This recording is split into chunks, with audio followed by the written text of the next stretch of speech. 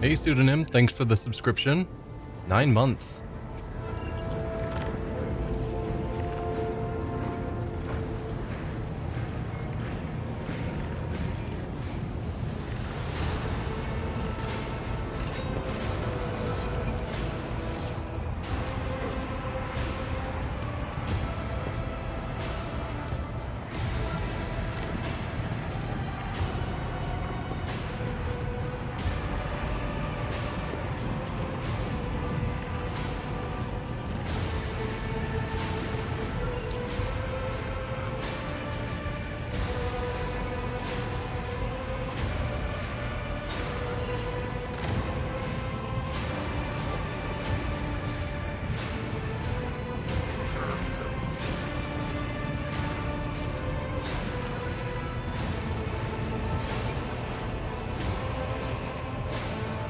Hello everyone, I'm the Nerdy Fool and welcome back to Rogue Trader.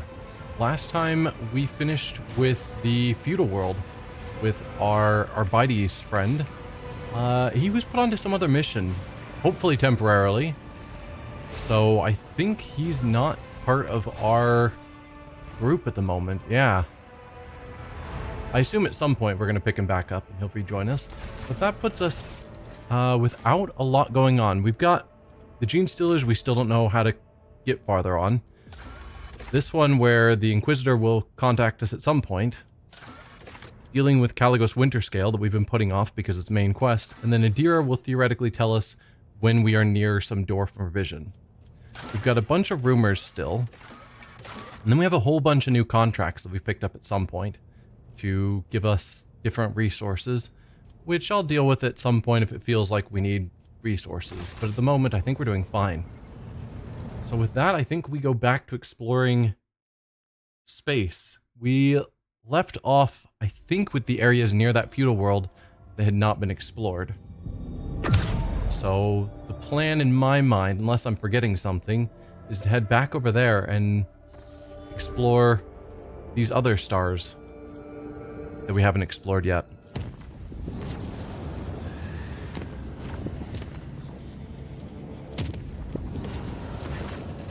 Let's see.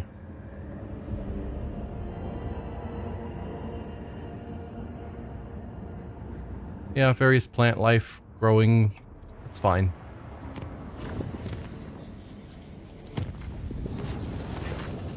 Lord Captain, I am afraid I have bad news to impart. The esteemed Master Anthar will no longer be able to accompany you.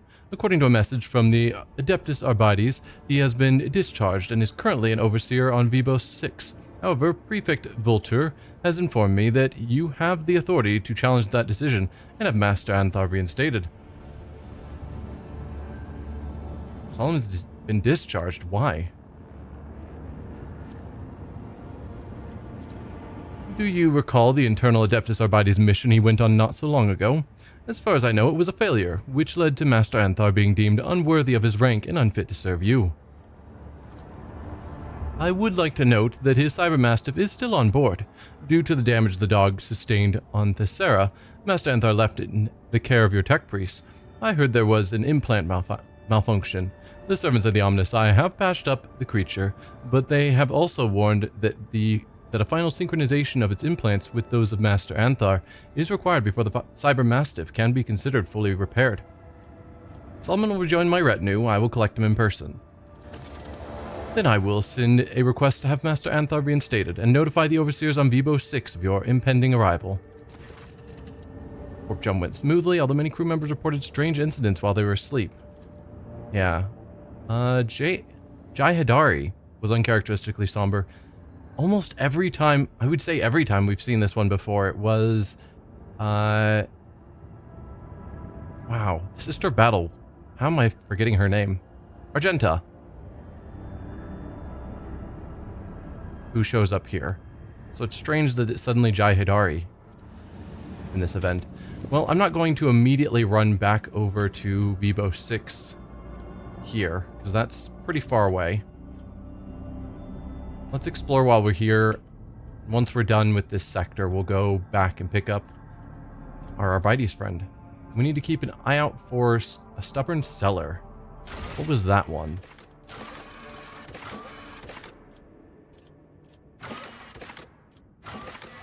Why? There it is. I was like, why am I not seeing it? Curiosity merchant told the rogue trader of an unusual piece of cyber beast equipment. The captain of the Renegade's Fall had refused to sell him. So somewhere in this area is a place where he last met the captain of the Renegade's Fall. Alright, we'll keep an eye out.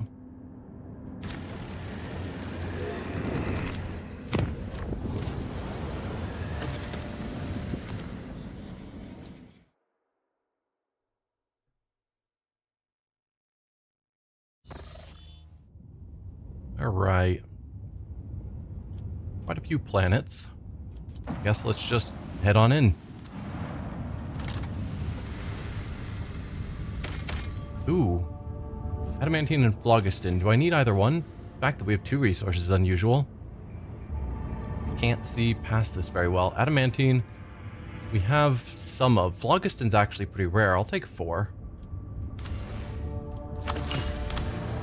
That's a reasonable amount.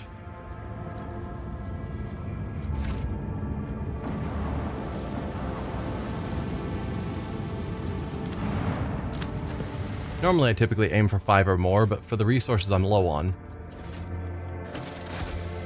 it makes sense to just grab what I can if it's a reasonable amount. If it was like 1, I probably would have ignored it. Nothing here.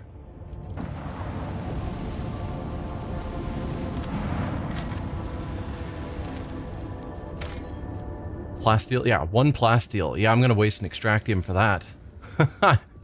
1 plasteel.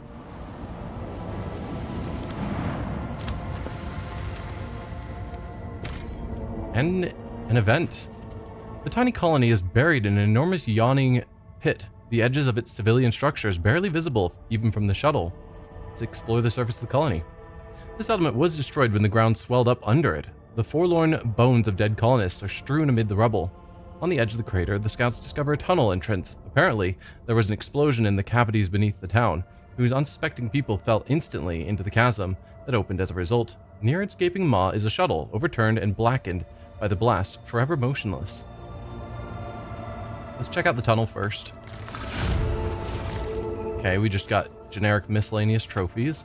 Deep beneath the rubble, the scouts uncover the remains of warehouses, depots, and a veritable maze of suspicious tunnels gated with airlocks. Judging by the flattened containers with half-effaced markings, the impressively vast subterranean city belonged to a smuggling syndicate.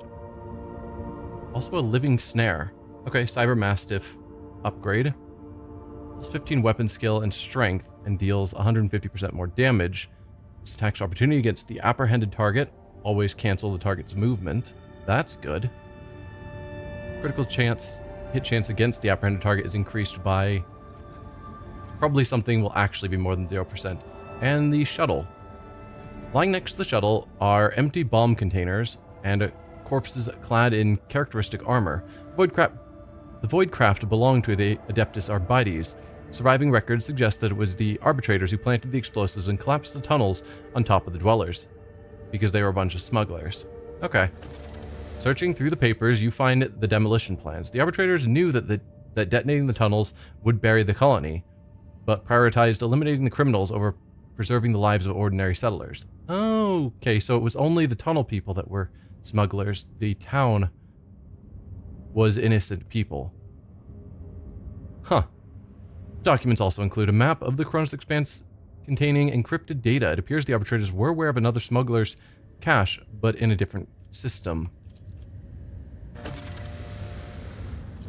Probably that's rumors that's going to point me to somewhere else. Well, that's that.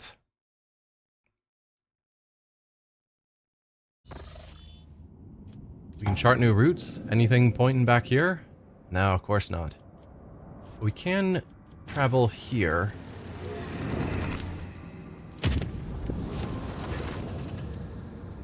Ship's enforcers notified officers about a strange insect-like creature appearing on the astropathic chamber deck. The entity was destroyed, but the incident was recalled a few days later when one of the astropaths lost his mind, shrieking about a splitting headache. Yeah, we've seen that one. Insects in his brain. It happens.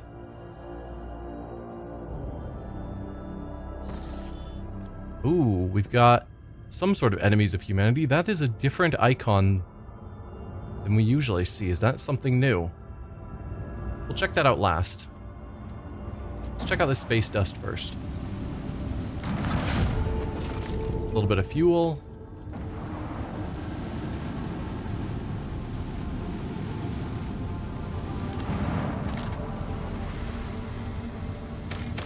Nothing.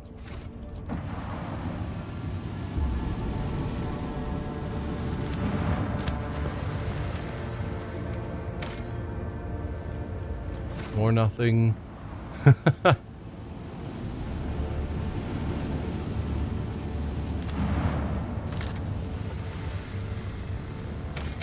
There we go. So we could grab some xenotech.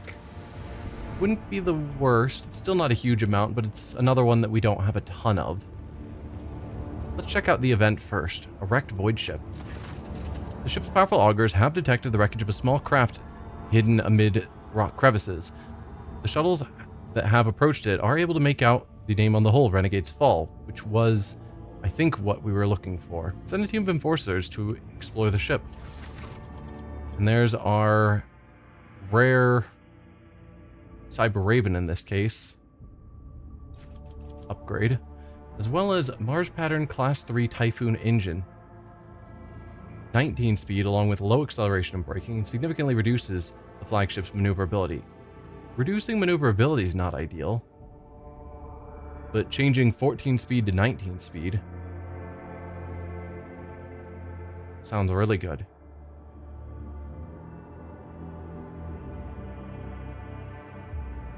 That's a maybe. Reducing maneuverability. It's gold, which typically means it's very powerful or unusually good. Unless in some way they've got numbers backwards in weird ways where reducing maneuverability is a good thing, but I doubt that.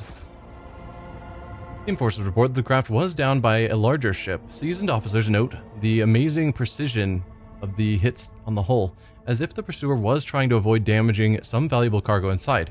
Whoever they were, the craft's captain was able to steer it into a deep crevasse just before the crash, thus hiding the location of the wreckage from the enemy. Okay.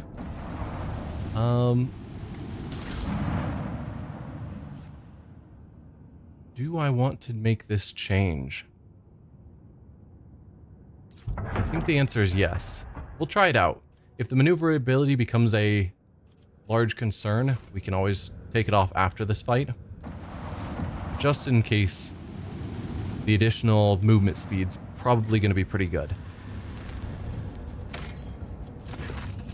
Idex is a planet of no particular note. Ooh, this is Idex.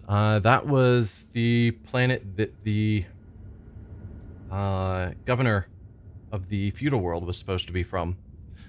Idex is a planet of no particular note. However, the small station suspended in its orbit sends a distress call to your ship. The man in the hurried Vox transmission introduces himself as the planet's governor and asks the rogue trader's assistance in a delicate matter. He promises to supply the details in a private Vox conversation.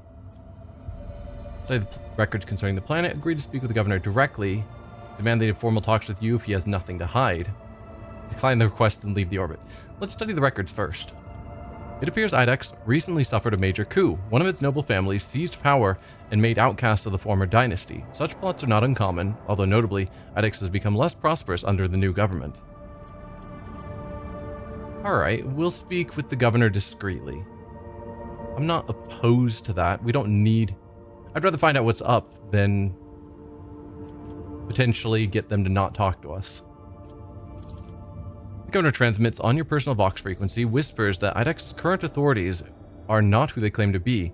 There's been an an uprising on the planet, and a heretical sect has seized control. The governor pleads with you to launch an immediate strike on the governmental palace. With their top tier obliterated, the new authorities will be unable to hold on to power.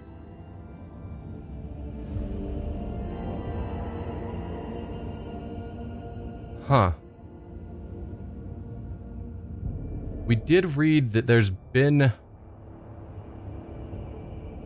a major coup.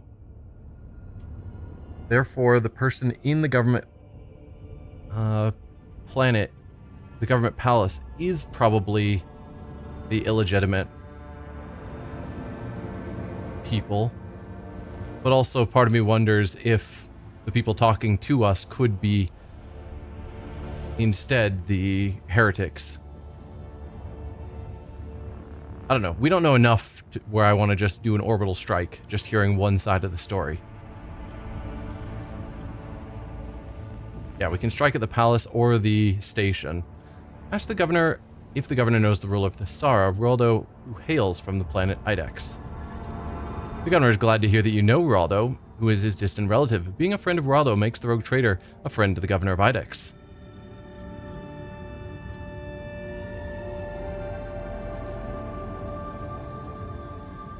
I mean, there's no option to land, talk to people, get more information, figure out what's going on. We just either leave or take a shot at one or the other governing body.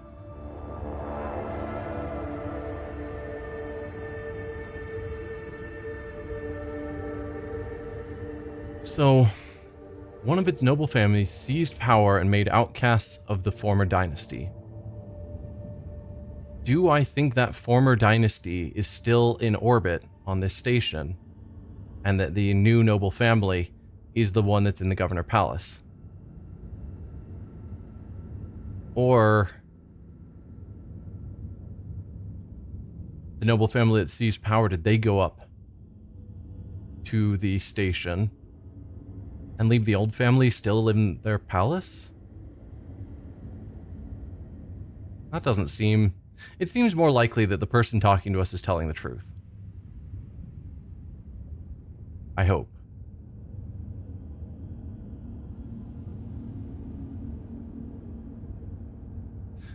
We're going to risk it. Strike at the governmental palace with macro cannons, and hope that we're not killing the rightful heads of this planet. Whoever the planet's official ruler has been reduced to less than... Whoever was the planet's official ruler has been reduced to less than servo skull material.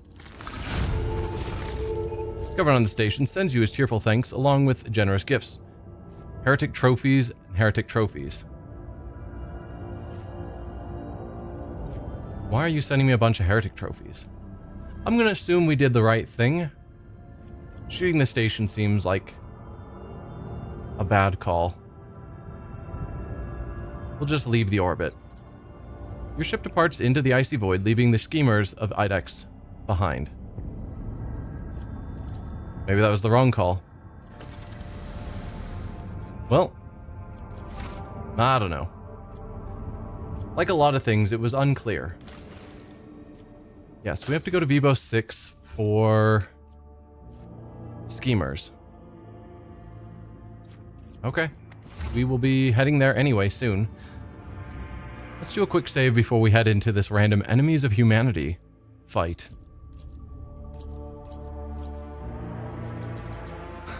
Won't let me click until the saving is finished. Alright. It's been a little while since we've done a fight. Or I guess a space fight.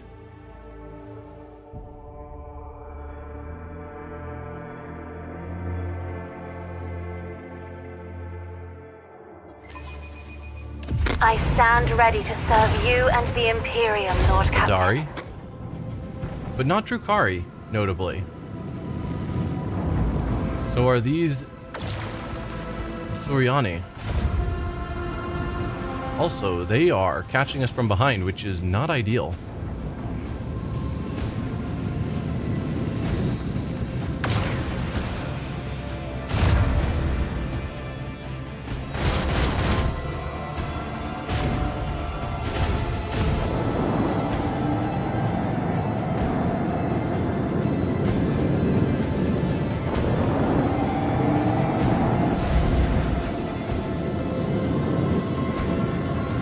Okay, so there's 4 Eldari ships, looks like.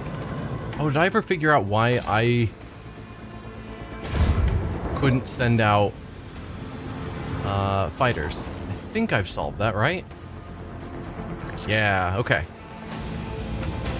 So we could go over here and shoot you to pieces. I mean, our maneuverability doesn't seem terrible.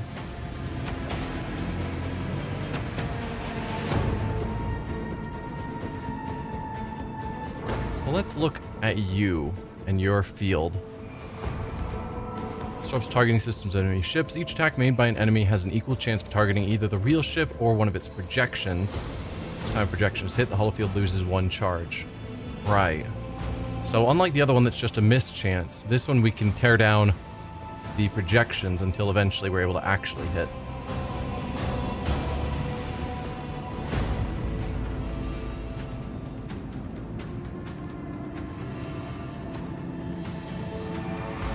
We have one of our abilities is to get back our shots, right?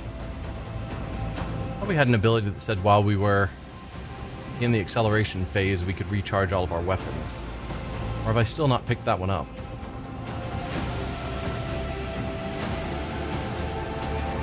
Unsure.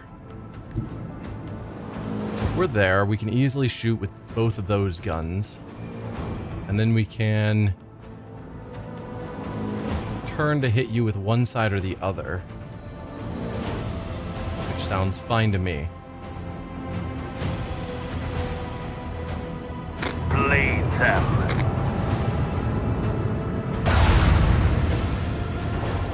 Okay, we got a hit off and took out several of their ships. Fire the last batteries. Didn't even notice the torpedoes. That's a bit of a problem. Which side would I want to shoot with? So this will give me 2 sets of 2 shots for 21 damage. Or one set of 3 shots for 33 damage. Which is probably fine.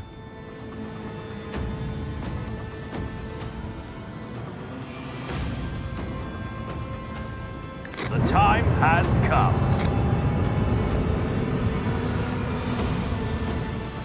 Macro cannon! If we hit, you're dead. I revel in the spectacle of their glittering Perfect. ruin. Let's launch Torpedoes! you out. And I guess we'll head here to start turning around.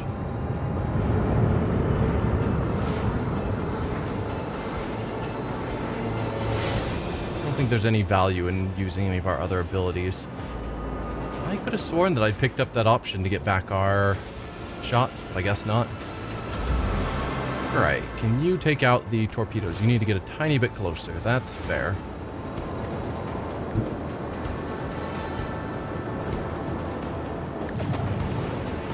I don't want to deal with the torpedoes. And start making your way that way.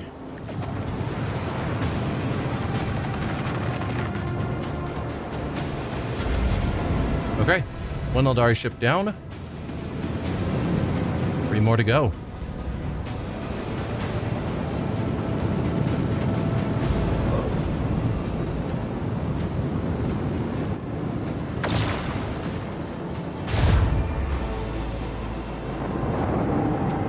So this might be where our maneuverability being terrible is going to be a problem.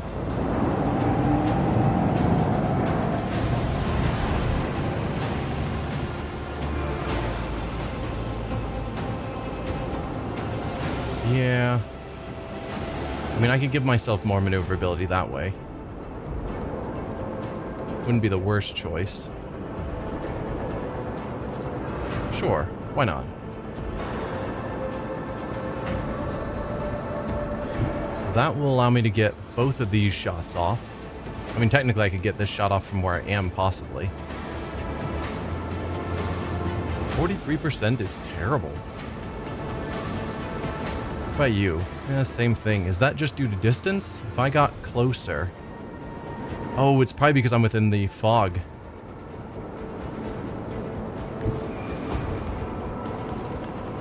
No, still 43. That gets you... Am I just... Maybe I am still within the fog. If I was like over here, shooting at one of you, still just 43s. And that feels like I'm solidly outside of that. I don't know. So be it. This one's going down. Go here, take our shots, see what happens. Well, we got one hit off. Bleed them.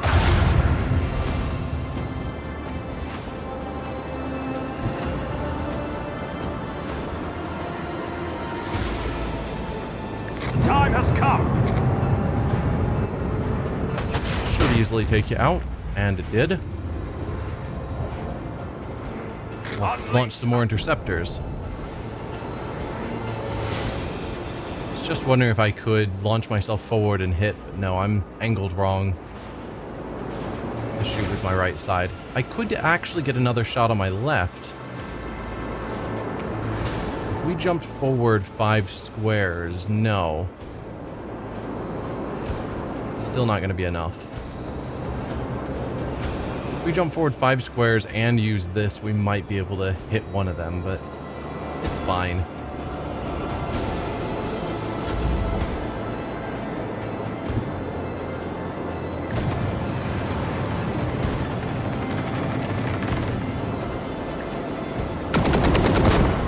Wow. Well done, Interceptor.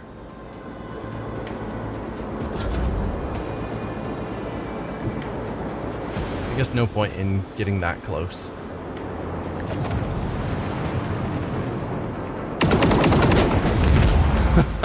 Interceptors for the win. The real MVPs of the team. Wraithbone fragments, solar sails. Ooh, a new Auspex. Provides voidship weapons with targeting data, granting 90% hit chance, which is less than what that one gives me. 10% critical chance, which is also less. It additionally provides allies with targeting data, increasing their lance weapons and macro cannons damage by 20% and hit chance by 30%. So it would make ourself a bit weaker. Not a lot, but a bit. But give a huge boost to our allies. That's actually a bit of a choice. Kind of wish it was just better all around, but instead I've got to make a decision. I do like the idea of boosting my allies. While one of them is kind of terrible, the Heartless is actually pretty good. So boosting them up wouldn't be the worst call. Could I also upgrade our RAM? I cannot. And we took no damage. Perfect. And that is this system done.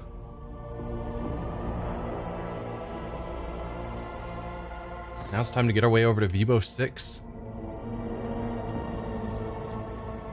I'll make this safe, even though I could just go around. I'm willing to spend our 40 some odd.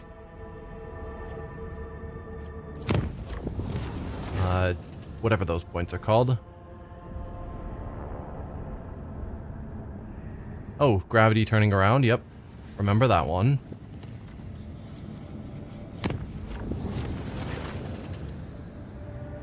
All the Vox systems in the deck started broadcasting otherworldly sounds.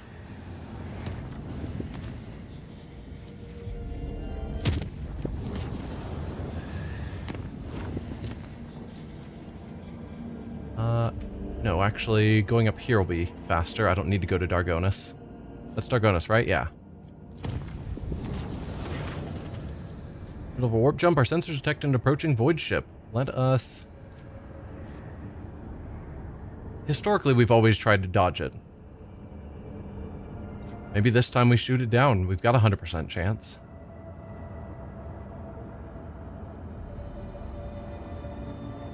Fire upon the unidentified vessel. The shell hit its target. The unidentified ship held its course for a moment longer, and then it vanished, leaving only flashes of light in its wake. A single projectile is not enough to destroy a ship of that size. What's more, our ship collided with no debris. Okay.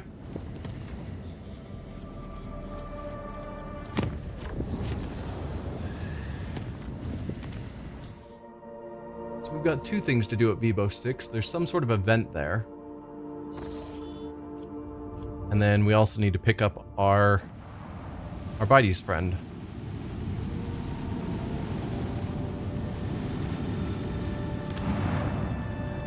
Let's see what projects we have going on, or can.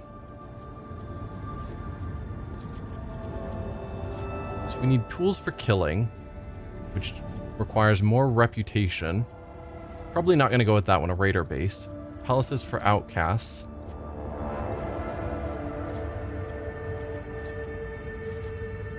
This one needs reputation with Drusians, which is probably what I'm actually going to go for. Okay, so we're not going to do anything further here. Let's check out the schemers. The colony is facing a leadership crisis. The current governor is weak, and the nobles are engaged in a power struggle and have all but forgotten governing the planet. Appoint whoever offers the most lavish gifts as the new governor. Lose security, efficiency, and complacency, but gain 3 profit factor, which is probably fine if we knew the numbers. Everything's probably so heavily over 10 that losing 1 in every area is fine. Publicly execute the most enthusiastic schemers. Gain efficiency, lose complacency, and security. Neither of those sounds great, or heretical, which I'm assuming I won't like either. Loses security, efficiency, and complacency with no benefit. Entertain yourself by discreetly fanning the flames of the intrigue. So we lose 1 everywhere to gain 3 profit factor. Or lose complacency and security to gain more efficiency. I mean, I like the profit factor, but also just executing schemers to get things back on track feels like the better choice, even though numerically it's not giving me the rewards.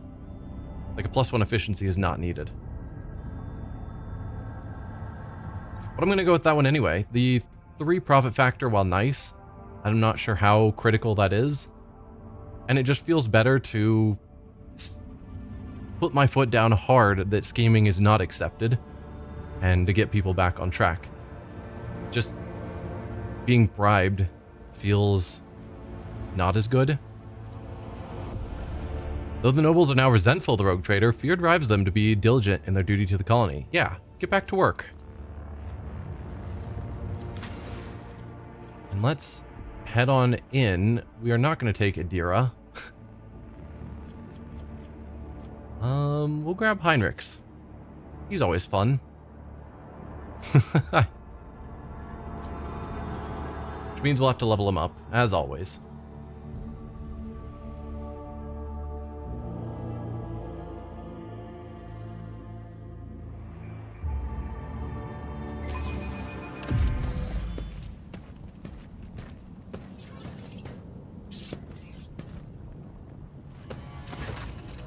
Greetings, your lordship. You've come to collect him, haven't you? Overseer Anthar, I mean? Yes, did come for Solomon. Where is he? You look a little disturbed. Is Solomon causing trouble? I need to see Solomon immediately. You look disturbed. Is Solomon causing trouble? Most certainly not. He is an arbitrator through and through, albeit a discharged one. It's just... The jailer's rebreather emits a shuddering wheeze. He is so diligent in his work that us common people cannot keep up. State plainly what your problem is. Your lordship, Vivo 6 is a grim and dismal place, but how shall I put this? Master Anthar has made it unbearable. He has introduced new policies. Each shift now begins with a potential scourging, followed by an inspection. Even the slightest offense merits 10 lashes, a thorough search, and yet more punishment. And I'm talking about the jailers here. Why is Solomon dictating procedures? Are you not in charge here? Are you saying the colony has become less functional? I'm sure it's become more functional. They just hate having such oversight. Why is he dictating the procedures? Are you not in charge here? I am in charge of just this sector. or was in charge anyway. The head of the colony said that now that we have an ex-arbitrator, we should heed his wisdom and learn from it. Called us planetoid-dwelling dust gorgers too, but that's besides the point. Are you saying the colony has become less functional? Quite the opposite. We have never enjoyed such strict discipline, except people are dying a bit too quickly. On both sides of the bars, I mean, your lordship. There have been several attempts on Master Anthar's life. The hate has grown stronger than the fear. Take him away from here, I beg you. Please, take him away. Yes, I did come to see Solomon. Where is he? Emperor be praised. I mean, he is not far from here, carrying out routine cell inspections. You should have no trouble finding him. Alright, I need to see him immediately. Emperor bless you. Alright, Heinrichs, let's get you your next level. Athletics and carouse. Oh, wait, we're looking at... I think it's skill next. For these, weapon skill and willpower are obviously the primary choices, but I'm fine giving you some strength. And then athletics and carouse, which you've already got. So, I guess lore xenos. Theoretically, you're supposed to be good at it, being an ordo xenos.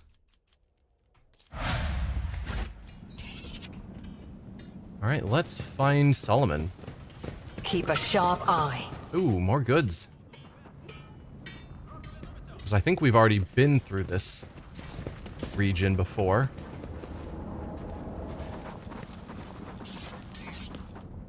Alright, Pascal, if you could open that for me. Success is an irrefutable certainty. Tactica Imperialis excerpt. Critical damage dealt by the wearer with pistols is increased by 8% if their lore Imperium is 150 or greater.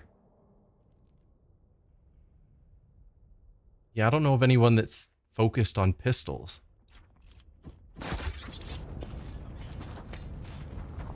Heat waves emanate from the huge mining machine. Overheating could be the cause of work stoppage. I think there was... Oh, we've got a dead guy over here. I think there was something to look at up here, but I chose not to check it out because I assumed it was stuff we'd already seen before. An ordinance entitled Anthar's Edict, Amendment 12, contains a minute-by-minute schedule of each prisoner's duties and detailed system of punishment for them. At the bottom is a seal with the inscription, approved by the colony governor. A new challenge for me?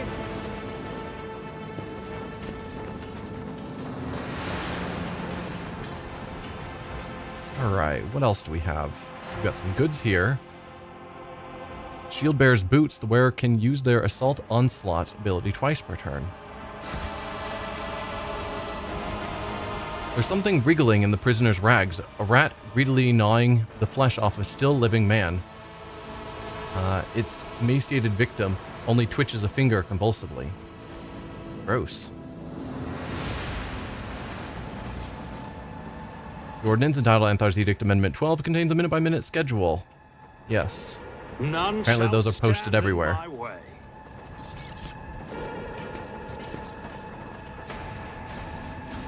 Amendment 12. 8-hour tech liturgy to appease the wrath of the machine is 65% complete.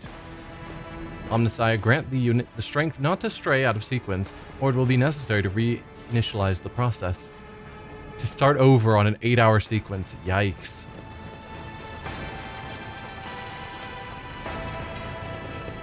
Victory awaits. Oh. What the? Doesn't matter. You're already dead. Solomon turns sharply toward you. He is not wearing a rebreather, and fresh bandages peek out from under his uniform. The former proctor roars, consumed with rage. Who opened your cells? Who did it? Speak, or your deaths will be... It seems Solomon is a breath away from lunging for you next. But recognition glimmers in those deranged eyes, and his voice goes quiet, as if all his strength has fled him. Plato? What happened here? Yeah, he seems to be losing it a bit. What happened here? A pathetic attempt on my life, the second one today. One of the jailers left the cells unlocked so the prisoners could do their dirty work. No matter, I will find the culprits and execute each and every one of them. I was told you'd been discharged. How did that happen? I failed the mission. Failed everyone. Solomon clenches his teeth. There were too many enemies. The situation was against us. No, I'm not making excuses. It was not my first mission to go Ari, but I didn't have Glado with me. I was sloppy, unfocused. I ordered the retreat too late. I managed to drag one of the arbitrators to the infirmary. The man died of his wounds. Bottom line, the objective was not accomplished. 10 arbitrators were lost, and their commander was somehow left alive. Like a coward, I hoped to be executed, but the marshal sent me to rot on Vibo 6 instead, and he was right to do so. Why are you not wearing a rebreather? The air here is noxious. I am too used to arbitrator helmets. They do not cover the lower part of the face. As for my well-being, frankly, I couldn't care less. Come, I've already submitted a petition to have you reinstated. He's probably not going to be thrilled with that if he believes he failed and wants to be punished for it. That being here is his just punishment. Getting to rejoin Rogue Trader probably isn't what he wants. Get hold of yourself, we're leaving. It was a mistake to look for you, farewell. Or just kill him. Rabid dogs get to be put down. Wow.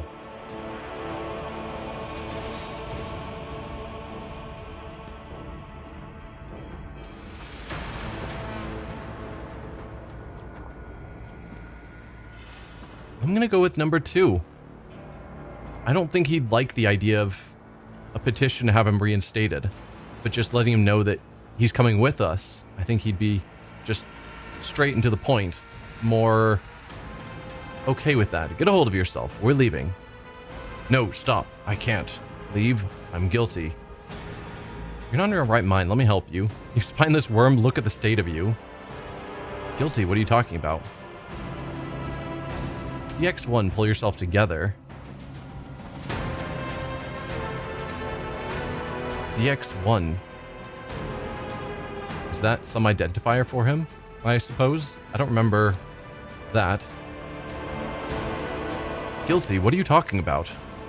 I've judged myself and handed down the sentence, not because of the demotion, though it was the last straw. I cannot do it anymore. I cannot look at the lying governors, the scoundrels who succumb to corruption, or the xenos who consort with humans because throne take me. It is permitted under the law of your sector. I would know nothing about the xenos consorting with humans. That's really weird. But above all else, I cannot bear to look at myself, an arbitrator who is coming apart at the seams, who turns into a wreck without his dog, who, Solomon releases a ragged sigh, who no longer believes that the Lex Imperialis prevails anywhere at all. Idiot looks down at the man, but her voice sounds slightly gentler than usual. You've seen the true face of your kind's world. Ugly, cruel, and deceitful.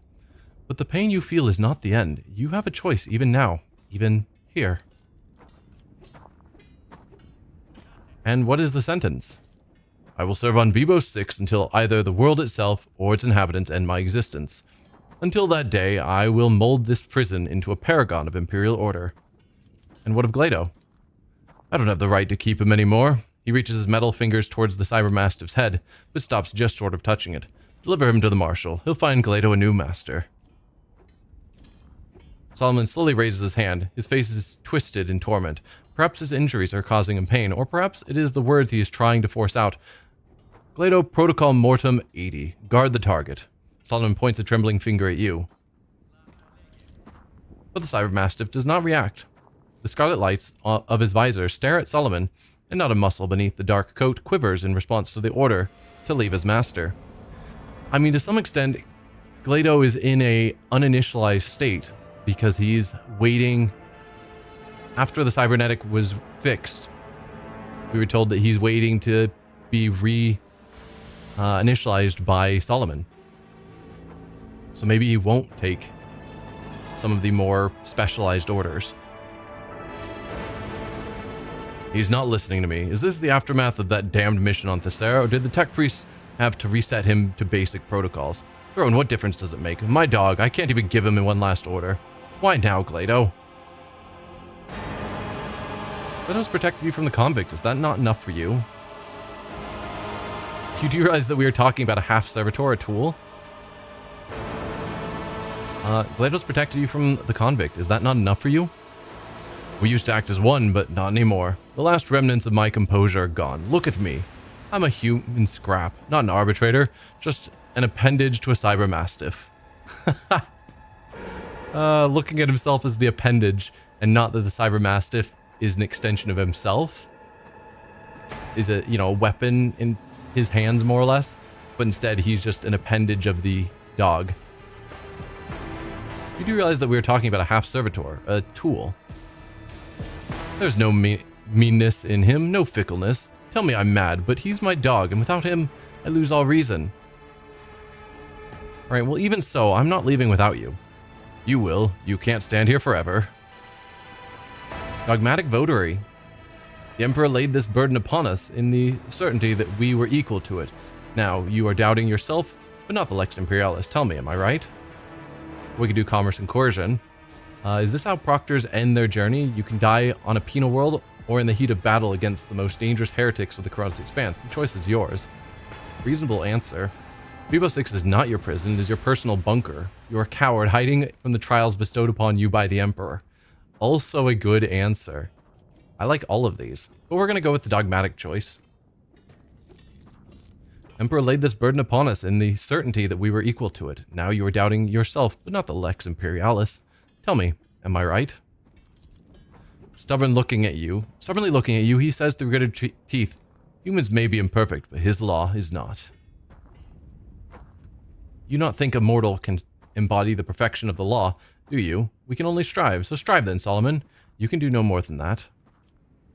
The Emperor protects you, despite our enemy's machinations. That means your service is still of use to him.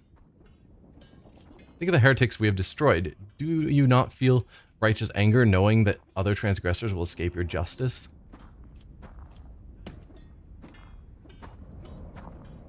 I like the strive. We're not going to become perfect, but strive towards it. Strive then, Solomon. You can do no more than that. Solomon closes his eyes as if in prayer. Only the God Emperor is perfect and can interpret the spirit of the law. We follow the letter of it as his faithful servants. The Emperor protects you despite our enemy's machinations. That means your service is still of use to him. Too many times has he diverted a bullet meant for me. Too many. Think of the heretics we have destroyed. I thought we were going to be choosing one of these three, but I guess we get to go through all of them. Do you not feel righteous anger knowing that other transgressors will escape your justice? I do. I feel the weight of sentences undelivered, of duty unfulfilled. Metal fingers close around Glado's collar. You have convinced me. To the void with Vivo 6. My place is not here. I'm ready to serve once more. I will head to the ship at once. If you need anything, you can find me at my usual post on the bridge. Okay. Ruby Splash. The wearer can use ranged weapons in melee range. The wearer's ranged attacks against adjacent targets gain 18% critical hit chance. That would be a good one for Irliet, so that I don't have to worry about her getting attacked in melee range.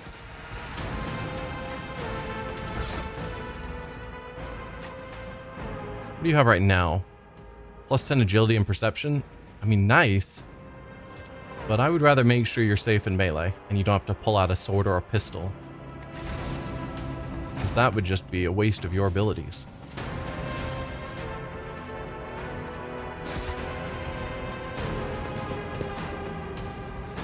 The wall, which was destroyed in the Drukhari attack, has been partially rebuilt. Bold Hand has left an inconspicuous message. It was better under the Xenos. Well, you guys can happily have your prison back to the way you want it, because we are taking Solomon with us.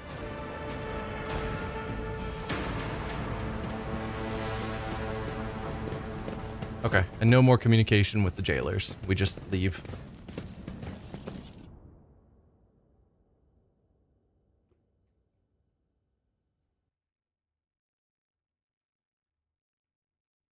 Didn't actually take that much convincing, so I don't think he was that set on staying there. He could have fought a lot harder.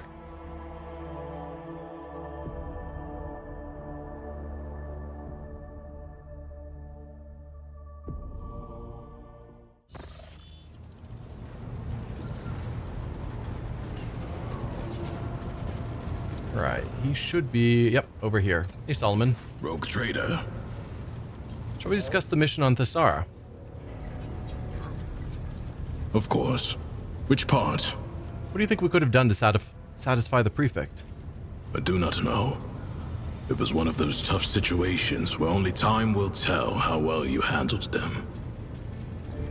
If I were in your position, I would take the prefect's evaluation in stride and learn from your painful experience on Thessara. Sometimes, life knocks the wind out of you in a way that can't be dodged, so it helps to learn how to take a hit. Prefect can say what she likes. I'm convinced that we made the right choice. Reasonable statement. Your advice led to me appearing before the Administratum in an unfavorable light. We should handle the Certium situation differently. Did you like any of the entertainment we saw on Thessara? Probably not. I'm convinced that we made the right choice.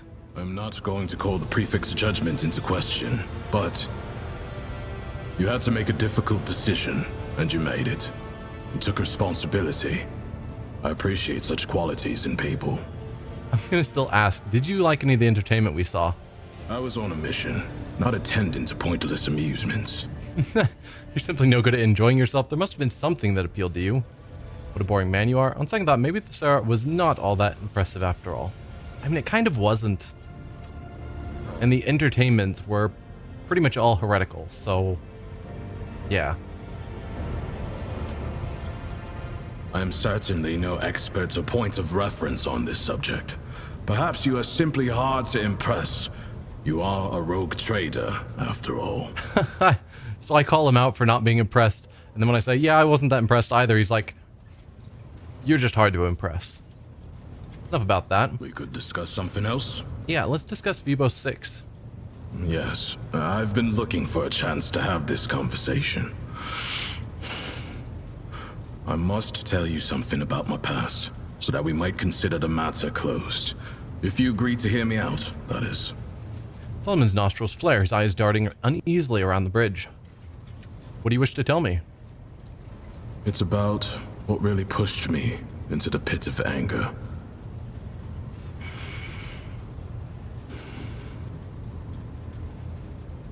Back in Calixis, before I was promoted to Proctor, I served in the same squad with another arbitrator, Emerson. He wasn't just a comrade. We entered the Schola Progenium together. We went through training together. We were assigned to the same hive world. He was like a brother to me, and I killed him. Solomon closes his eyes, and when he opens them again, he begins to speak with lifeless detachment. You killed him. I'm curious if that was you committed an action that led to him dying and you're blaming yourself, or did he do something heretical and you determined that he had to die? Remember that mission I told you about? The one that cost me my arm? It was Emerson who sold us out to the crime syndicate and compromised the raid. So he did something heretical. I was badly wounded in the fight, lying on the floor, barely alive. The rest of the squad had gone to scout the area, and Emerson stayed to guard me. He didn't notice that I was awake. He was talking over the Vox. He kept demanding bigger payment, and when he started giving our coordinates, I shot him in the back of the head. I figured that we weren't making it out of there alive, so I logged my final report, attached my Vox to Glato's collar, and told him to return to the headquarters. Then, I passed out again, and when I came to, I had already been captured. The heretics tortured me for days, but I held on until the exaction squad arrived. Wow. Someone places a hand on Glato's neck. I mean, killing the heretic makes total sense. Assuming you were going to die if your arm had been torn off also makes sense. What is an exaction squad? A special unit. Exaction squads are dispatched to track down and apprehend dangerous criminals. They were investigating Emerson's betrayal, and it had led them to the heretics' hideout where I was being held prisoner. The heretics capture you instead of just killing you on the spot. I was right by their contact's corpse. They had to know how I found them out and what else I knew about them. They tried to beat the answers out of me, tried long and hard. I kept my mouth shut because I knew that the second I started talking, they would dispose of me. I mean, so when you're being tortured for answers, saying nothing is usually not a smart move either, because eventually they might decide you're not useful. Yeah, not sure that was the right call either. How did you survive your captivity? I could throw pretty words at you about how I went through the injunctor call to know my mind, or prayed to the Emperor, but I did pray, and I was well trained to tolerate pain, but every arbitrator has their limit. When I was almost broken, what helped me through was hatred. I kept recalling that bastard's face and smothered any base thoughts I had about welcoming death again and again. Hours of agony, hours in the whirlpool of pure rage. Solomon's entire body tenses, and Gledo immediately leans forward, looking for the unseen threat. But his master's iron hand tugs at his collar. What happened next? I was put under investigation, but was cleared of the charges and assigned to piety without Gledo. The most corrupt hive world in the Drusis marches. 2 years among the vilest dregs of humanity. It was a test, and I passed. I got my promotion, got Gledo back. But after Emerson's betrayal, I was never the same. You did the right thing by executing your former comrade. Probably. If even arbitrators are capable of violating the law, what does that say about the rest of humanity? Also true. For someone to go all the way through the Scholar Progenium and become an arbitrator and then still abandon what they are supposed to do, betraying their allies just for money, that says a lot. Sorry you had to do that to your friend. You deserve better. A vapid tragedy. One dead traitor does not warrant this much hand-wringing.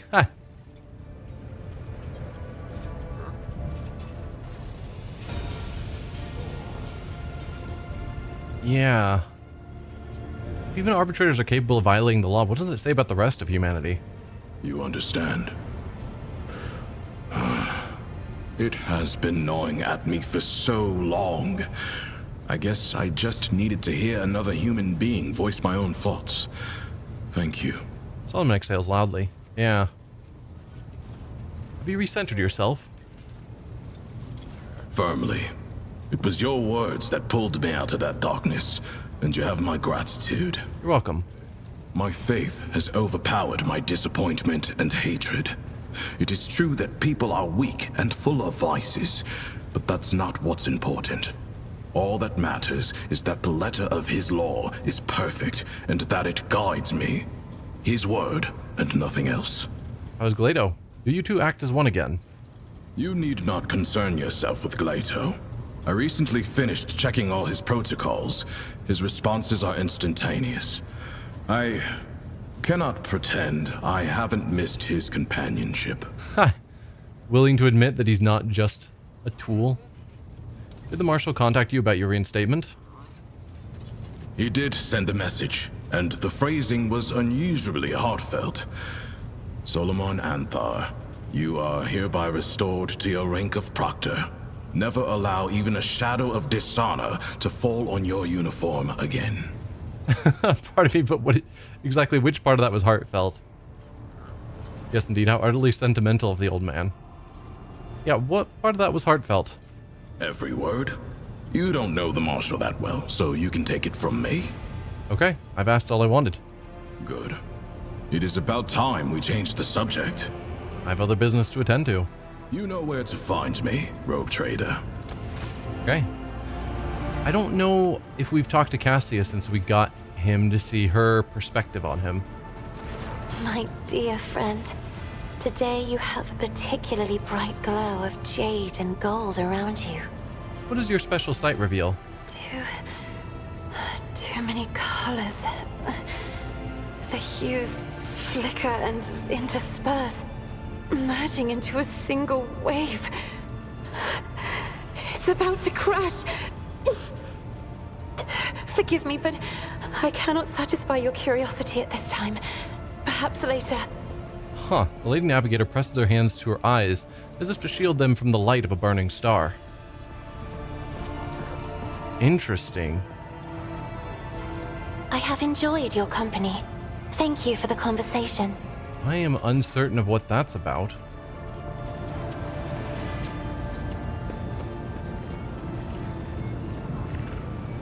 So if we go to journal, errands, hiding from the law. The papers of the wrecked arbitrator shuttle, rogue trader found the coordinates of a cache where the disgraced crime syndicate tried to hide their riches from the law in silence of Mer Segret. Okay. I would think that would be a rumor, but I guess it's a new quest. We'll need to find Silence of Mer Segret. It's a name that's familiar. We've been there before.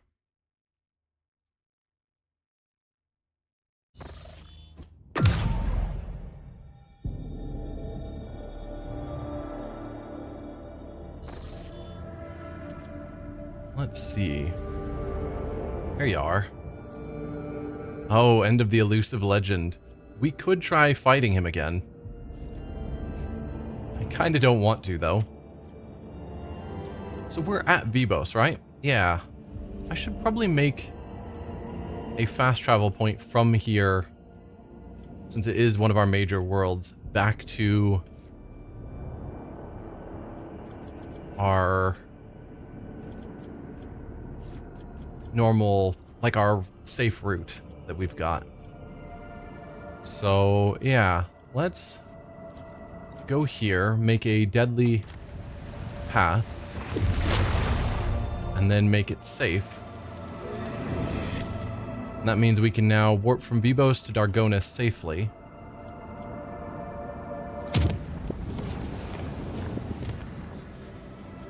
Then we'll head down here to Janus. And then we can head up here. I probably should look at the other colonies, see what projects they're working on, if anything. Okay, Foulstone's actually done. Oh, hello, Janus. Troubling news has arrived from Janus, your lordship. While digging an irrigation ditch, workers found a xeno obelisk made of an unknown material. It was delivered to the laboratorium and subjected to a new number of tests, one of which caused a reaction. The obelisk generated a low-frequency vibration, and the events that followed were catastrophic. A series of anomalies were recorded in the Epsilon 2 Majoris region. It is almost like Janus itself is fighting us there. Many logistical chains have been disrupted. The only people who visit the uncontrolled territory are the wretches fleeing deeper into the region, in greater and greater numbers. The observers report strange fires in the sky at night, completely imperceptible to the augurs. The Adeptus Mechanicus recommended we fence off the afflicted area. According to their hypothesis, this anomaly is the world's attempt at self-recovery, and therefore should be studied, not interrupted. We know Janus was originally a world that was built by the Eldari. So, it's not a natural world, and the Eldari were wanting it back. So the fact that we can activate something that gets the planet to recover, as they're calling it, is interesting. But it was also recently a world that was being overcome by Slanesh powers, and that is problematic. Hopefully this has nothing to do with that. What exactly is happening there? The vegetation demonstrated a remarkable ability for wild growth. It took the plants only 2 days to overrun the agri-complexes in the region. Extinct species of local megafauna have been spotted in the newly formed jungle, aggressive and acting in unnatural cohesion. Okay, so extremely fast plant growth could be very good on an agri-world. How are the wretches involved? We do not know. It is as if they all received a signal telling them to abandon their work and rush deep into the afflicted territory. In accordance with your decree protecting the wretch populace, no one attempted to detain them. As a result, almost 1,000 specimens flooded into the region. Okay, so we've got an option to spend some promethium and weapons, methodically eliminate everything in the region, plants, animals, wretches, everything, which will give us Janus Warlord. Rogue Trader gains plus 10 fellowship, plus 5 weapon skill, plus 5 ballistic skill. Not the most critical. We could spend 2 people. Send in the scouts. Let's see what they managed to find. We give us new fancy torpedo launcher. Torpedo tubes capable of firing 4 Eldari sonic torpedoes with 22 damage warheads. We don't really ever use torpedoes, but it's a thing. Or spend 1 provision to get Blessing of the Warp Spider. Isolate the region and commence research. We must understand what we are dealing with. Blessing of the Warp Spider. Whenever the wearer kills an enemy or scores a critical hit, they gain plus 2 movement points on their next turn. Wonder, it doesn't say that it stacks or doesn't stack. The idea of my character killing, you know, a dozen people in 1 turn and suddenly being able to run all the way across the screen would be fun. Permission to advise granted. I await your proposals. Janus's natural world is rising up. It is lucky coincidence that the planet boasts experts who specialize in both controlling and destroying life. Reports from the Magos Biologist Chapel make no mention of storing weapons of mass destruction, but I have no doubt they possess some. They always do. I see no reason not to let them use them against all this, whatever it is. Deployment of fortified research stations in the affected sectors is recommended. The benefit of gathering more information justifies the increased casualty rate among personnel. The wretches know more about this pestilent growth than we do, something we must quickly rectify. We should capture some of these mutants and force them to cooperate. That way we can learn what it is we are dealing with. So, we lose the cost. Begin the purge of the tainted region. The Magos Biologists are cleared to employ weapons of mass destruction. This one, same thing. Well, no. Plasteel. I don't think we had one of those. Set up research outposts in the affected sector. That gives us the same torpedo launchers. Or no cost now. Blessing the Warp Spiders. Isolate the region and start rounding up wretches. Make them tell us the truth about what is happening. I think setting up research outposts make the most sense. Find out what's going on. And logically from there, once we have a better idea, we could make a better decision. But there's not going to be a going back and making a new decision, because everything we say gets set in stone.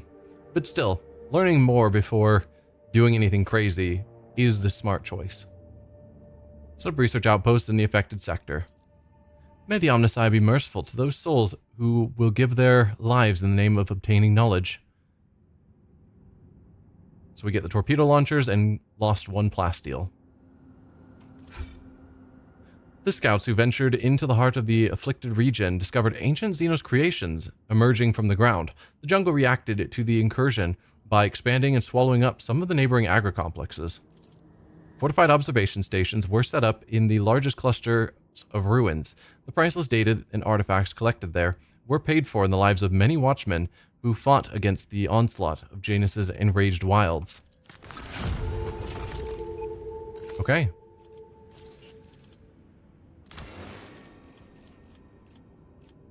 So that allows us to grab something on this level. Forest fortresses. The inhabitants of Janus are restless. The populace may be placated by turning agri-complexes into impenetrable fortresses, assigning sheriffs from among the overseers, and forming Jaeger bands. Okay. Blocks Xeno defense. Blocks monstrous servants. Costs weapons and adamantine, gives us a fancy sword and a boost to security. Monstrous servants. The inhabitants of Janus are restless. The Adeptus Mechanicus are ready to run experiments on the serfs that will turn them into obedient, battle-ready genetic deviants. I don't know about that. Costs people and chemicals, gives us Scorcher. User gains +1 AP and immediately resets cooldowns on all attacks and attack abilities. At the start of the user's next turn, they gain +1 stack of Staggered that lasts until the end of combat. And +4 security, or Xeno defense. The inhabitants of Janus are restless. The Maltex may prepare for the coming storm by studying Xeno artifacts and using them in the construction of weapons. Cost 3 Xenotech. Gains Seeker of the Weak. All enemies suffering from burning, toxin, or bleeding suffer minus 30% penalty to dodge.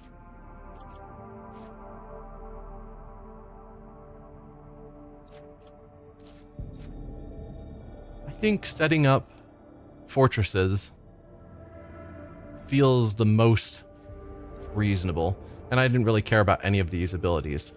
Where does that lead us as we move on to these later options? So you just need one of them done. Is that the same for all of these? Yes.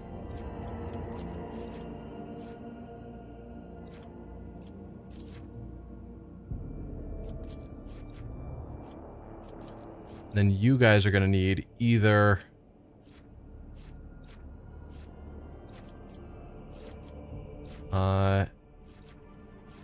Great Fire or Lightbringer. Wait. No. You need Great Fire. Oh, do you all just need Great Fire? Okay. So Great Fire is the next thing of 4 that will lead on to 5. And that requires us to do one of these, but it doesn't seem like any of them care which one gets done. So we're going to go with Forest Fortress. Get that started. Dargonus finished something. It's been a while since we've checked these, so it's probably good to come back and check again.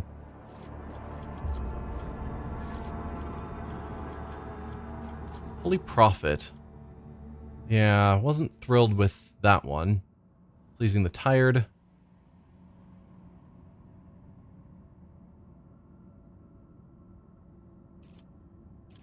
Yeah, I could do that one.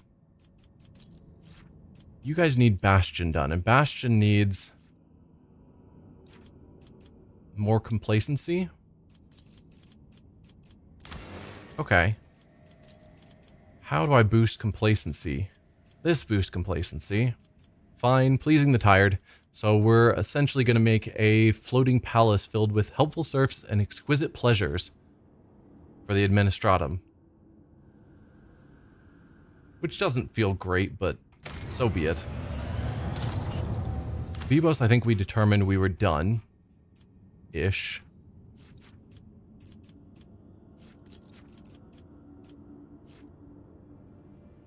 Xenos Intoxicant somewhere, or Reputation with the Drusians, which is probably the direction I'm going to go there. And Kiaba Gamma. You need Holy Ammunition, you need Reputation with the Explorers, and you need Reputation with the Explorers. Okay, we'll build our reputation at some point, I'm sure. We'll call that good for figuring out all of that. Let's move up here to the Silence and Mercer Grit. Rogue Trader, please accept my report in person. It concerns criminal collusion among the senior officers. They will also be present to be able to answer to the charges. Criminal collusion? I prefer not to divulge details over Vox. It could be overheard by those who will have to stand before you and answer for their actions. Alright, I'll see you without delay. On my way.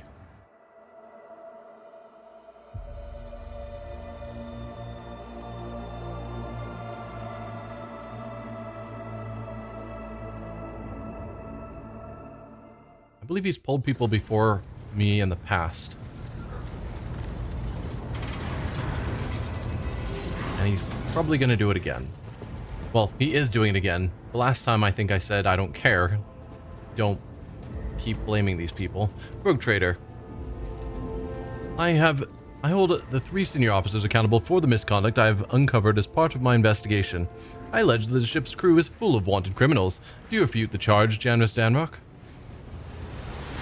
The high factotum stares at the arbitrator with uncharacteristic coldness. What are you insinuating, esteemed Proctor? Heretics on board the ship of the Emperor's Anointed are a threat to the whole Imperium. If anyone knew of this and failed to report it, punishment will follow. Isn't that right, Voxmaster? Prodigious does not react in any way to the arbitrator's words. I do my duty honorably and will obey the Lord Captain's will, whatever it may be. Solomon, why have you gathered my officers together? I've uncovered a scheme involving all 3 of them. It is coordinated by the Voxmaster, who buries incriminating facts about Voidsmen on your ship in the depths of the archives. Janus Danrak and Ravor turn a blind eye to the sordid pasts of the new recruits and divvy up the workforce that has come into their possession. This is completely insane accusation. We are not bringing criminals into the crew intentionally. Of course we're not. I'll admit that we do not try to hunt down every biographical fact about each voidsman who sets foot on board, but only because that would be a hopeless endeavor. Danark falters for a moment, but none of us had any intention of populating your ship with heretics. We really taking fugitive criminals into our crew? Sort of. Janus clears his throat, shuffling from foot to foot. Sometimes they slip through the net because we don't have information from local wardens. Sometimes we're forced to overlook an unsightly past for the sake of acquiring niche specialists. Even common smugglers, for instance, often turn out to be quite an asset on Raver's crew. We do draw a line, however, at even a whisper of genuine heresy in a Voidfarer's past. It just raises our gaze to you. I'm sure you realize, Lord Captain, that smuggling and false cultism are both heresies in the eyes of the law, for they transgress his word, but one is far more dangerous than the other, to put it bluntly. Why have you kept this from me? Why not hire people from the lower decks? Solomon, why stage this scene accusing senior officers in front of the entire bridge? Why have you kept this from me? The officers exchange glances. We did not intend to hide it from you. Lord Captain Theodora did not deign to involve herself in so trifling a matter as replenishing her workforce. She was only interested in ensuring that there were no interruptions in the running of the ship. We have always handled crew appointments on our own, without your lordship's involvement. Why not hire people from the lower decks? Robert lets out an uncertain chuckle. What our esteemed master helmsman meant to say is that those unfortunates are only suitable for menial labor. It is simply impossible to find qualified voidsmen in the numbers we require. Alright, Solomon, why stage the scene accusing senior officers in front of the entire bridge? I was in a rush and applied the regulations I'm accustomed to using on other vessels of your flagship. It was my fault for misjudging the situation, rogue trader. Alright, I've heard enough. The assembled officers look at you in anticipation of your decision. What would you do in my position, Solomon? Your senior officers currently hold too much power. It has corrupted them. If you do not punish them now, they will lose their fear of you. Curtail their powers, force them to write reports on the tasks they complete, and to account for every decision they make. That way, you will be able to monitor the situation, and yes, I recommend whippings to enforce order. I like Solomon's suggestion, let's do that. Gain no margin for error. Following the investigation into the recruitment of criminals, the decision was made to tighten control of the flagship's command staff, which greatly increases the zeal of the senior officers, plus 15% to the flagship's evasion in the first round. Allocate protectorate funds for the training specialist crewmen. We have enough masters of their craft on board to train new generation. See, I don't mind that. The idea that the people who know information train up underlings to follow after them makes total sense, rather than just hiring smugglers because they know the information. Train specialists. The rogue trader put a stop to the recruitment of fugitive criminals. The qualified personnel shortage was solved by appointing specially trained voidsmen from among the crew. In the first round, the flagship's lance weapons deal 3 more damage. Things that give bonuses to 1 round are kind of terrible. I'm satisfied with the ways things are. Continue your efforts for the good of the dynasty. Gives us officers' commendation. The rogue trader entrusted his senior officers with the task of recruiting specialists. As a token of the officers' appreciation, components of the macro cannons were upgraded with special Voidfarer technology, rumored to be at the crew's personal expense. In the first round, your flagship's macro cannons make an additional 1 attack. I mean, plus 1 attack is pretty cool. But no, we're going to go with allocating funds to training specialist crew. That way we don't have to recruit criminals. It will take time, a great deal of time, and it will require considerable financial contribution. Danark stops short under your gaze. Okay. As you command, your lordship, we will see it done. No whippings necessary.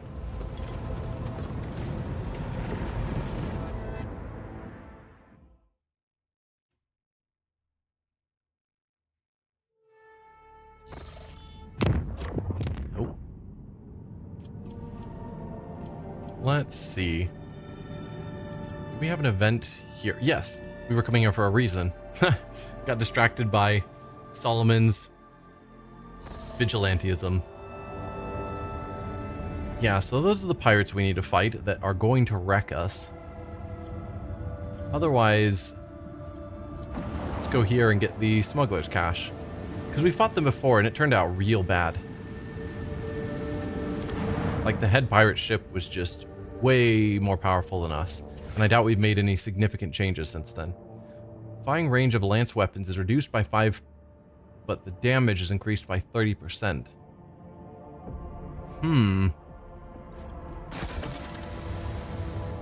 Let's see what slot that fits into, and if it's worthwhile to replace. Okay, so we'd have to go into one of these. We're keeping the interceptors. Allows ionic blast to be fired from plasma macro cannons. I basically never used that.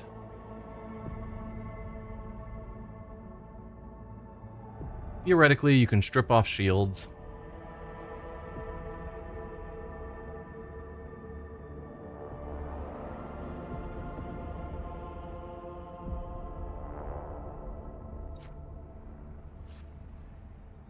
I think 30% more damage feels better. Right, and we got these new torpedoes.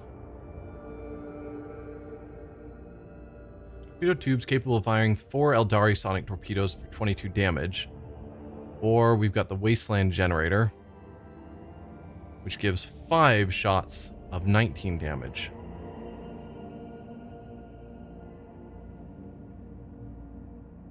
Doesn't really matter either way because we don't actually use torpedoes because fighters are way better.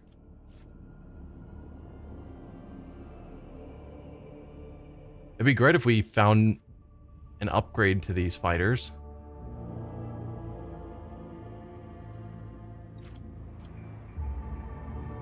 So I think I'll just leave it as it is. I think 5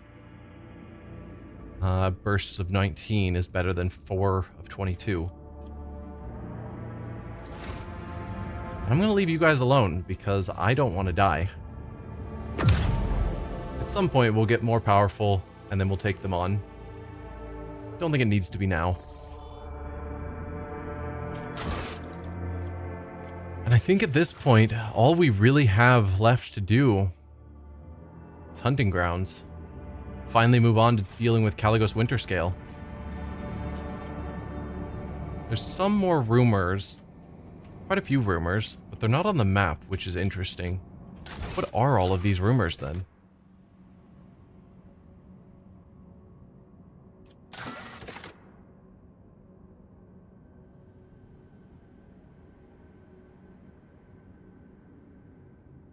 Yeah, we don't have locations for this. Just xenos are attacking somewhere. The angels. Oh, what is their name? Arbides is coming to mind, but it's definitely not them. Space Marines. I forget what they're... whatever. That one we know where it is. I don't know what it will take for us to be able to go through it. Cache on a frozen world. The cache is filled with suspicious substance. We can only hope the owner will not be too aggrieved by their loss. Burning worlds. We're still looking for wherever we find them. Real documents as a token of thanks. The scroll are to be believed around 2 centuries ago. At some crossing of paths in the Expanse, an entire Imperial world perished. Don't know what that means. Rumors reached our trader of a xenos ship that was wrecked on one of the ocean worlds of the Koronus Expanse. There's no doubt that sinister and corrupted creation will bring great woe to humanity, so it's imperative that Homunculus' handiwork is found and destroyed. An elusive legend, we know where that is. Then King Killer, the rogue trader, by the force of his words and faith, overpowered the unfathomable entity serving the archenemy. Glory to the Von Valencia's dynasty.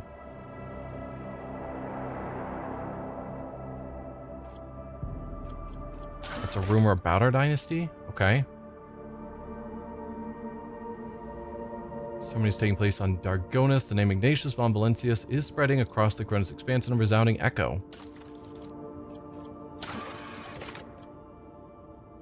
Interesting. Yeah, so we need to go here. Go to the Quetzal Temer. Right? That's the one I'm looking for. Yeah, go to the world of Quetzal Temer. So I guess we're basically there. That's convenient. Finally, Janus has begun a new stage of development. Alright. Your Lordship, Janus is reporting about a disaster. Ghostly xenos figures that appear at dusk and go away at dawn. In a ravenous swarm, they attack one agricultural facility each night, freezing everything they touch. The attacks take place in the complexes closest to the uncontrolled sector of the planet, where nature itself has turned against us. What do we know about these wraiths? Not much. They are incorporeal and difficult to discern, but they happen to have Eldari features.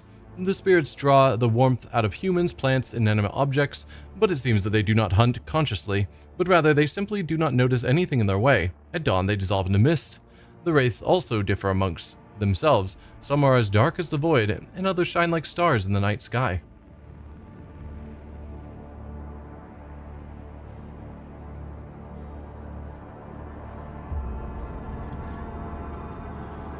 Are you stating spoilers?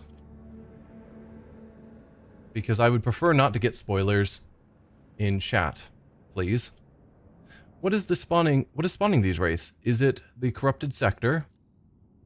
It is likely. They gather at its borders at the break of dawn and whirl in a wild dance, howling and destroying all living things, then disperse into thousands of fading flashes. The agricultural facilities that happen to be in the way of their dance fall into disrepair. Something's not right. The wraiths appear on the planet's outskirts and rush towards the heart of the contaminated region instead of invading from within it. Furthermore, their differences may suggest that there are two groups of wraiths opposing each other. What think my advisors? When dealing with xenos, one should be prepared for the manifestation of all sorts of ominous mysteries. There is a whole cast of specialists among the cold traders who use rituals to expel spirits from xeno artifacts. Perhaps we should ask these xeno whisperers. After certain events on board, I became interested in ghosts. I bought a book on footfall, an illegal one of course, that describes a so-called ritual of silence. It's said to be able to pacify violent spirits on the scale of an entire world, but I can't vouch for the safety of this ritual. Instead of relying on wicked ways to solve these problems, it would be better to turn it to our good priests. There are skilled exorcists in the ecclesiarchy who know how to drive out dark spirits. Alright, if we have Jai find Xeno Whisperers and have them exorcise the spirits, we gain Spirit Drape at the cost of a profit factor. Spirit Drape is the wearer's non-attack psychic powers, cost -1 AP less during the wearer's first turn in combat. Adira, ensure the enactment of the Ritual of Silence. Lose security but gain a strange shard. Lore Warp and Lore Xenos, to whoever wields it. Or Argenta, invite the esteemed specialist to Janus. Lose complacency and gain the mysterious Sliver. Whenever the wearer uses a major psychic power, they gain plus 36% to all psychic power damage until the end of their next turn. Well, that sounds amazing.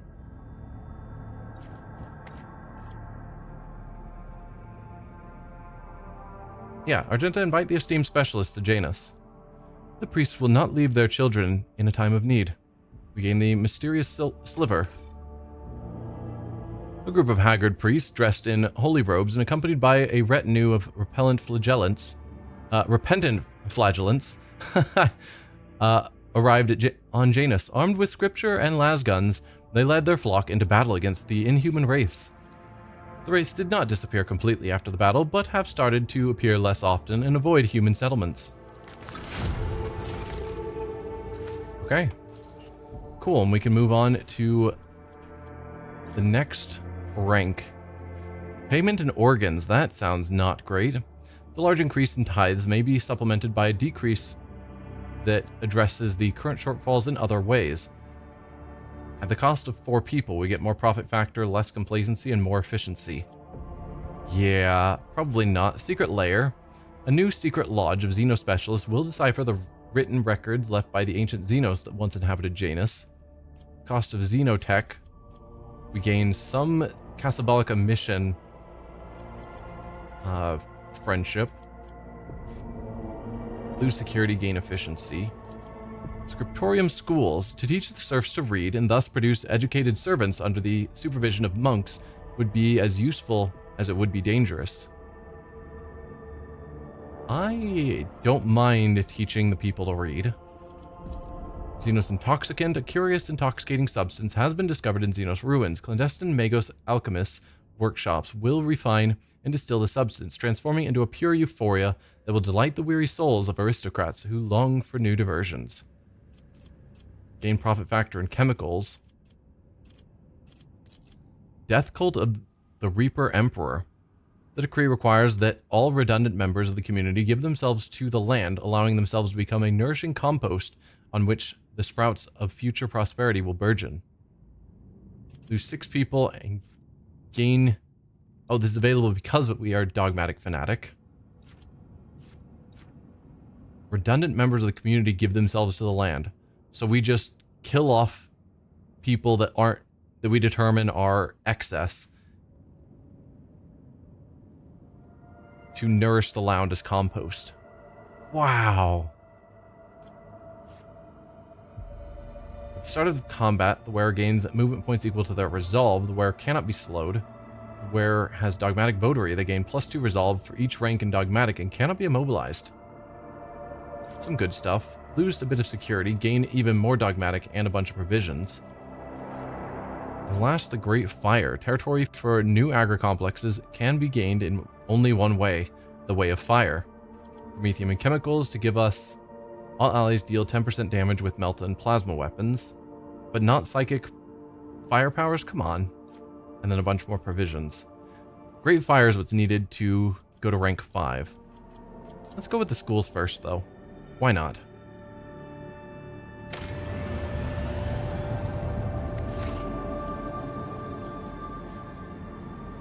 Alright, moving on to the Nameless Star. 2 profit factor lost. Why? Alright, whatever.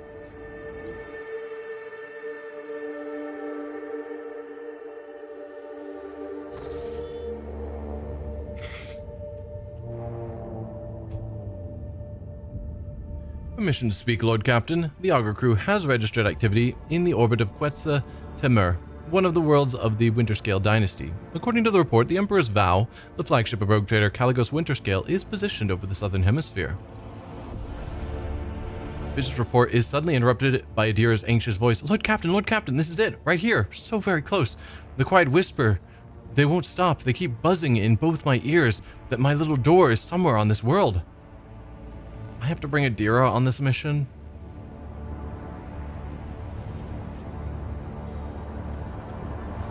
What little door? I remember she had a dream about it, but we're going to ask anyway. Alright, calm down. I need to take care of Winterscale's flagship right now. Change back to Vigil's frequency without saying anything. There was some interference. Where were we? What little door? The door from my visions, the one I told you about, remember? Nothing major, just my last hope for salvation.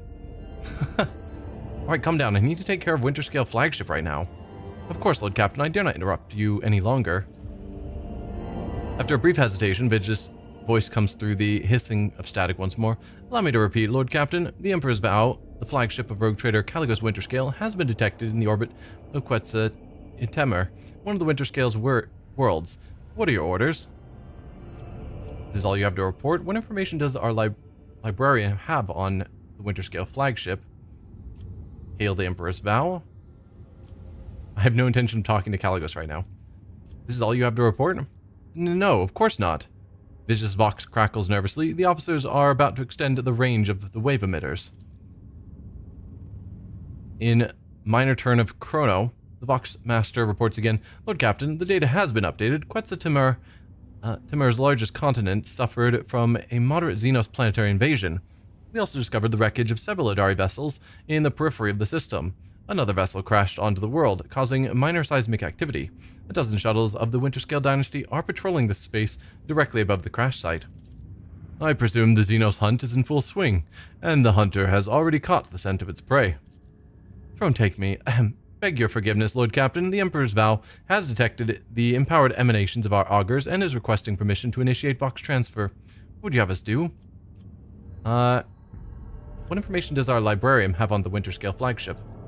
For a while, the Vox broadcasts only the clicking of Vigis metallic manipulators. The Emperor's Vow is a cruiser carrying up to 120,000 crew. Length overall 6,000 meters. Beam 1,000 meters. Estimated time of service in the Winterscale Dynasty fleet several millennia.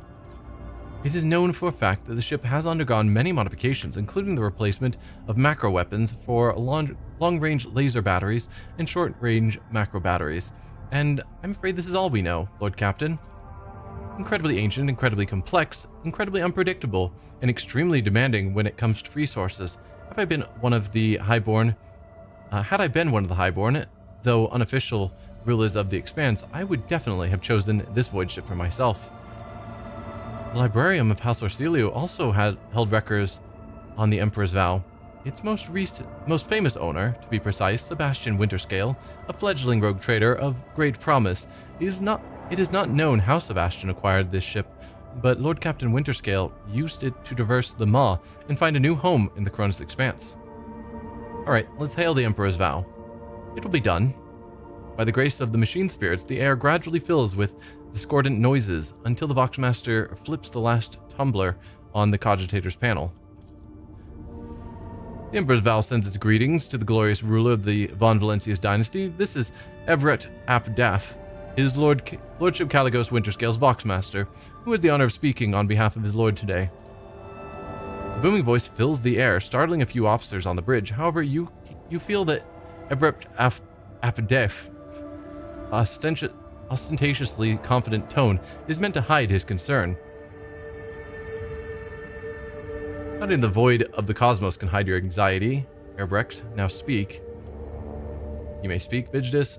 Why did your master order you to contact me? Does Winterscale not wish to speak in person? Quite an ambiguous gesture. Not even the void of the cosmos can hide your anxiety. Now speak. By the gold of the throne, the signs of Von Valencius are shrewd to a man. The Voxmaster loudly clears his throat, looking for the right words. You see, the Lord Captain had yet another heated argument with the esteemed Incendia Corda, and he had a very good reason for his displeasure. I dare not discuss his lordship's affairs, but I can divulge that we set out to protect the dynasty's rightful domain from the invasion of the profane xenos. This is how we arrived here at Quetzaltemur. There is no better hunting ground when you need to cool off your head. I believe the Lord Captain said, we easily crushed the pathetic mockery of a fleet that was laying siege to the unfortunate world. Of course, most of the Xenos fled, but we did reduce a few of their ships to chum for the void beasts. The Voxmaster laughs cruelly. An Eldari fleet? That means there are many more Cruderek survivors than I dared hope. A secondary Vox channel transmits Irliet's voice, laden with desperation. Elentalk, I must go to this planet to find them, to try to save them. So you've got Caligos Winterscale, who is hunting down all of the Xenos, which arguably is the correct thing to do. Particularly if these Xenos are in fact laying waste to the planet, as was stated.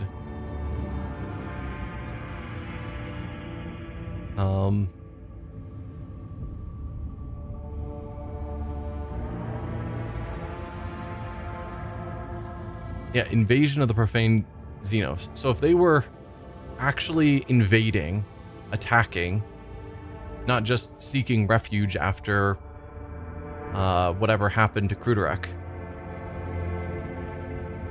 then I can understand his perspective. And so to fight off the rogue trader who's trying to take down Xenos heretics so that we can help our Xenos friend would be wrong. But I'm still going to try and help her because that's who I am. But if they are actively killing humans, I'm going to have to protect the humans. I hope you find your kin. I cannot promise anything right now. After all that you've done, no, not a chance. I will help you find your kin. Juliet breathes out almost inaudibly, and her shoulders relax. And I'm grateful to you, Elentok. What a shame, I seem to have missed all the fun. Something tells me that your story does not end here. Why are you telling me this? Get to the point. Yeah, something tells me your story does not end here. You see, your lordship, one of the Eldari ships crashed on Quetzaltemer, so the Lord Captain chose to descend and finish off the elusive prey.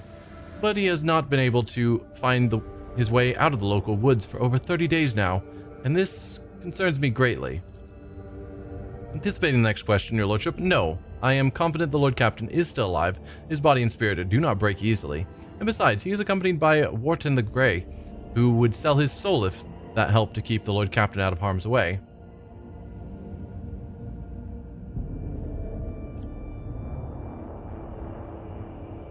A second person try and spam me with the exact same spoilers. What is going on today?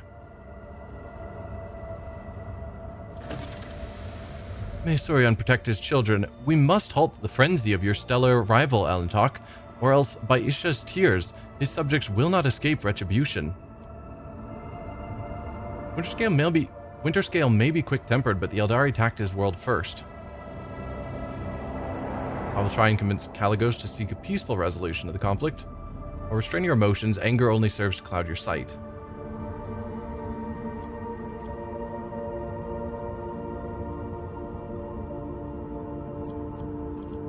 Yeah, we don't...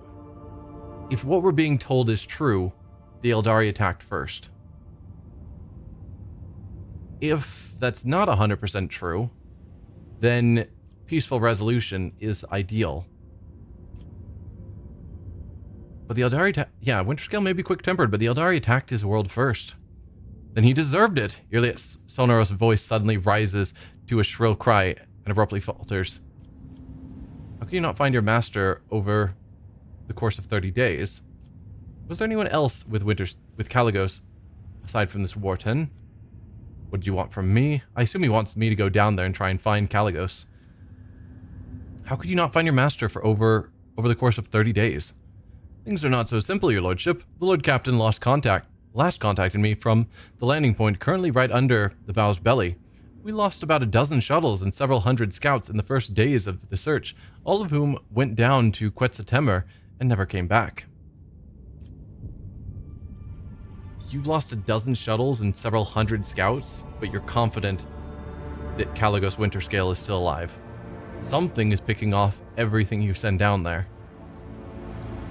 Our shuttles are relentlessly sweeping the airspace where our people perished. This way, we were able to reduce the search area to just a few thousand kilometers, which still does not change the fact that people in the thicket are disappearing without a trace and something is jamming the Vox transmissions. Was there anyone else with Kaligos aside from Wharton? A full hunting party consisting of half a hundred hand-picked enforcers and his lordship's personal retinue, naturally. So what is it you want from me? A generous favor in return for a generous favor. Find Lord Captain Winterscale on Quetzaltemer and bring him back to the Emperor's Vow. I swear by the Golden Throne that I will convince him to side with you in any conflict that occurs in the next 100 years. After all, I am allowed to make deals on the Lord Captain's behalf while he remains unavailable. An excellent way to show Kaligos, who is the strongest rogue trader in the Expanse. Count me in. Wow, bold statement. Very well, I need more allies like Winterscale. You want 2 rogue traders to go missing on one single cursed world? It's not going to happen. I do not care for the old man Winterscale. There is one condition. If I bring him back dead, the deal will be sealed by his successor. Also, a rough statement. Because we could potentially... Like, if we killed him off on the planet, brought back his corpse, we would have an agreement that the successor would side with us, even if we had murdered Kaligos.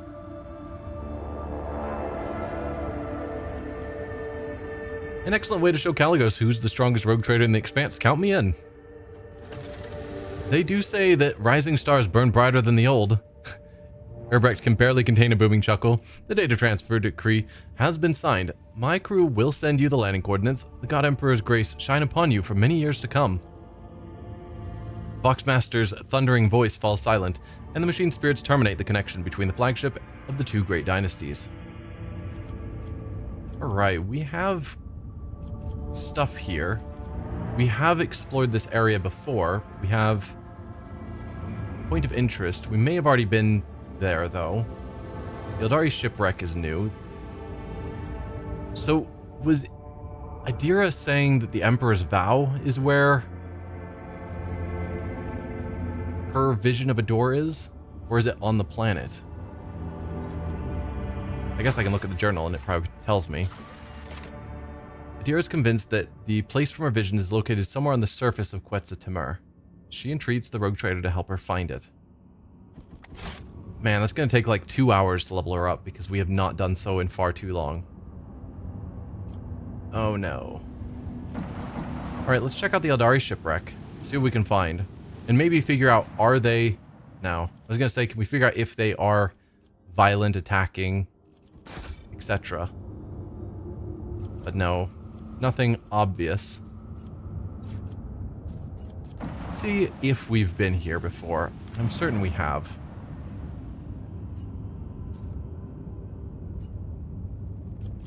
I think we have. I don't remember it specifically. If we go to the Emperor's Vow. Okay, we can't interact with it, so all we have is to go down to the planet itself. Alright, let's level up Adira. We've got her to level 1 of her second archetype. Oh no.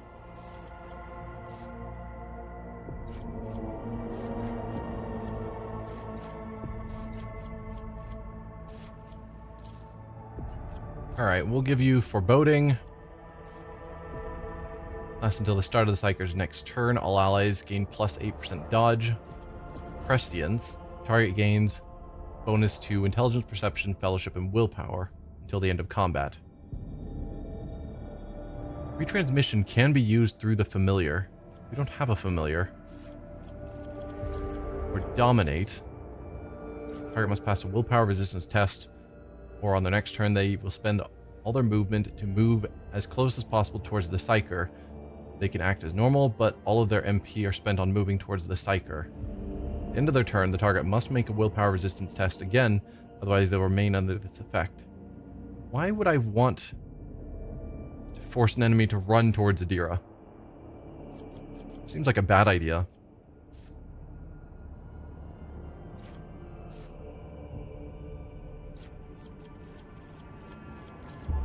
Sure, we'll go with that. If I marked anything as good, apparently Edge of Fate. Beginning of every combat, the Psyker's allies gain more critical hit chance. Sure. Wild Hunt is fine. Let's boost your willpower. Allies under the effects of at least one psychic power gain more armor penetration. Every 9th successful dodge. Don't care. Unnatural luck. Use divination psychic power on any ally without an unnatural luck effect. The ally gains the unnatural luck effect. It suffers a critical hit. It becomes a normal hit instead. Alright. Ooh, Psyker Majoris. Definitely. Grab that whenever available. Boost your willpower again. Because Psykers are crazy powerful. And the rest of her archetypes don't matter nearly as much as just becoming a better Psyker. Whenever prey is killed, all enemies in a 10-cell radius around the prey have their agility reduced. Let's keep looking through the Psyker powers, I think. Yeah. Deals mental damage from any source other than aftershock. The target suffers half as much mental damage at the end of their next turn. And Enemies that have taken damage from the psyker at least once suffer penalties resistance test. Enemies that have failed willpower resistance test against any of the psykers' psychic powers will suffer an additional 12 direct damage every time they suffer mental damage until the end of combat. Anytime the enemy becomes a target of any particular psychic ability for the first time, suffers a -5 penalty to their intelligence and perception. Enemies that become the target of the psyker's psychic powers gain a stacking 5% penalty to their dodge and parry until the end of combat.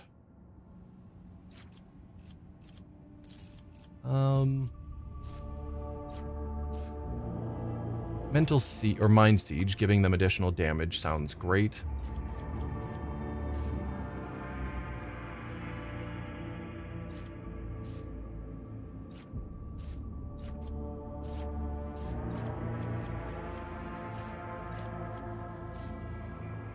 Let's see. Dominate was terrible. Mind Bond.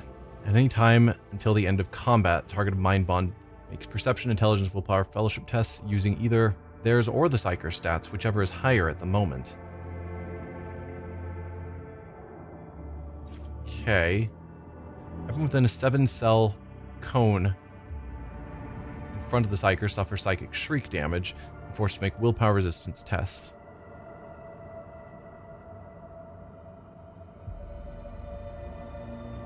Psychic Shriek's pretty good.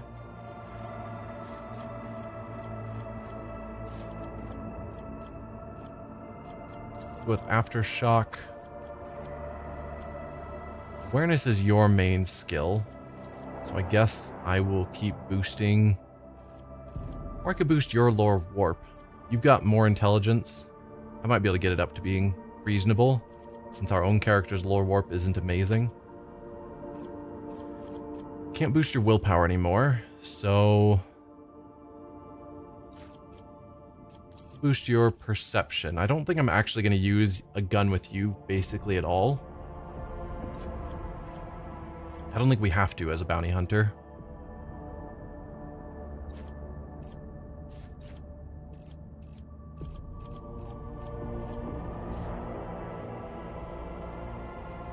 Using psychic powers while in melee has value. Perils of the Warp raising momentum is probably good for you because you're going to be triggering it all the time.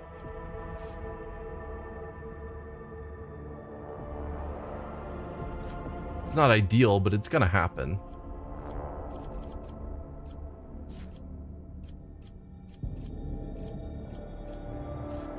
Let's see.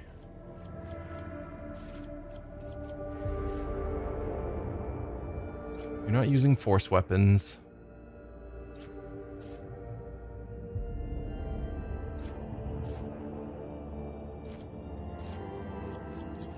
Sure. Boost your lore warp again. Perception again.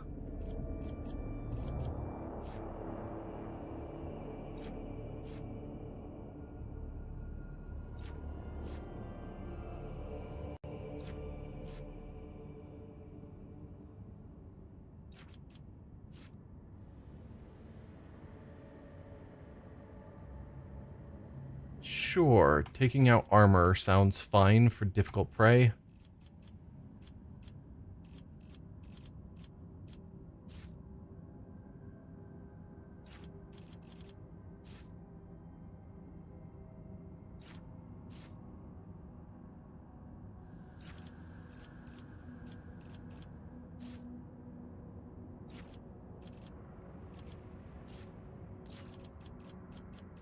Going a little bit fast just to level her up so that she's not level 16 when we get down there.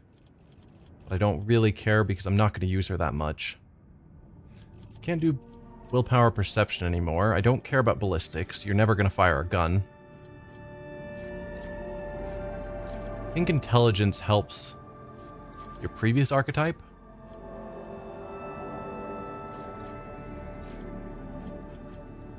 I believe.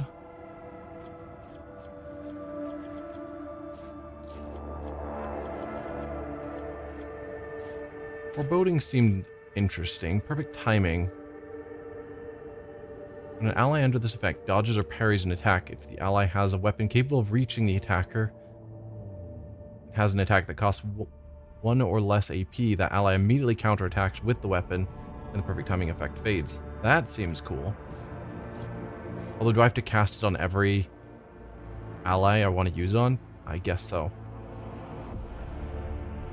No, it's anytime I cast any power on an ally, they gain perfect timing. Cool.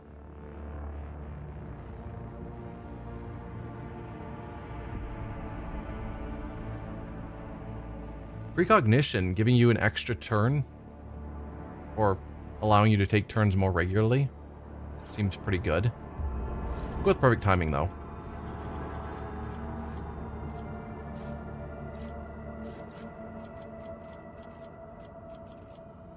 Psyker Terminus. Keep boosting your psi rating, sounds amazing. Can't boost lore warp anymore, so now we'll go with awareness.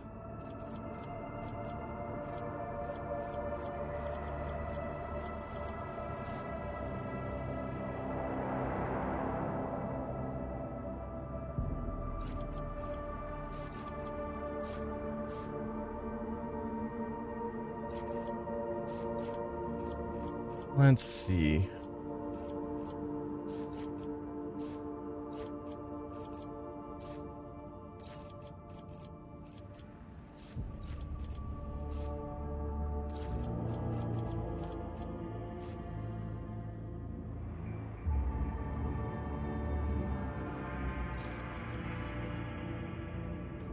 Alright, that's finished off your bounty hunter levels.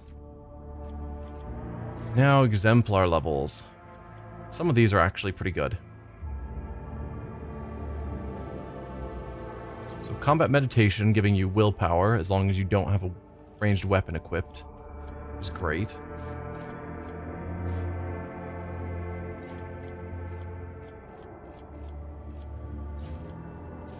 Still can't get psyker extremis yet.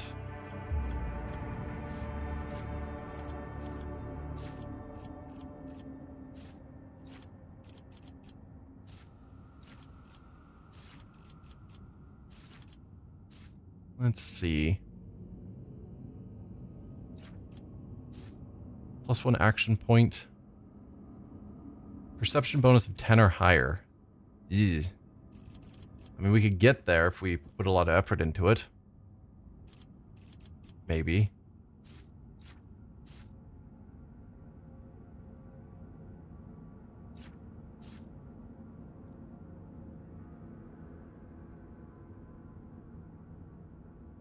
So just automatically getting exploits sounds good.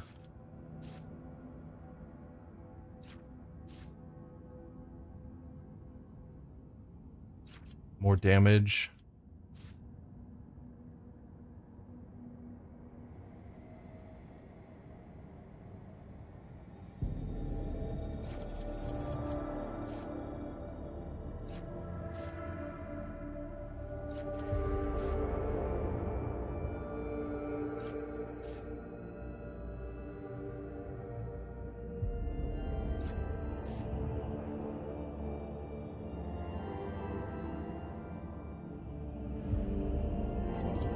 Exploits are great.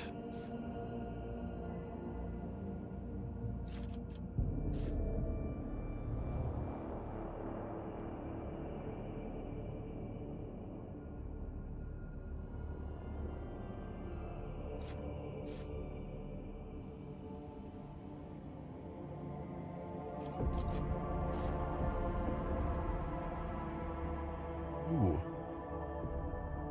Although I don't know how often I use expose weakness. But hey, it's something.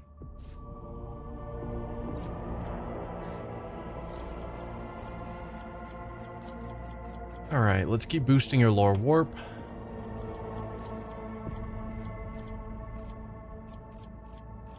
When are you going to be able to get psyker extremis? Level 39. Okay. So soon, but not yet.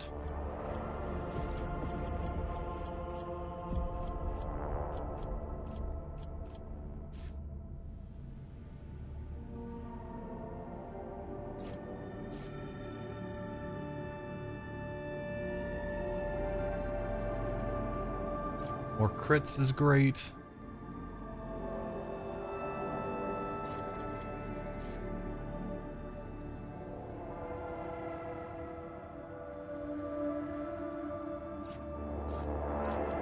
I guess I should mark the ones that seem okay.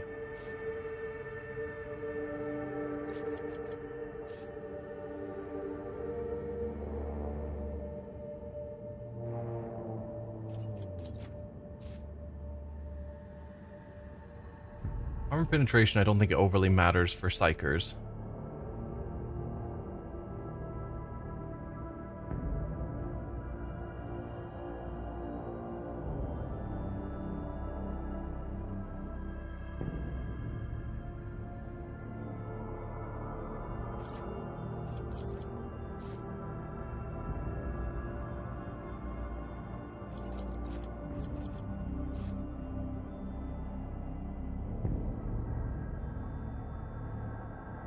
Yeah, so many things about when you score a critical hit, but there aren't a lot of ways to increase your critical hit chance. I say as I look at one that boosts critical hit chance. I'm probably going to choose that one for that reason.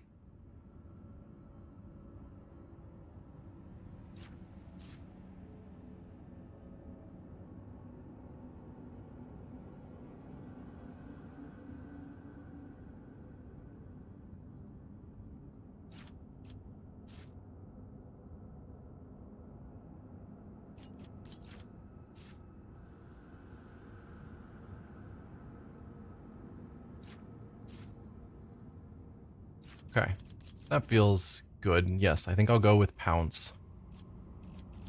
And boost willpower, because willpower is the most important thing to a psyker. Okay, we're out of good options here.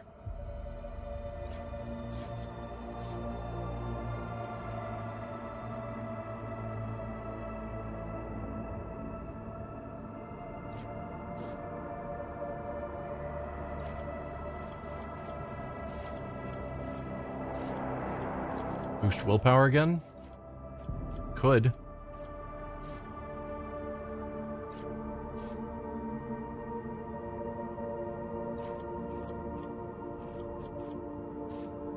Sure. Boating. Mind Rupture, I think, is new. We haven't read that one yet. The test fails, the target immediately attacks its allies after the target suffers psychic shriek damage and their willpower is reduced by 18.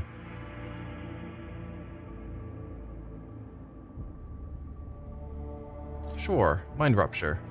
Seems fun.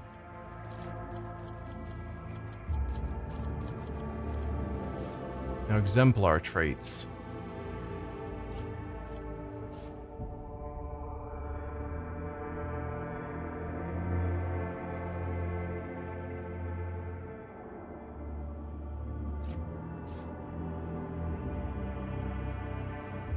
Increasing critical hit chance. Good.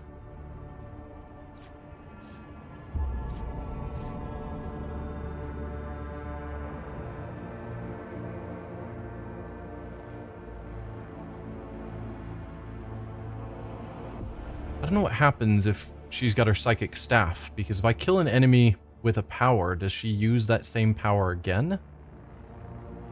In that case? It's not clear.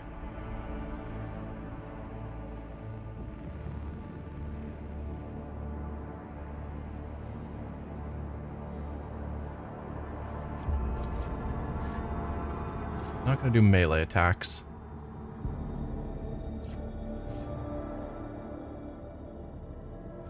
First turn powers don't feel great.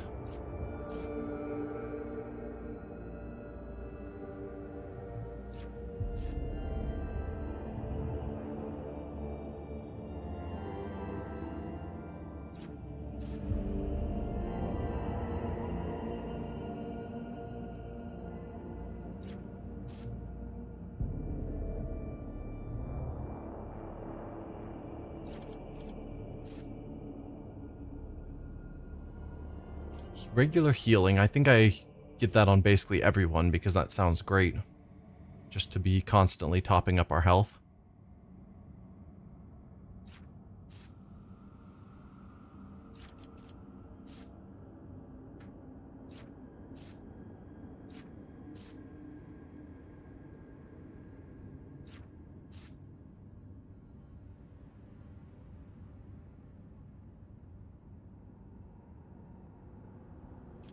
Damage for failing willpower resistance tests. That sounds awesome.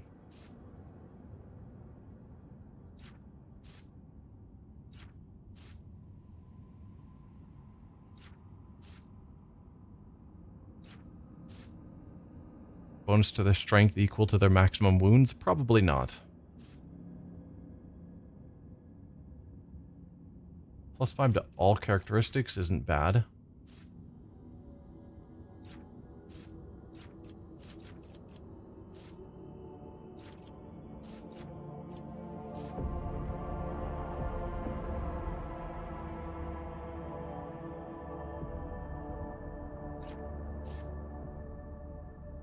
More healing for the rare chance that it occurs.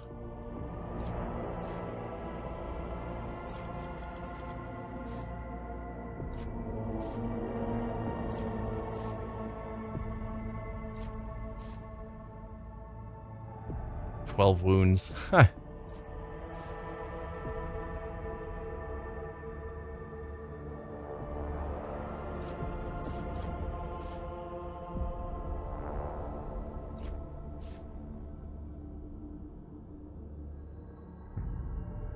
That's not bad either. Okay. I'm gonna go with flesh wounds just to keep healing because that's always a great one to grab.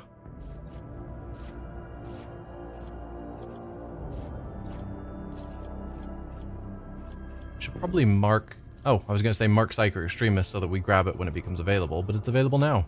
Perfect. Keep boosting willpower.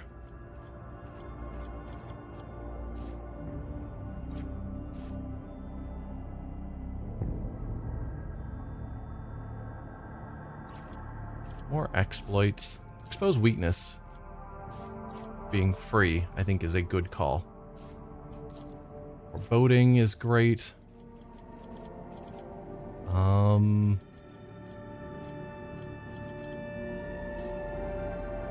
So perception is apparently good.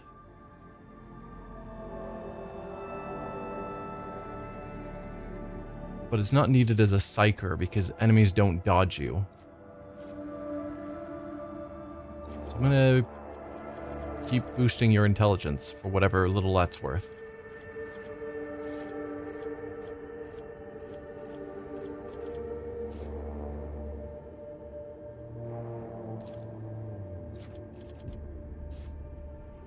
What is the catch effect?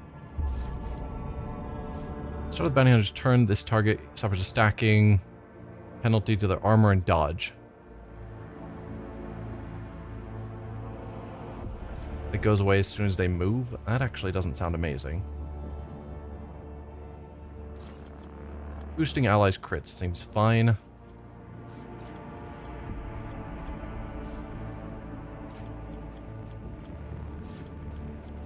Right, I already grabbed that.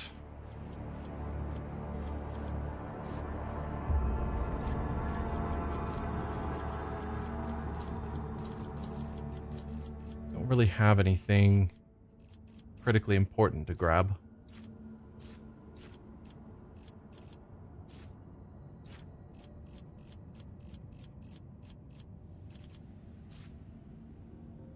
We're never going to have her do heroic acts, probably. So I'm not sure that that's important.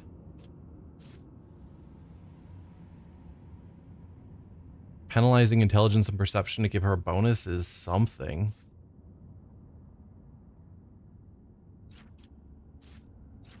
Go on natural luck. Reducing hers and others' chances of being crit. It's probably fine.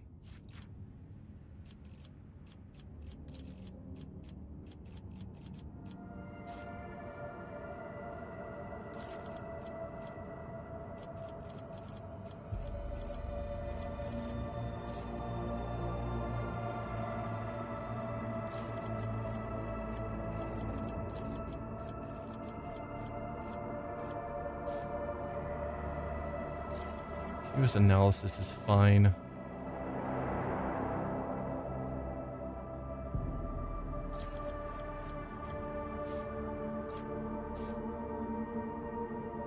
No, reducing enemies' toughness, I think, is pretty good. Alright, we are getting close to being done.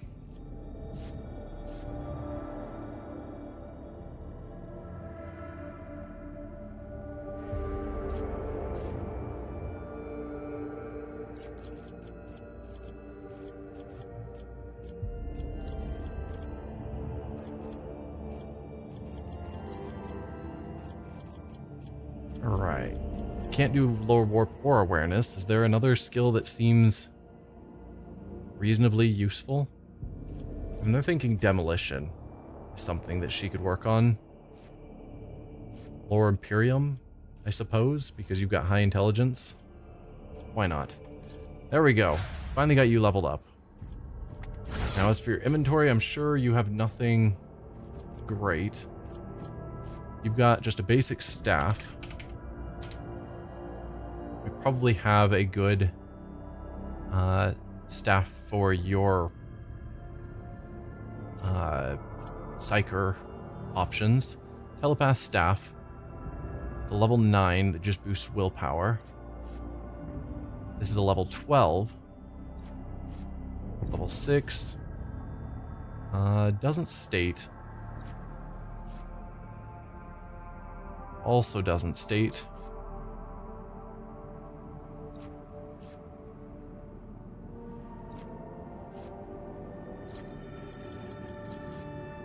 Plus 15 willpower and more perception. That sounds fine. Nope, equip it, please. There you go. So we've got her a better staff. Let's unequip the gun. Because she has that talent that gives her bonuses if she isn't wielding a weapon. Or isn't wielding a gun. Armor-wise, let's kill off staff. You can wear medium armor. How about that?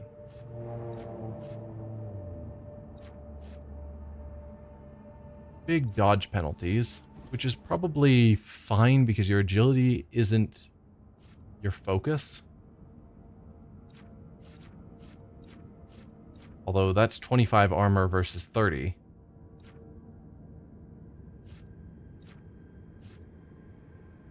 There we go, 55. That's pretty good. You're not going to be doing attacks opportunity, though. 20, 45.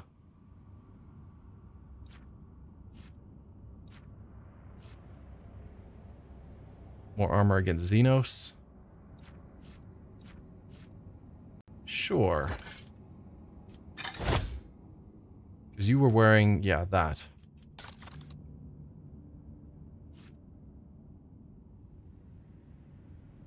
I doubt I'm going to actually have you do major psychic powers.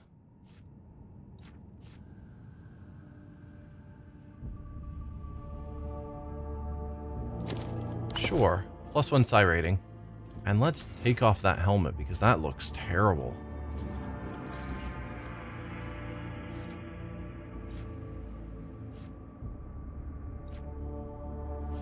Wish I could sort by... I guess I can sort by type. So we can see all the head items. That one's fine because of the psi boost. I think we had a couple things that boosted psi rating. That's fine.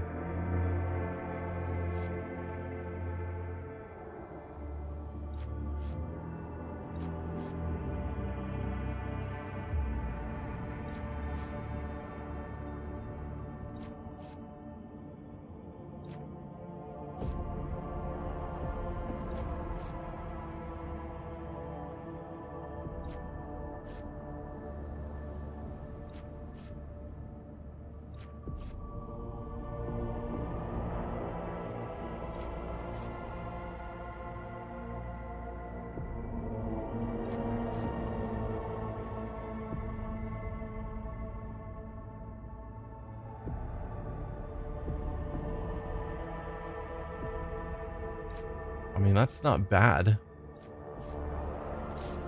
but I'll give you that. Why not?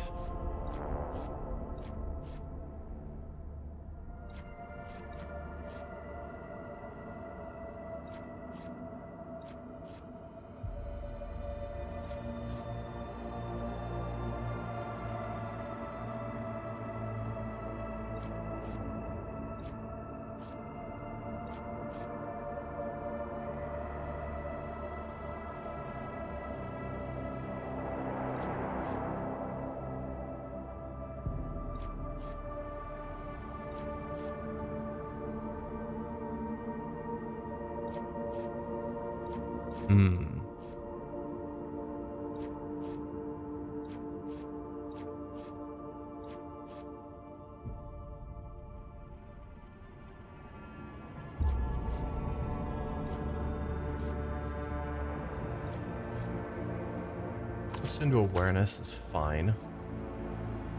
Ooh, psi amplifier. That sounds good.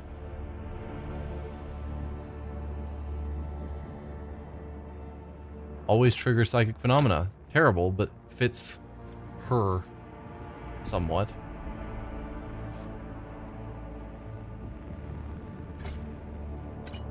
Alright, as for gloves.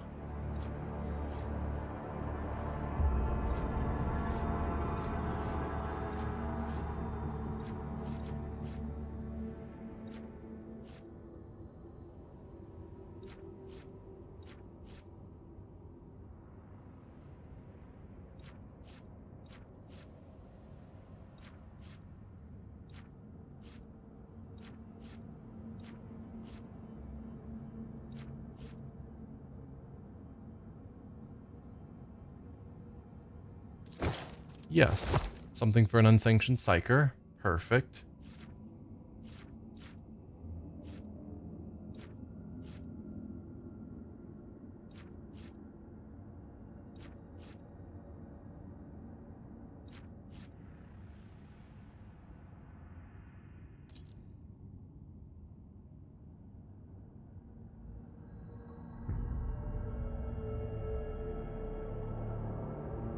That one's not bad.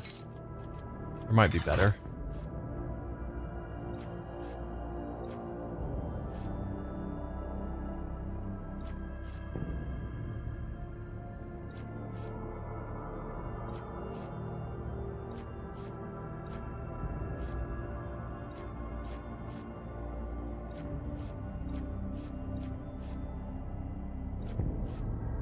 All right.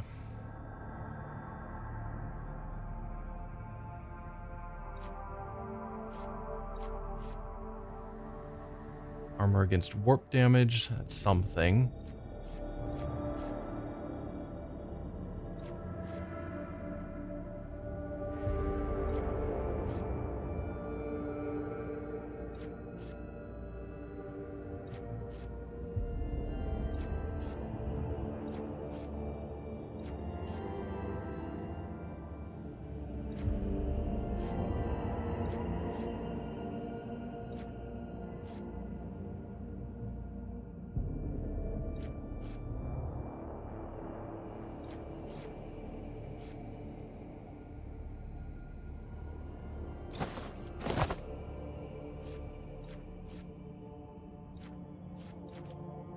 Alright, that seems pretty good. You aren't trained in Medicae.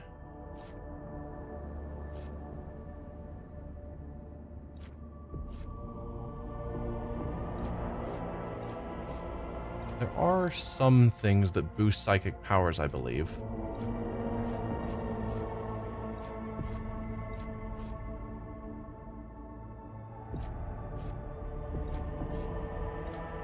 Maybe not.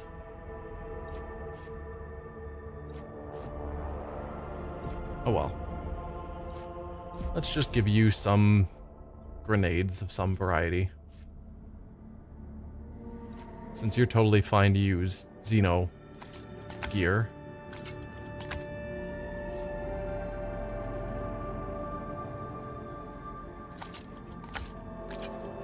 There. We'll call that good enough. Alright, let's head down to the planet now that we've got her all kitted out.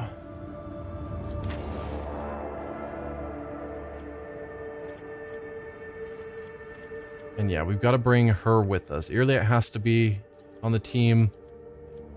And we'll take Adira.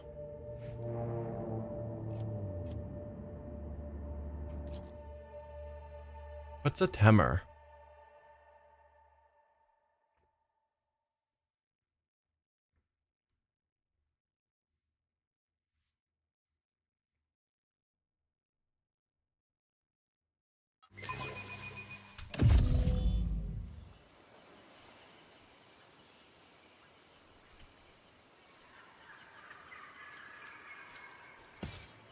Winterscale shuttle awaited its owner's return in vain. What is the effect you have? Denial of nightmares. If worn by a psyker, the wearer gains immunity to the horrors of the warp effect. Right. So that's the amulet we gave her. Also, formation is probably terrible. And it is.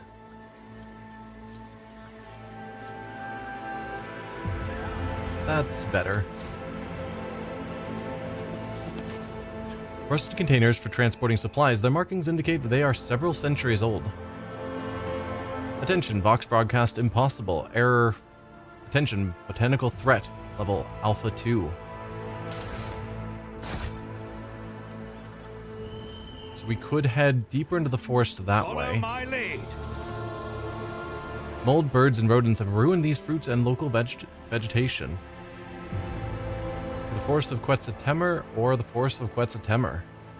Let's go left for no real reason. I'm assuming they're gonna connect to each other.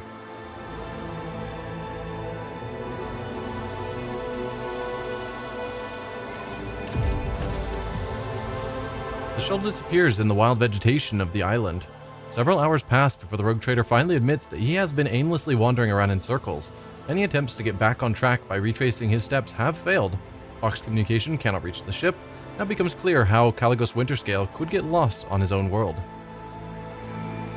So we are now lost. Lush overgrowth has sprung up in seconds, blocking the way back. The trail is gone. Interesting. So the ground is growing, or the forest is growing behind us to hide our trail.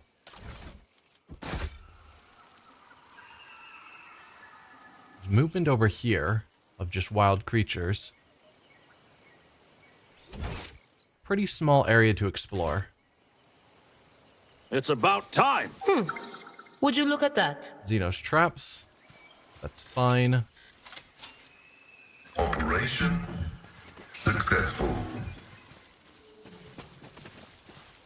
So this also takes us to the forest. What do we have over here? I sense something nearby. Over there. Oh, we have goods. Let's grab those. And disarm this. This explorator is blessed with multifunctionality. Alright, we can't really go further out. Just on this trail, so now we just go back to the forest of Quetzaltemur.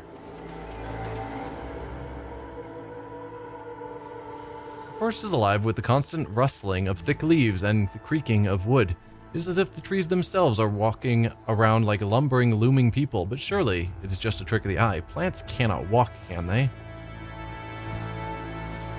Lush overgrowth has sprung up in seconds, blocking the way back. The trail is gone. Oh, hey, Eldari. Oh, Andriel, Kaylee, and Itrish, the monkey will pay for your suffering. Suffering? Their spirit stones are shattered. Sertan and she who thirsts have long finished her feast. We will destroy them, every monkey who... Did you hear that? Oh dear. So they actually destroyed the spirit stones of these people. Of these Eldari. The soul destroyers are back. Cain, fill our hearts with fury. I'll wipe you from the face of the galaxy. I begin the dance of death. Yeah. We got Irliet saying, relent for Isha's mercy. We are here to help you. My guess is they're not going to relent. We were ambushed, but as always, Cassia goes first. Iliad is second. Surprise. I'd like to get Cassia in some cover, but there isn't really any. We could go here.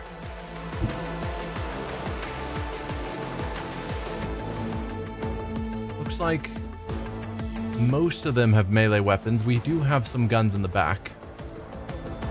So let's look. Do you guys have the Asuriani? Yeah, Children of Asurion. So these are Asurianis.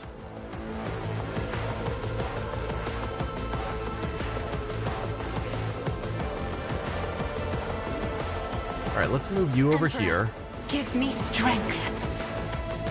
I mean, I could use the third eye to blast them. That might have been the smarter choice. I guess there's nothing to stop me from moving forward and doing that. She's got plenty of movement. Just trying to decide if I want to do anything with frontline, etc. I guess giving all of us crit boosts while we're standing here wouldn't be the worst for all of our ranged characters. Me. If you insist, Lord Captain. Namely Ignatius. Isn't this a job for the serfs?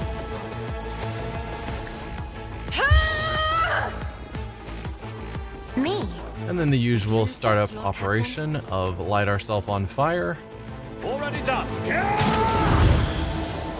orchestrate flames, Not a problem for me.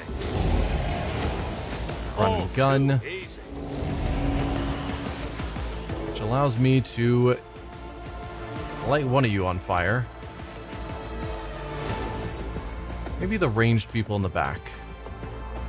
Wow, you have tons of health. 376. Yeah, I don't know what your deal is, but let's start you burning early. Suits my purposes. A pitiful End our turn there. Then Cassia, you used your third eye. You could get all four of them, but if I had you walk forward more,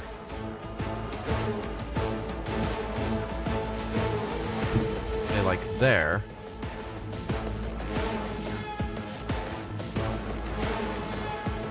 no, that stops you from hitting as many, actually. Hoping I could get all of these people, and there we go. That hits 5 of them. Battlefields are always drowned in scarlet.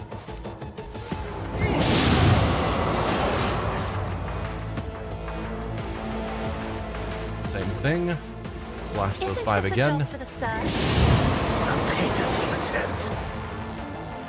Visitor's Tenant so that we can get Momentum. up there in momentum and give Ignatius another In the turn. name of House Orsini, I shall prevail. Alright, let's have him finish things off.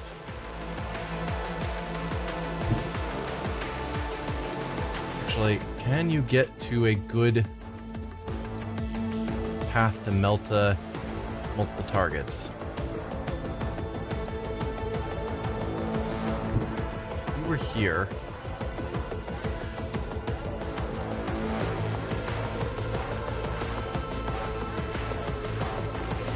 No.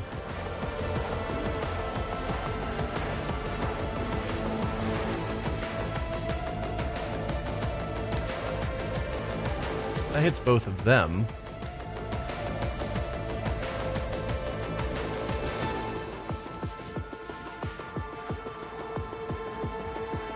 So we are well placed for that. Why not? Nothing I can't do. So you go there, melt to the two of them. That gets our momentum up.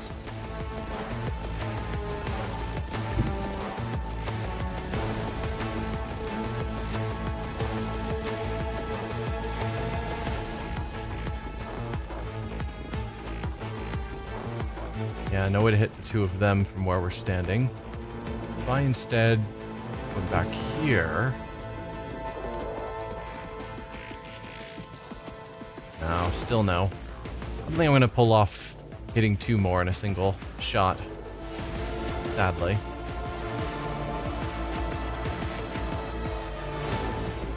It's close.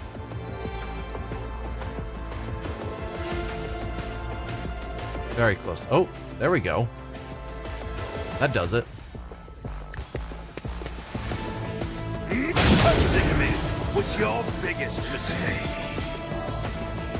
Oh, another 300 wound target back there that I almost didn't see.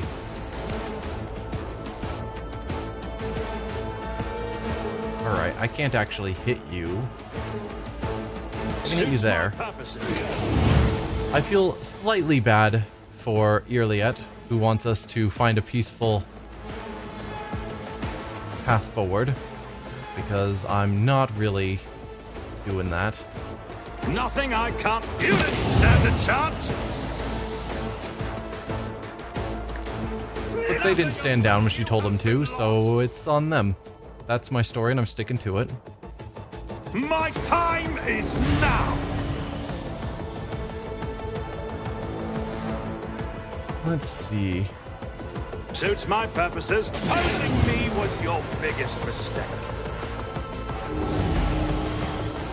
I can run and gun.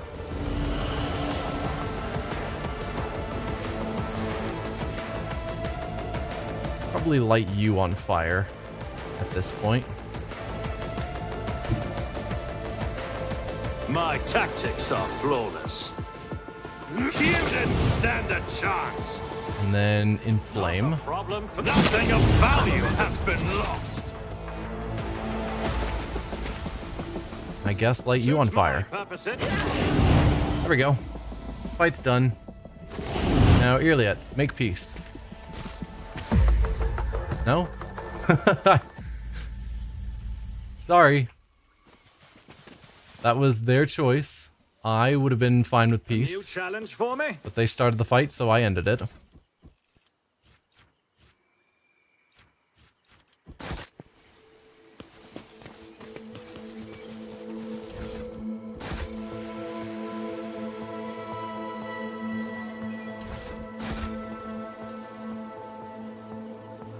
Bodies of the Eldari have been hacked to pieces with extreme brutality. Their wounds indicate that it was done by a power weapon of some kind. The soil under the bodies has turned rusty brown from the gore. Gracious Isha, only a true monster is capable of such atrocity. Yeah. That's Caligos Winterscale.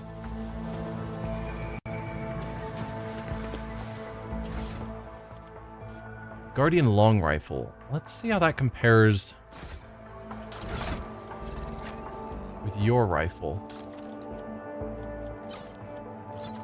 No, sort by date. 30 to 45, same damage. 35%, same dodge, same additional hit chance. Laser weapons are effective against targets in cover and targets with high dodge.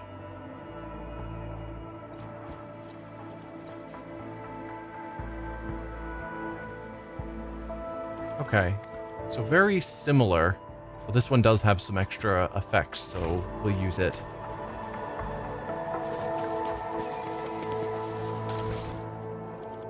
And we don't need a second one.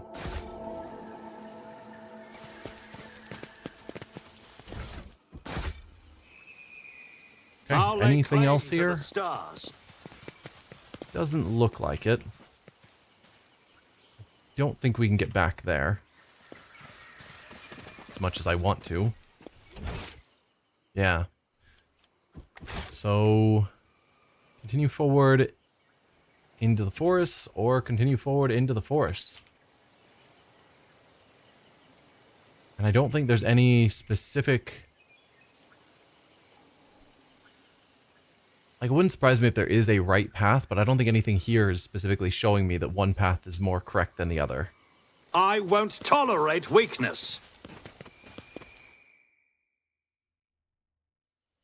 Rogue Trader requires rest, and he soon finds a suitable spot for a camp. A meadow with a few fruit trees, a creature with an elongated body and large blunt claws leisurely descends from one of the trees.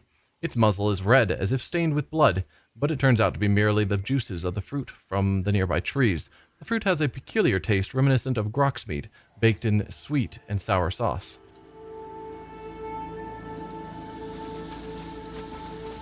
One day, I shall remind Drivestem that he was ready to bury my family based on some trumped-up charges. One day. Not now. That is out of the blue. Grimy colors swirl around your words, Abelard. Do not let another's poison pollute your soul. This is not like you at all. Searching is my observance. My success Victory is an awaits. irrefutable certainty. None are better at searching. Operation successful. Alright, I think that's everything here. I think we've been taking left every time, and I don't see a reason not to keep that pattern. At some point we'll find out if that's wrong.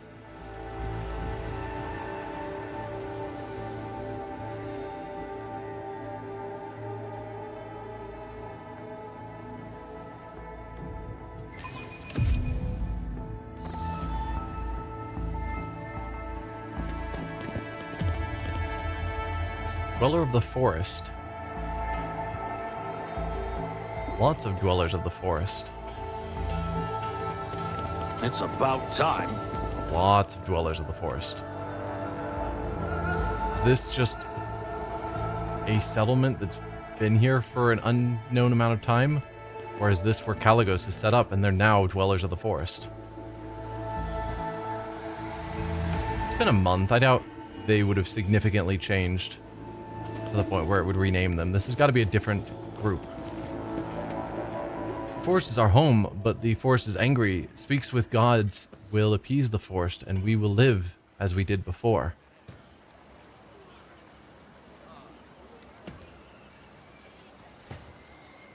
The Starborn descended on the eagle god's wings of fire to help us. So, yeah. Caligos has got to be here. I assume he's the Starborn that descended here. That they are expecting to help them with whatever's going on. Appeasing the forest. And he probably thinks that murdering all the Eldari is the way to do it.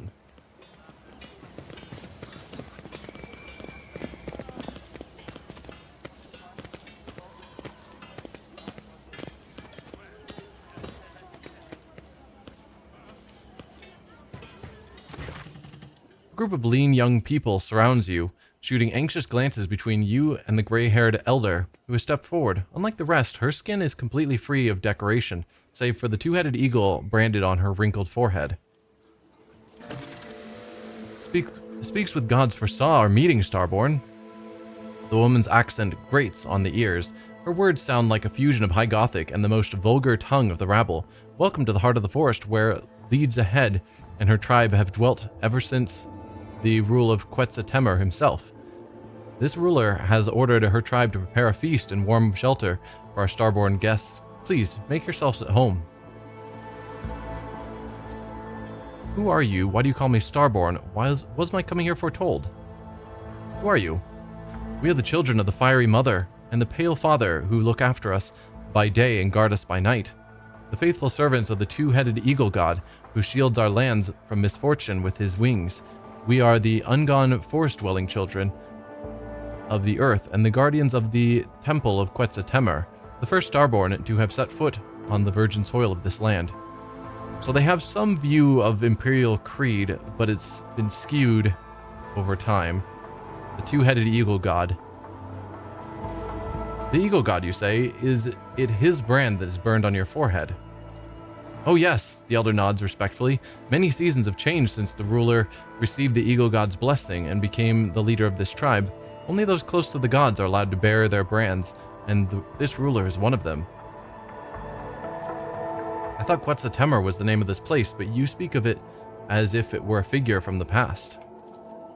The legends of this place claim that long ago the first among the Starborn descended upon this world together with the ruler's ancestors, created this ancient cities and temples, and brought the blessing of the eagle god unto these forests and lands. The fast-flowing time has erased the Starborn's name from the minds of the people. Only his title remains, Quetzaltemur, the first of the chosen, the sky herald of the eagle god, and the father of tribes. The flow of time is truly merciless to the meager memory of peasants. Cassia lets out a weary sigh and slightly rolls her eyes. According to the works of the archivist Zachary Fane III, Sebastian Winterscale was the first to discover this world for the Imperium subjects, and half a century after, an ark descended to the planet's surface, the Quetzal Temur. Okay.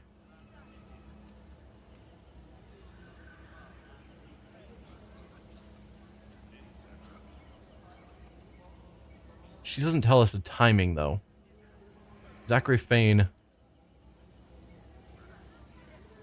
Oh yeah, Sebastian Winterscale was first to discover the world. We don't know when. And then half a century later, the ark descended on the planet's surface, the Quetzal Temur. But again, we don't know how long they've been here since then. Over hundreds of years, the limited minds of the rabble have invented their own twisted history, one of the colonists' descendants still believe to this day. Why do you call me Starborn? Because you are the Sky Herald of the Eagle God, created by him from the star's glow and the night sky's darkness, the one who carries his seal in your image, clad in the armor of our ancestors' most ancient prophecies. Was my coming here foretold? Like you've never heard that one before, Lord Captain. Oh yes, speaks with gods, is the priest of this tribe and this ruler's half-brother. He listens to the forest and calls to the earth, wards off the punishing lands of the flashes of the skies, and speaks to the Eagle God on behalf of our tribe. Before disappearing into the wandering forest, he told this ruler to prepare for your arrival. What else did Speaks with Gods predict?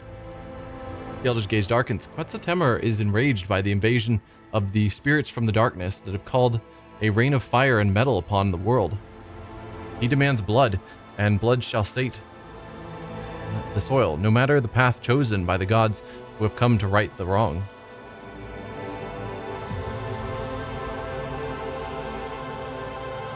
The invasion of the spirits from the darkness that have called a rain of fire and metal upon this world. That could be talking about the Eldari, but realistically the one causing the rain of fire and metal is Caligos for shooting down the Eldari ships, potentially. Spirits of the darkness, so that is how the Monkey of this world see my kin, as invaders, a calamity. Iliad lets out a strained sigh. But these Monkey have neither teeth nor claws. They're not even aware of the most basic technologies that your kind uses. So then why do my kin burn their world so fiercely? Winterscale. Almost certainly. The other recoils in fear after making out Iliad's true face with her half-blind eyes. The Starborn will be accompanied by a spirit to put an end to the misfortunes of this world. Thus spoke the priest. Seeing a spirit among the living is wrong. Spirits should stay in the spirit realm, and humans in the realm of the living. You think that several gods have set foot on Quetzal Temur? This ruler has already had the honor to greet a Starborn, as strong as a saber-toothed boar, as nimble as a forest jaguar, and as wise as the three-tongued guardian snake. Like a whirlwind, he charged into Quetzal Temur's forest, chasing the spirits from the darkness that had descended upon the world 3 10-day moons before. The Starborn had lost his priest in battle, so he ordered this ruler's brother to help him trace the spirit's footsteps and cleanse Quetzal Temur of their filth. But when Speaks with Gods left his home, something enraged the forest. Thus, both the Starborn and this ruler's brother were trapped by the ever-changing paths and lurking evil spirits. Okay. The collected data partially matches and completes the data received from the Emperor's Vow. Caligos Winterscale descended upon the world, lost a psyker in battle with Xenos, and found a replacement in the village at the current coordinates. Powers of my kin may have disturbed the wild flora of this world, which then concealed the remnants of the children of Kruderak from the wrath of your rival. That means that they are somewhere in the forest, surviving, hiding, preying on one another. Do you know where your brother and the other Starborn are now? The woman shakes her head. The Eagle God Sky Herald wanted to find the den of the spirits from the darkness and destroy it, but the forest of Quetzal Temur is as endless as the skies above. Where the sky touches the forest's edge, the Deadlands begin. The realm of the dead whence there is no return. Something's calling. It's calling and calling. Adira covers her ears with her palms and forces her eyes shut. There, in the place of no return, sits the shadow of one who is both alive and dead at once. The voices are calling me there, calling so desperately, but why? Why? In the place of no return sits the shadow. They've been referring to Eldaria's shadows, right? No, spirits. Okay. The shadow of one who is both alive and dead at once. Which could be the Emperor, but I doubt it. Voices are calling me there, calling so desperately, but why? The elder looks at Adira with genuine reverence, nodding slightly after every word, her mouth half open. This ruler's brother did warn that a priestess from the stars would descend upon this ruler's land in her search for answers. Just as he said, she would wish to head down the path of death to find reincarnation. Head down the path of death to find reincarnation. Interesting. How do you even survive in these forests? Speaks with gods, hears the whispers of the leaves, and can commune with the tree spirits. The entire tribe participates in his soothing rituals, and that allows this ruler and her people to tread on safe paths. And how exactly do we conduct the soothing ritual? The ritual requires a site imbued with the powers of Quetzaltemur, the heart of our village, and a priest to perform it. Alas, the fire rain claimed many of the ruler's priests, and thus the ruler's tribe can only pray for the mercy of the eagle god and his starborn sky heralds. Don't look at me, Lord Captain. I don't know the first thing about this priestly groxwash. It doesn't take a diviner to realize that I'd fry my brains if I tried to mess with some weird ritual, and that's if we were lucky. If we weren't so lucky, I'd end up frying everybody else's brains. Doesn't sound too promising, does it? Nevertheless, this ruler knows that you will bring Speaks with Gods home and soothe the forest of Quetzaltemur. The prophecies of the priests have never betrayed our tribe before, and thus this ruler asks you to forget about your worries and rest here in the heart of the forest. And I wish to rest or no time for rest. I shall set out immediately.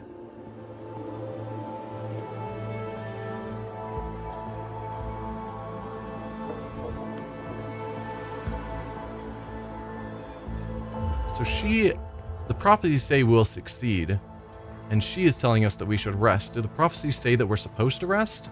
Because I don't think there's a need for us to rest here. No time for rest. I shall set out immediately. Then this ruler and her tribe will pray for your success to the eagle god himself, O Starborn. But before I set out, there is more loot to collect. Lots of dwellers of the forest. I don't think there's anyone else named who might tell us more interesting things about the local situation here.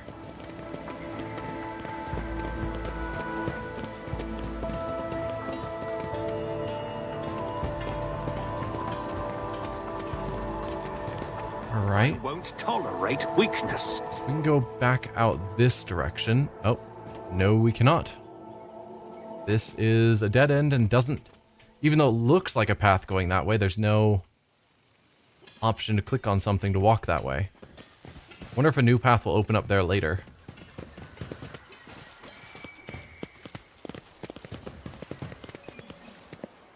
Lush overgrowth has sprung up in seconds, blocking the way back. The trail is gone.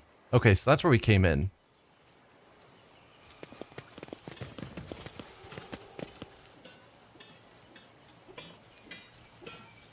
Interesting. Oh, there is some loot here that I missed. Awaits. Definitely want to grab that. A monograph by Carl Emanuel Sarubian Doe on the culture of the Imperium's far worlds. Children of Quetzaltemur Chronicles. An analysis of the canvases made from wood-bast fiber showed that the chronicle has been recorded for at least 500 years. The older chronicles tell of a bleak historical period of the tribe's decline due to an unknown virus. The symbols on the canvas resemble High Gothic letters, but the inhabitants do not know the origin of their meaning, claiming that the sacred knowledge was bestowed upon them by Quetzaltemur himself. This character, revered as a god, obviously originates from the Imperium that we know. His exact name either lost or adapted in accordance with local phonetics. The only other sacred symbol the tribe reveres is the Aquila, the two-headed eagle god. A group of the most interesting canvases depicting tragic yet heroic deeds was confiscated and taken on board for further investigation. Many of the words made up from the scrambled Gothic symbols were easy to decipher, such as the banished, sacrifice, valley, or lands, as well as death, incomprehensible, and merciful. This part most likely talks about some sort of sacrificial pilgrimage. A priest has confirmed my theory. Any tribesmen who have committed an offense can atone by sacrificium, a journey to the Deadlands full of unknown deaths. The adepts that I have sent to investigate the Deadlands have not returned yet. End of log. Well, that's not super promising.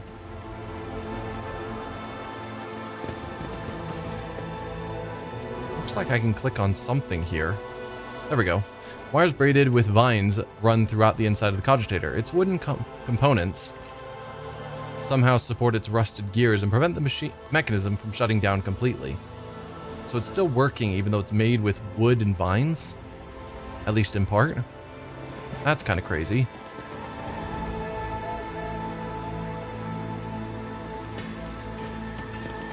A new challenge for me. You know, that's where we came in.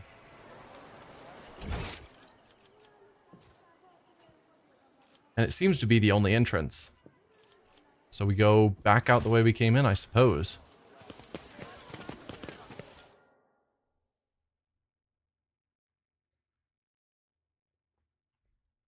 Possibly resting would have shifted around the forest to give us a different path. Who knows?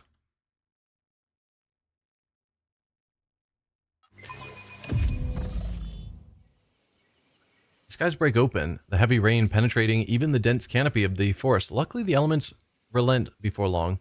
As the sun emerges once more, the forest comes alive with the singing of birds accompanied by the quiet sound of falling droplets. So this is where we were before, where we just had our fight. None shall stand in my way.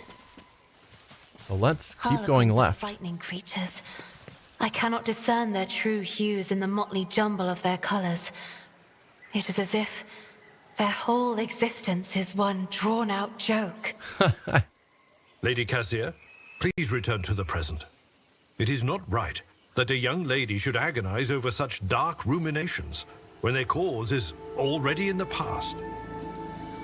I mean, the Harlequin we ran into seemed nice enough. Lush overgrowth has sprung up in seconds, blocking the trail. Yeah. Claim to the stars. So our only path forward is back here now.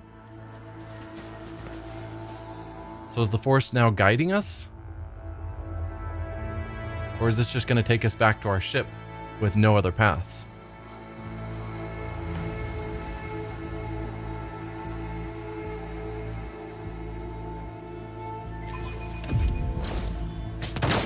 Oh, okay. Quite a few hours pass before something worth noticing finally shows up amid the dense forest. A pile of charred human bones lying in a shallow pit, and in front of it, like a standing stone, a broken fire cultivator with melted nozzle is stuck in the ground. Other corpses can be seen in the grass nearby, just as old and charred, but distinctly non-human. Scattered alongside those are xenos weapons, covered in dirt. Some of the weaponry appears to be in working order, but so it is still possible to get some use out of it. What is firing? Alright, turn that off, please. I need the wisdom to perceive. Okay. That worked, I suppose. We've got some goods over there. Watch your steps. Do you see that? I do. The Cage Drukari remains rest amidst the forest of Quetzaltemur along with the world's sorrowful past. We've got a Kabbalite armor.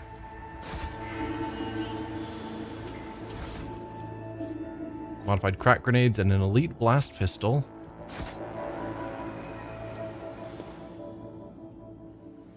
So that opened a different path, maybe? Possibly?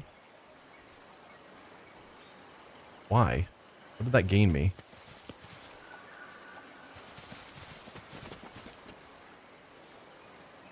Because I'm pretty sure I could have walked through here regardless.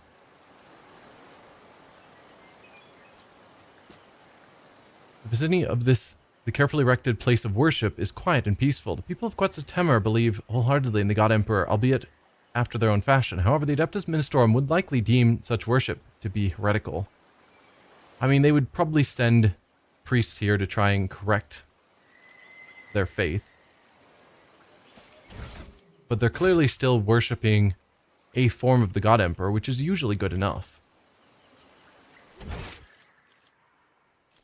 So we could carry forward to the forest of Quetzaltemur, but I'm more curious about this path.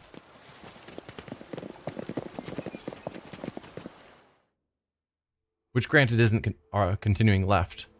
Rogue Trader has never seen an anthill of such size before, but the most disturbing thing about the xenos skeleton tied to the anthill, with bonds made from some unknown material, the Drukhari weapon stuck in the corpse is the only detail that can point to the perpetrator.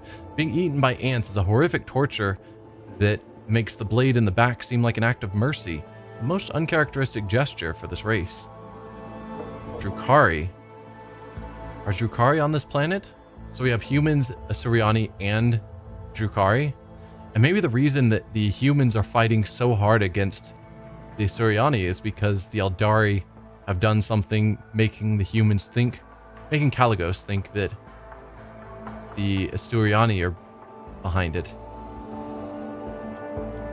If there is a third faction that we aren't aware was part of this fight, that could change things. If everyone's just blaming... Yeah, if the humans are blaming the Asuryani and the Asuryani are blaming the humans, but really the Drukhari are kind of pitting the two against each other. Lush overgrowth has sprung up, yep, as usual. Judging by the traces of blood, the xenos attacked the camp from high ground, reluctant to get too close. Markings on the containers date back to around 500 Terran years. Inside are decaying remains and unusable equipment. It's about time. Putrid stench of decaying flesh comes from the enforcer bodies that have not yet been torn apart by local wildlife. If there's bodies that haven't been torn apart, they've got to be pretty recent. So this isn't, you know, the 500-year-old stuff. This explorator is blessed with multifunctionality. Well, the wearer's weapon has a base rate of fire or strike count equal to from 2 to 4. That parameter is increased by 1 if it is a ranged weapon. Its recoil is doubled. While the wearer's weapon has 5 or more base rate of fire or strike count, hit chance of the weapon's burst attack is increased by 15%. If it is a ranged weapon, its recoil is negated. Okay.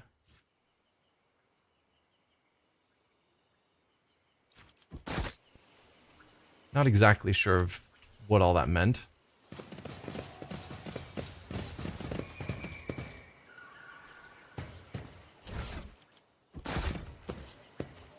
Kaligos Winterscale set up a camp amidst the remains of an ancient military encampment. So Kaligos Winterscale was here. These are his people that have been killed recently.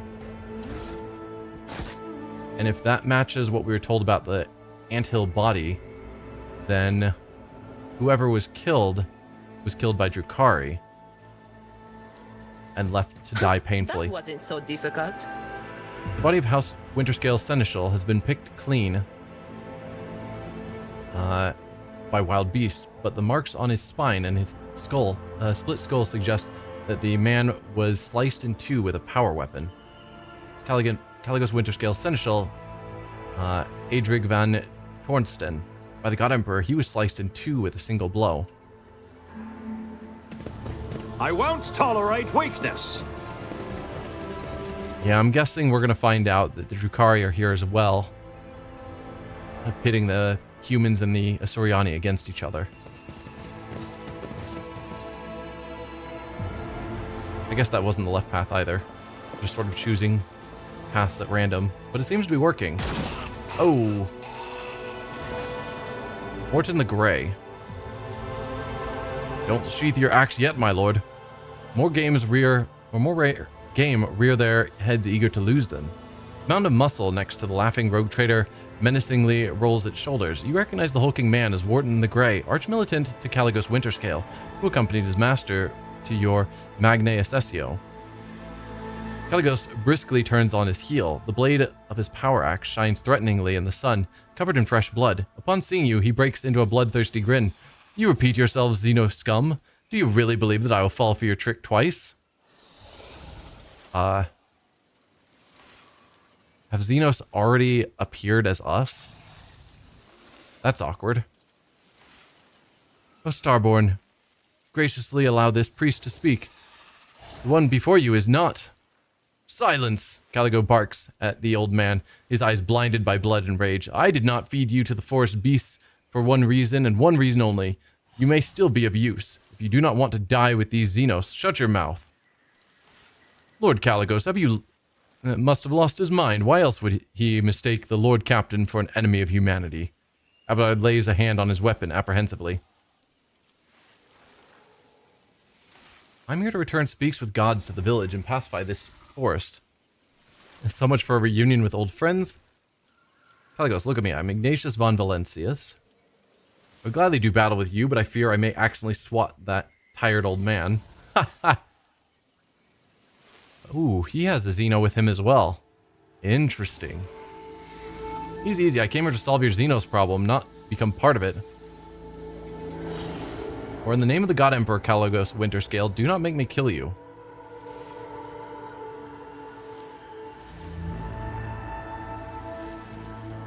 Where's the option to have Abelard announce me?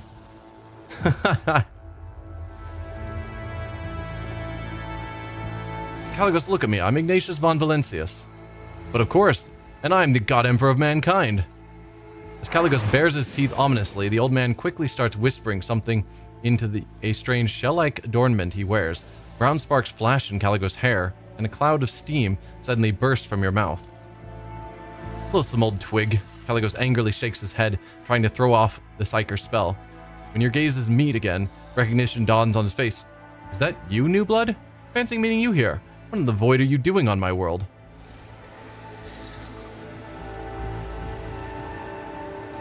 So he suddenly came to his senses after some weird psychery effect?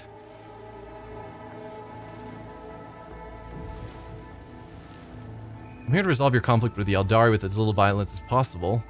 Yes. What is that effect? Hanging over that person's head. That's weird. How do I put this? I set out to aid you and got somewhat lost. You announced that the Xenos hunt was on, so I decided to join. Your servants tearfully begged me to return you to your voidship. I magnanimously agreed. I have a business proposition. Let's unite against Corda. No, no, no, no.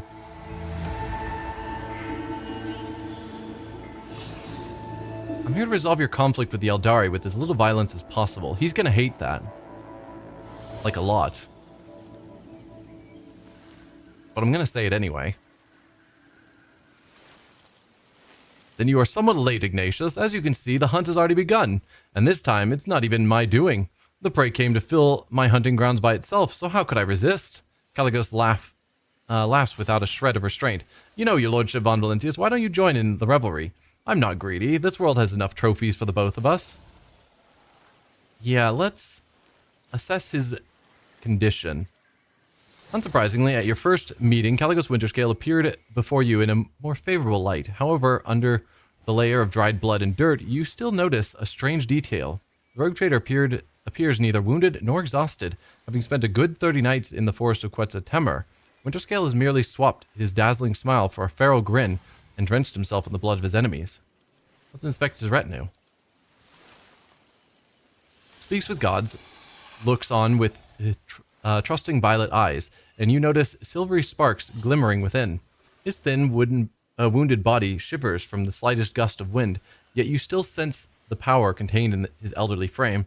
He nods meekly and gives you the same simple, genuine smile as his sister from the tribe.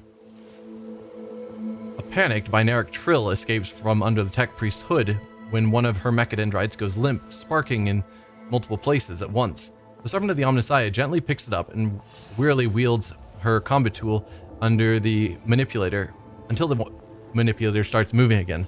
So his tech priest is getting thoroughly worse for wear. Also, check out that gun that she just has mounted. That is amazing.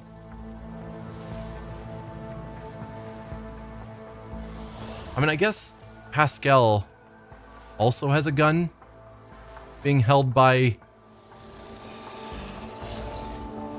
a servo arm. That's just a giant gun. Anyway, continuing on.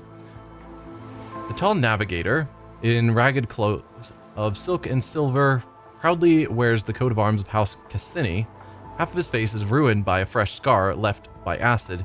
Ignatius von Valentius, the navigator nods politely. Though he tries to hide it, his voice is filled with pain and suffering. So yeah, his entire retinue is suffering here quite badly, and he just can't stop himself from continuing. The Slith mercenary looks around viciously, frantically clutching their weapons. Their body is peppered with wounds, both old and new, some rotting and some almost healed. Their yellow pupils narrow when you lock eyes, but the Xenos quickly loses interest. Wharton the Grey has not changed much since your last meeting. Still the same brute of a man, with bloodshot eyes and a dull expression on his face. However, unlike Caligos' other servants, the Arch-Militant does not look exhausted, neither does Caligos. Both are filled with rage and thirst for battle, as if the hunt has only just begun. I should like to ask a few questions about your presence on Quetzal Temer. You've already destroyed 4 Xenos ships. Is that not a great victory in itself? Cease this hunt, and I shall make the Xenos leave your world forever.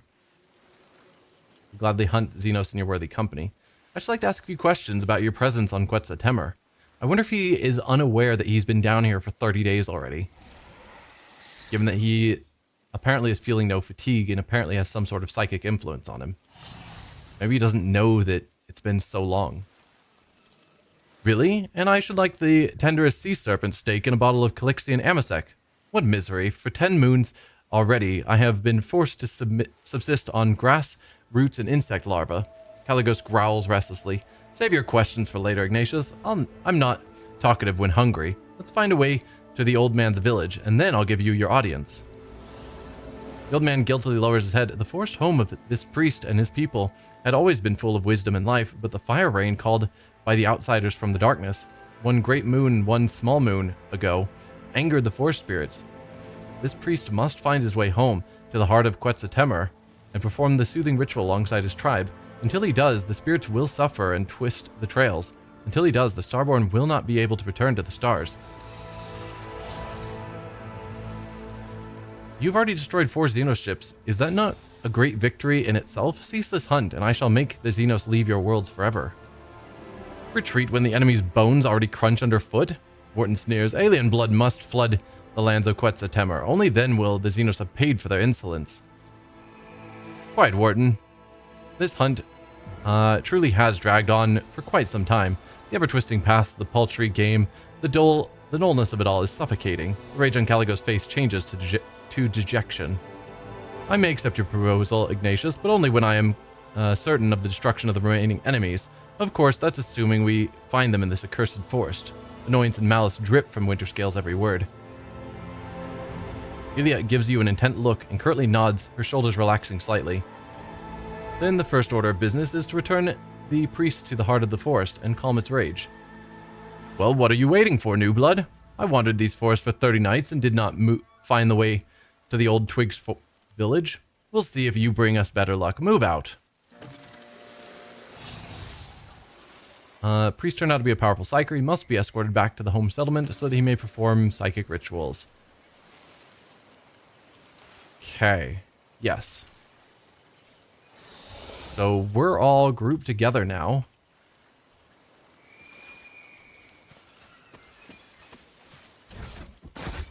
Medicaid test. The machine god grants the insight. The fruit gatherers' bodies have been salvaged and gnawed on by the local wildlife. They likely were prevented from leaving the area by the moving forest. What is that? That is more goods.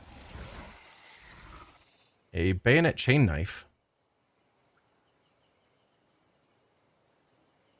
cool. Let's see what else is around. The sweetish smell of decomposition comes from the woven baskets. For whatever reason, the fruit was left to rot under the scorching sun. Fruit and sweet tree sap used to be harvested in this clearing, but now the branches are weighed down by overripe fruit.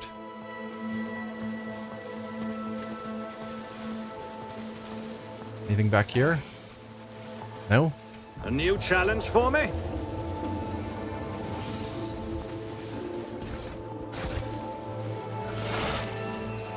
Can't travel that way.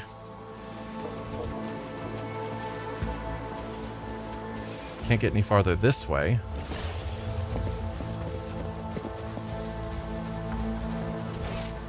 Looks like I've been everywhere on the map, and the only way to travel forward is here. Let's see if the forest will allow us to make it back to their settlement. After several hours of traversing the forest, a small mountain blocks the way. Something about the pattern of the stone seems wrong. A few moments later, it becomes clear that there are cogitator parts glinting at the base of the mountain. The machine appear to have grown into the stone itself, along with the dirt and grass, with the only proof of their artificial origin being the occasional flashes of lumens powered by some random unknown impulses. The carcass is lying on a flat stone nearby, cut open in sacrifice to an unknown god.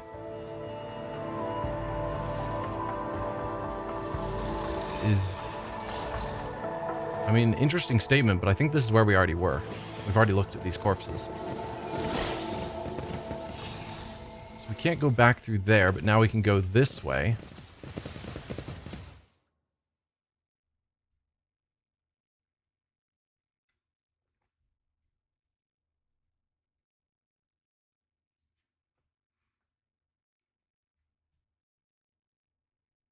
Oh, all hit chances over 95% are converted into additional critical hit chance. I didn't know that. So increasing your ability to hit automatically is increasing your crit chance.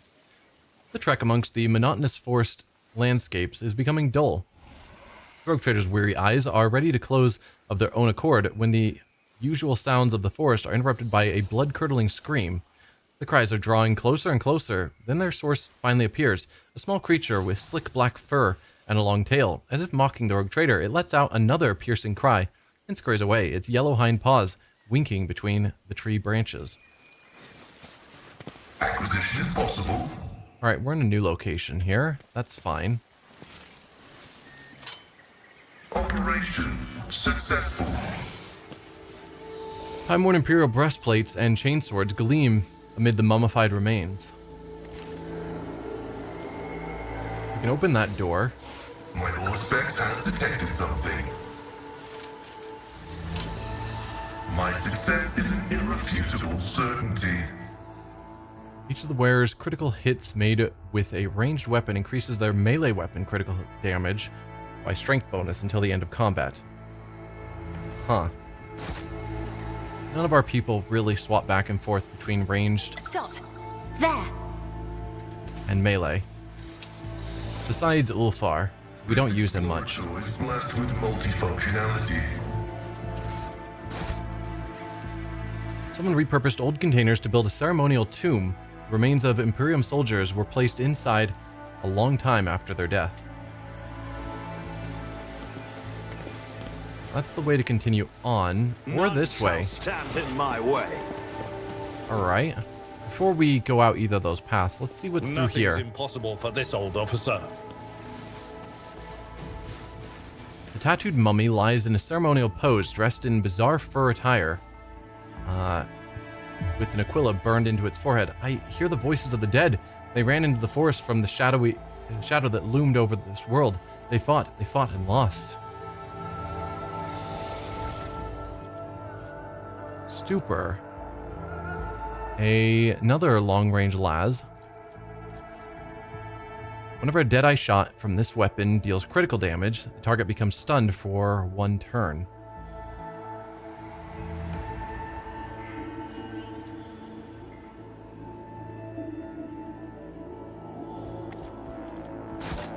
Probably still rather have Yurliet use the weapon she had.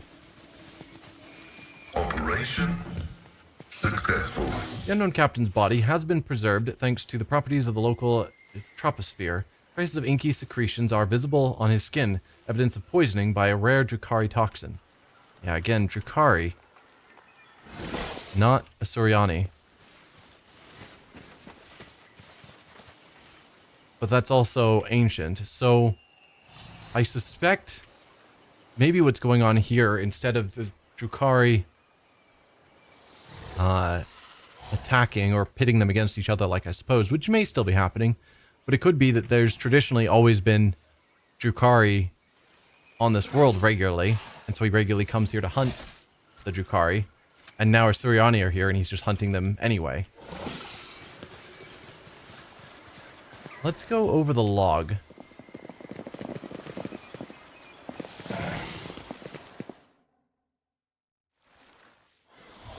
Alright, we've been here. And the way forward was this way. Assuming it's open again. Victory awaits. Means there's still plenty of places we haven't explored. Assuming this does get us back towards the village.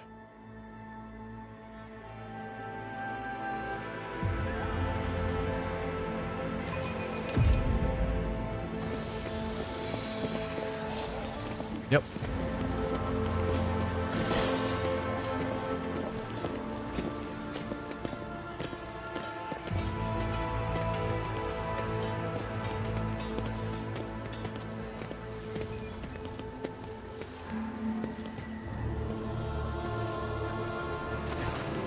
Everything happened just as Speaks with Gods foresaw. The Starborn are back, and with them are...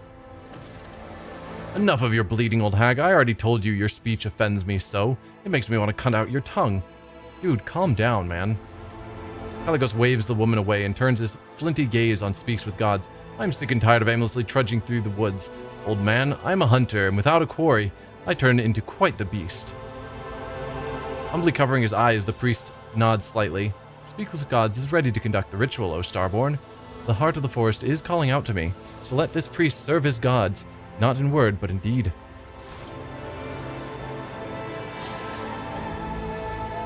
You perform your psychic ritual on the cogitator. Interesting. It is done. This good-for-nothing psyker has finally proved himself useful. Winterscale looks around the settlement with a bored expression. I intend to have a good night's sleep and enjoy the local delicacies.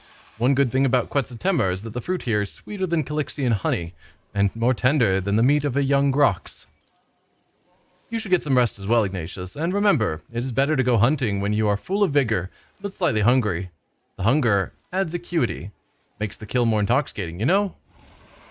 Let me know when you're ready to depart, or if you decide to share a few stories, then come to the bonfire. It's not often that two rogue traders can indulge in confidences away from prying ears. Winterscale sardonically clicks his tongue and nonchalantly salutes you in farewell.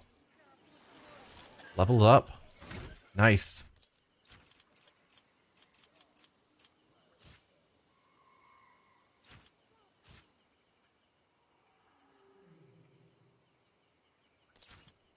Increasing damage sounds good.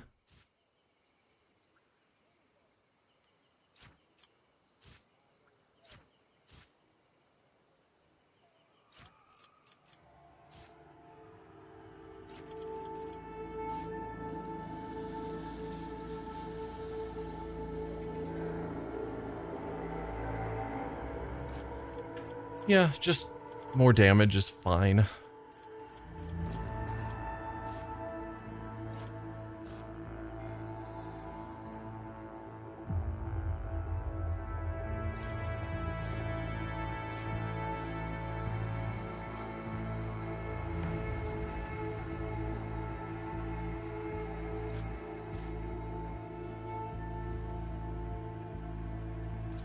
More crits. Sure. Probably not that important, but why not?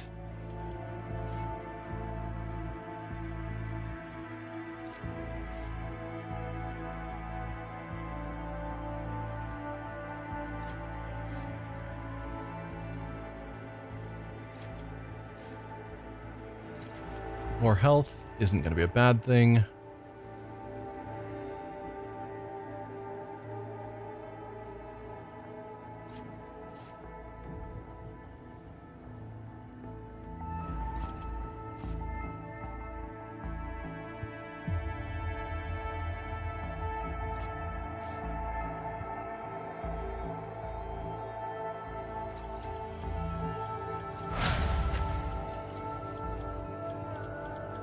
Alright, I apparently haven't marked anything on you.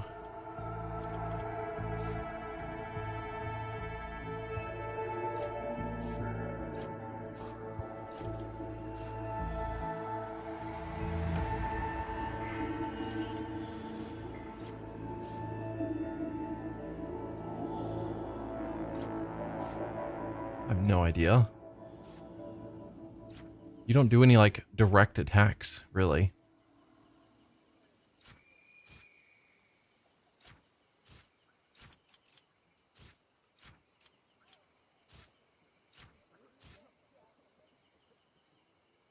Would be funny to give her a psychic awakening. But I guess not. Ignoring deflection isn't the worst thing. Bonus to stats is good.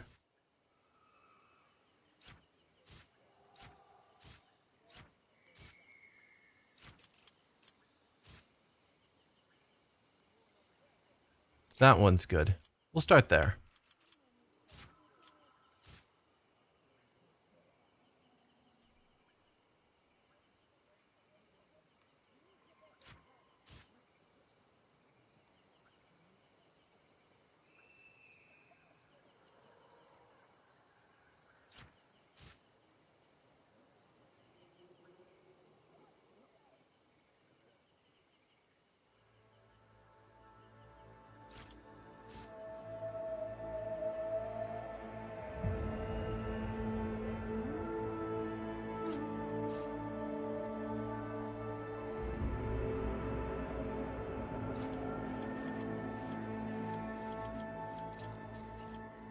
I guess heroism is the only one we've marked out of everything here.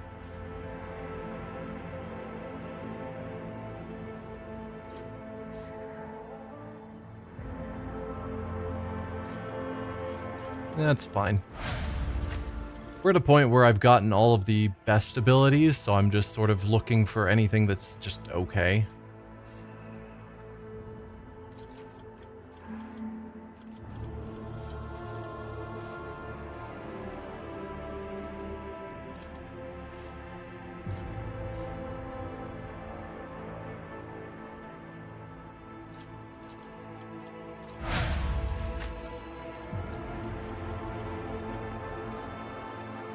Ignores 4 of the enemy's deflection. That's pretty good.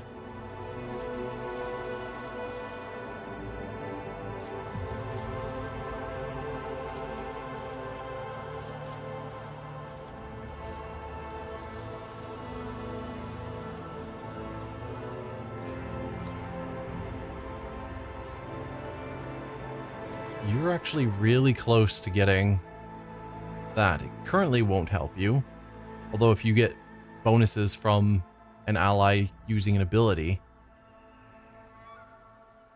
completely ignoring deflection is not bad.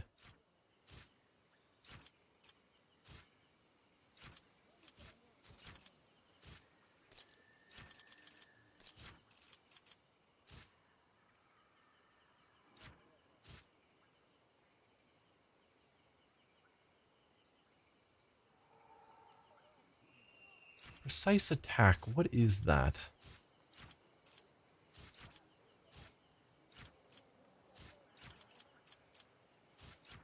I mean, it's one of your first tier archetype options, so I'm sure it's something that she's already got.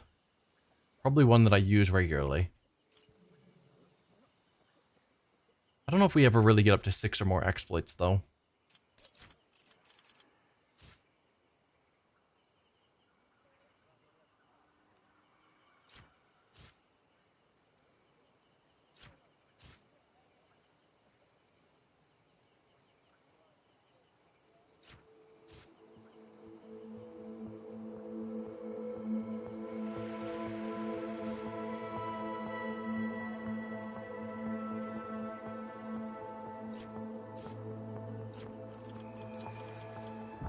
I'll just take that. It'll be good soon, if it's not already.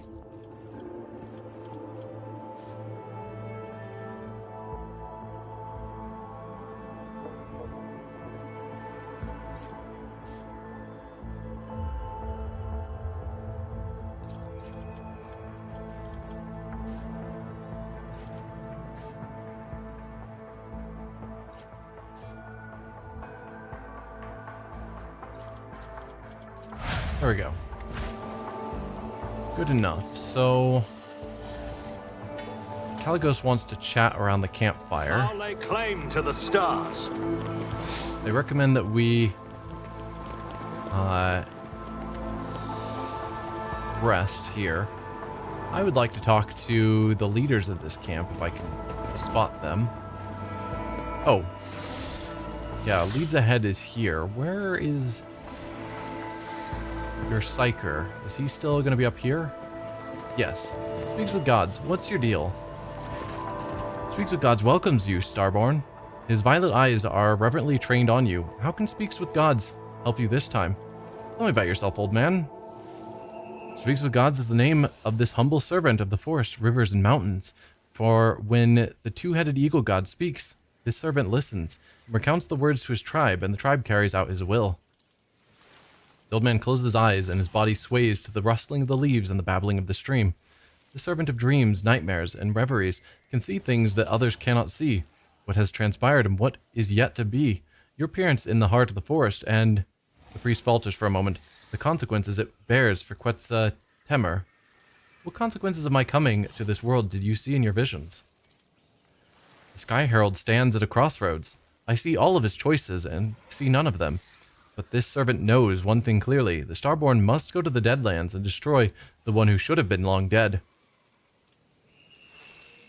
Suddenly the old man throws his head back. His body shudders, and drops of blood burst from between his clenched teeth. The sunset rays will paint the head of the forest crimson in the dark, if the darkness leaves it. And the two stars will part, then meet again. Crimson, crimson. The fading light can still be saved. The priest covers his face with his hands and breathes slowly, finally coming to his senses. Forgive this servant, Sky Herald. The waking dreams are often the most painful. Sunset rays will paint the heart of the forest crimson if the darkness leaves it.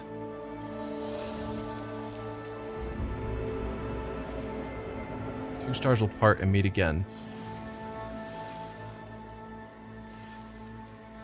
Painting the heart of the forest crimson feels like blood, slaughter. So if the darkness leaves, the forest will be painted crimson.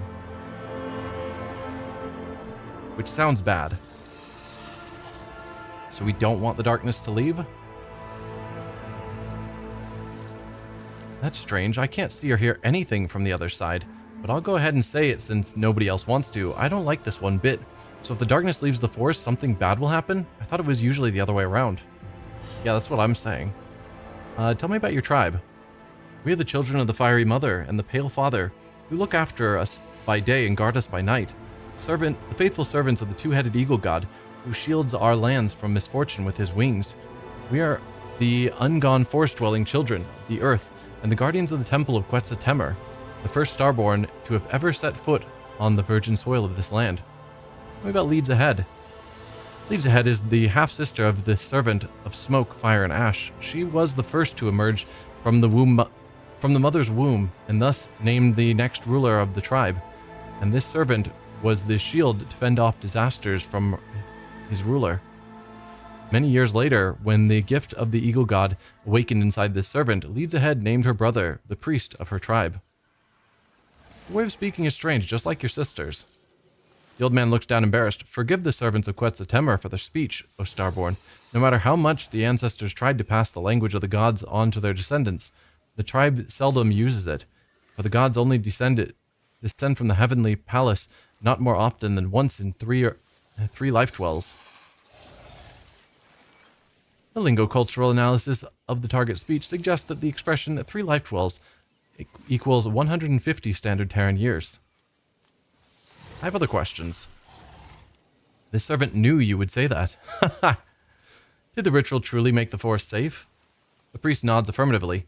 The spirits from the darkness brought the fire rain down on Quetzaltemer, killing many of the tribes who had cared for the forest young and ancient. This blasphemy enraged the guardian spirits, but as soon as the servant of the wind, rain, and sand soothed them with the ritual sacrifices and divine sorcery, the wrath gave way to mercy. Did you not foresee this in your visions?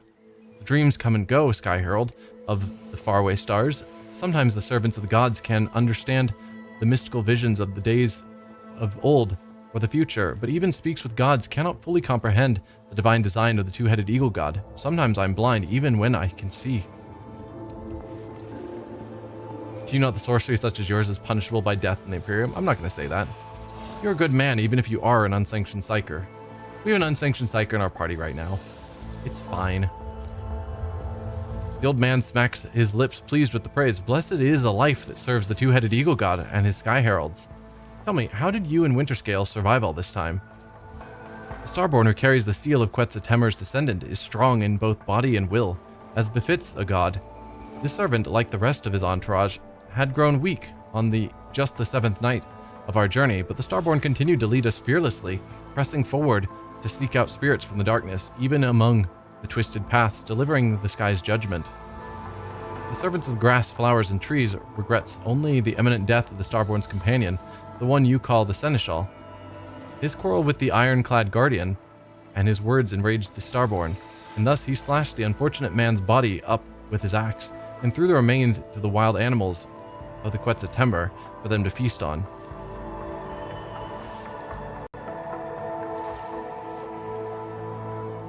Quarreled with the ironclad guardian.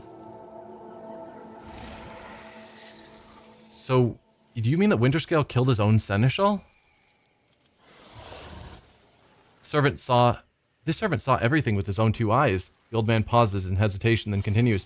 It is not proper, perhaps, for a mere speck of dirt under the heels of a sky herald of the two-headed eagle god to muse upon the deed. However, this servant did sense, with his entire being, the rage that possessed the Starborn at that moment, and the ironclad guardian reveled in his god's wrath. Ironclad guardian, I suppose you mean Caligos Winterscale's arch-militant. Wharton the Grey seemed dangerous to me even on our first meeting, but our time together spent wandering through the forest cemented this notion. I think there's something wrong with Wharton, and that Wharton is somehow twisting the mind of Caligos. It's my current theory. I must take my leave. May the two-headed eagle god shelter you under his wing, O Sky Herald. Okay, we can talk to them as well. Let's talk to you. Leads ahead, though. You hear the Elder whisper some sort of prayer as you approach. Shelter your herd under your wing from the spirits from the darkness, O Eagle God. Dispel the darkness and show us the way on our arduous path, and bless your starborn scions. I have questions for you. This ruler has lived many Quetzaltemer seasons for this moment. Please ask, Starborn. Tell me about Speaks with Gods. Speaks with Gods is the priest of this tribe and this ruler's half-brother. He listens to the forest and calls to the earth, wards off punishing lashes of the skies, and speaks to the eagle god on behalf of our tribe. Before disappearing into the wandering forest, he told this ruler to prepare for your arrival. Okay, enough questions. This ruler wishes not to lose her tongue for wearying the Starborn. I'm not going to cut out your tongue. I'm not Caligos. May the eagle god shelter you under his wing, Starborn. Alright, Magos Gilena Zeta. Identification, greeting, regret, communicative function, error. Alright, mercenary. This mercenary already has a master. Yes. And you're the navigator. Ascassini greets you. Wharton? The master gave orders to be prepared. We're moving out soon. Wharton is prepared. Killing xenos is what Wharton loves to do. Yeah, a little too much, it seems. Alright, we've talked to everyone besides Caligos. What's your deal, man? A nice walk that, wasn't it, Ignatius? You must have helped us navigate the forest, living forest clutches, but don't let it go to your head. I would have managed by myself sooner or later. Winterscale chuckles and repeats, sooner or later. I have some questions to ask of you. One day, you too will grow sick of all the talking, and then you too will choose shooting xenos on a wild planet over endless intrigue. Cheerful notes ring in Caligos' voice. Fine, we have plenty of time, so be it. I will give you a private audience. If dear Corda knew how close-knit we had become, she would have surely branded us conspirators. Stop calling me new blood, let's discuss the Eldari problem. I have decided to oppose both the Lord Inquisitor and the Corda dynasty. Tell me about Quetzaltemur. How did you survive in the forest all this time? I saw the corpse of your seneschal. That's a very good question. Tell me about Quetzaltemur. Your inquiries are curious, to be sure. Quetzaltemur is a planet with a rather dreary backstory. A long time ago, it supplied my great-grandfather with tons of succulent fruits and thousands of cargo containers filled with special building fibers processed from the local forests. The population all lived in large cities, a safe distance away from the tangled paths and trees, and then this quiet life was dashed by xenos raids. They burned down the cities and shackled our people, faster than our ships could help. In the end, the local governor ran away, leaving the remaining people at the beast's mercy, and the people, in turn, fled the big cities that attracted the xenos, and that is how the forests the rabble feared became their salvation. The planet fell into decay. There was no one to populate the cities, and there was no one to extract resources. Quetzaltemur expected 3 new arcs filled with settlers to arrive from the Imperium, but in 500 years, not one of them has reached the Expanse. Do not turn your gaze to me, Alantok. It was not my kin who desolated this world. Yeah, it's definitely the Drakari. How did you survive in the forest all this time? The forest of Quetzaltemur are not like the jungles of Catachan, New Blood. The only thing that could kill you here is your own stupidity, or an unfortunate coincidence in the form of a stray xenos or a rare predator. Rainwater for breakfast, nutritious larvae for lunch, and fermented fruit in place of wine for supper. One could not wish for better hunting grounds. Caligos laughs, then falls silent, evidently unwilling to share the details. Huh. I have noticed that your people look utterly woebegone while you do not have a single scratch on you. That means that my people are weaklings, and I shall change that soon. As for me, I have been of stout constitution since the day I was born. At first, Caligos shrugs his shoulders indifferently, but after looking closer at his companions, he raises his brow in surprise. It seems that the rogue trader just realized the validity of your words. I saw the corpse of your seneschal at the forest camp. The old man was a weakling, and that is why he's dead. That's what happens when you can no longer fulfill your duty to your master. Wharton grins in contempt, his entire being expressing his disdain for the seneschal. Caligos carries himself with an air of indifference, but the sudden furrow on his forehead betrays his regret. Many fine warriors have perished on this hunt. Raise a toast to their name when you can. If you regret... We were told that you yourself were the one that killed him.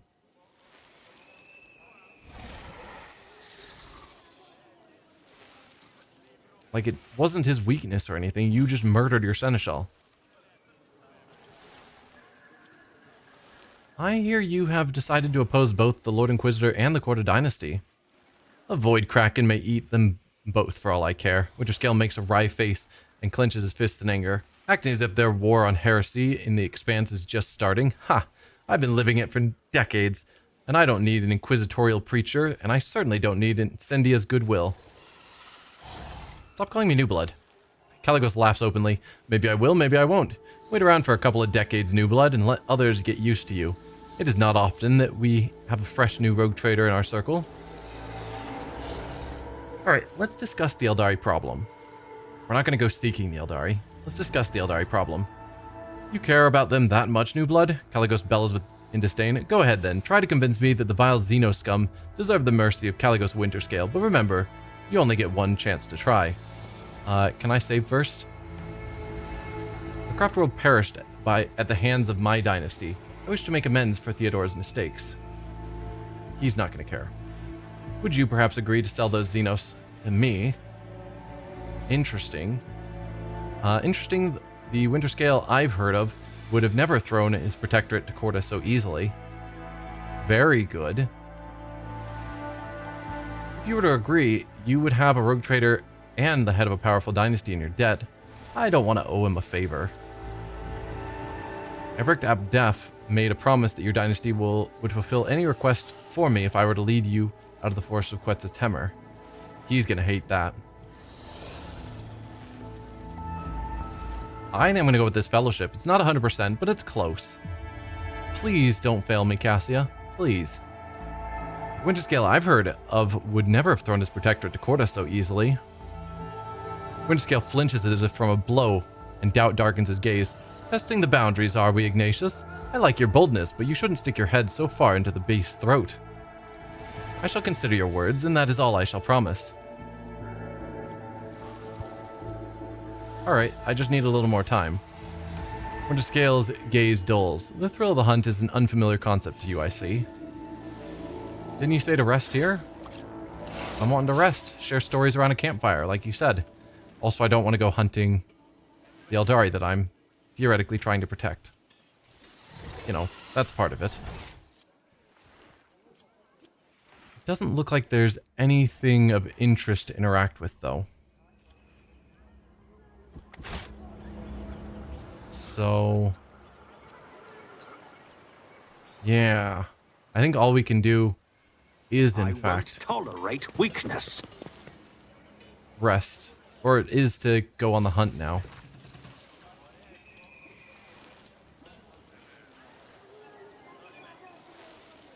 Yeah, I really don't like this.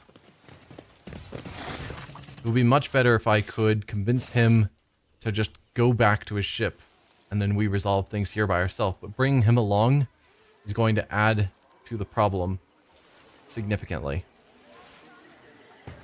Oh, hey, bird. There was a bird that flew across the corner there. Are you finished with all your high society errands in this Grox pen, Ignatius? The force has calmed down, but now I'm starting to lose my patience.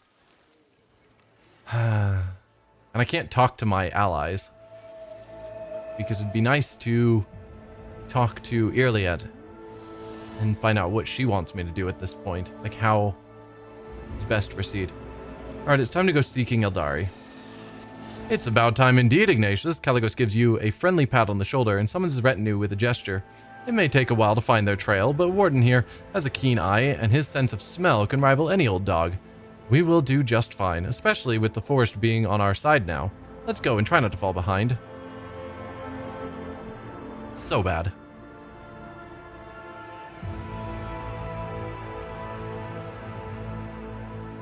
We did succeed on that check, so I'm hoping that makes him more willing to go back to his protectorate.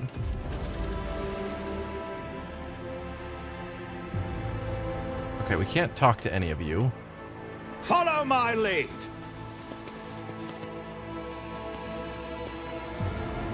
This is a new location.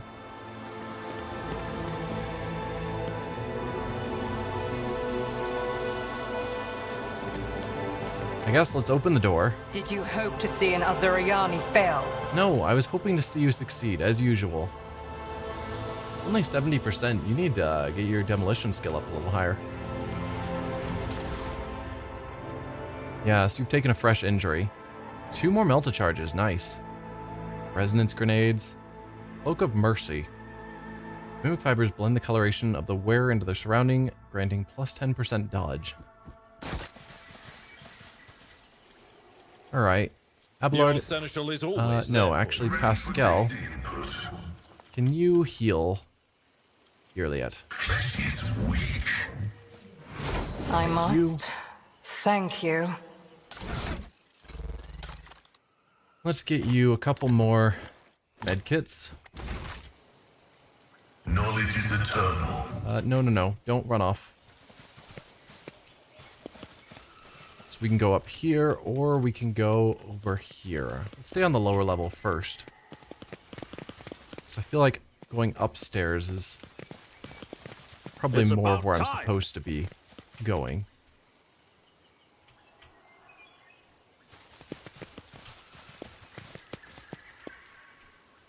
Is there nothing further in here? We can't actually go in there at all? Okay, that is a wall. It just doesn't look like it, but it is in fact a wall. No other secrets to be spotted. Alright, this is definitely Eldari. Can we not walk up here? Awaits. Okay.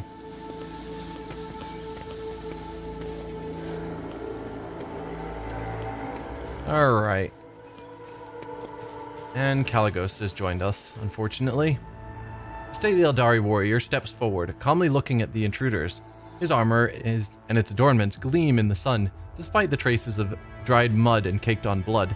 The Farseer instructed me to send you away, monkey. The smooth voice of the xenos sounds out of place in the rough wilderness of Quetzaltemar. However, I recently stopped meekly heeding their counsel, and besides, my sister is among you. I am curious to hear the outcast tidings. Oh. You are Irliet's brother.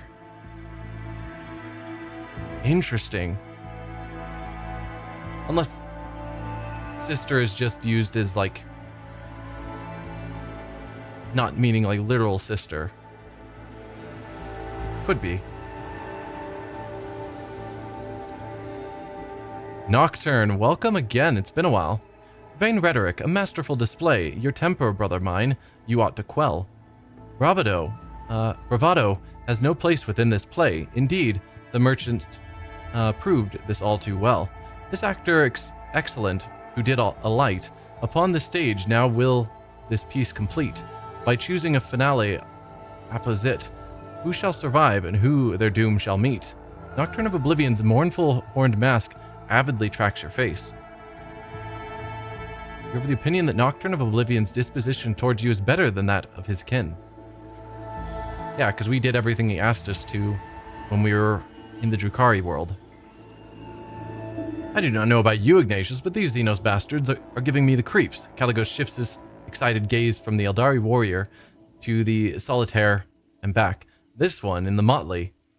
I want to kill him now. Warden the Grey bares his teeth in anticipation and clutches the hilt of his sword. Look around the Eldari camp. Nocturne of Oblivion, has certainly been a while. What are you doing here? I'm here to resolve the conflict peacefully. You invaded this world and I want to know why. Looks like I can kill 2 groks with 1 bullet today. We have nothing to discuss. We've tracked down the prey. Caligos, it's time to have some fun. Dogmatic attack. You're guilty before this world and the Imperium. Time of your retribution is at hand. Let's look around the Eldari camp first. The Xenos have made their camp among the ruins of an ancient city of the Imperium. Only the alien growths of the xenotech and the wreckage of the Eldari ship disturb the picture of centuries-old devastation and rebirth. Despite their affected ease, most of the Xenos are pushing themselves to their limit. They are exhausted, nervous, and frightened. Even if they hide it well, this may have eluded your companions, but not you. Nocturne of Oblivion, it has certainly been a while. What are you doing here? The solitaire bows theatrically. With embers glowing, cupped in my 2 hands, I bear them through the deluge to the hearth. Harlequin's metaphor implies he has been accompanying the surviving Eldari for a while now. It is not clear to you what hearth he is talking about, but perhaps he has managed to find them a new home. I'm here to resolve this conflict peacefully. The tapestry complex is peace, and one that many threads demand for warp and weft. For this design, 3 wills together spun. Its greed will sate in hands of weaver deft. The gruesome scars of past distrust bewailed, with compact subtle gauze shall now be veiled. Playing with your prey like a cat? Fine, new blood. You are still young. Just remember that patience is not my strong suit. I do not think we have anything to discuss either, monkey. The deeds of your kin have spoken louder than words. There is grief on the Xenos face. My home, my people. My home, my family, my people. My Krudarok, everything is gone because of you. Your brothers and sisters are exhausted and you are trapped, and I am the only person who can change that.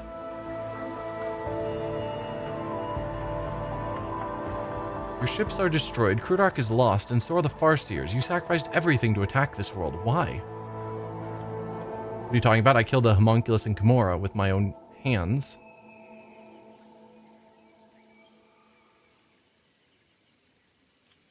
What if I were to say it was my predecessor who was to blame for Krudarok's demise?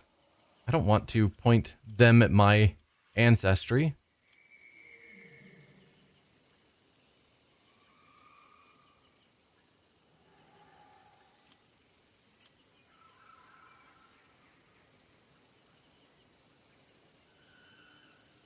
I'm not sure how this is relevant, killing the homunculus on Komorra with my own hands.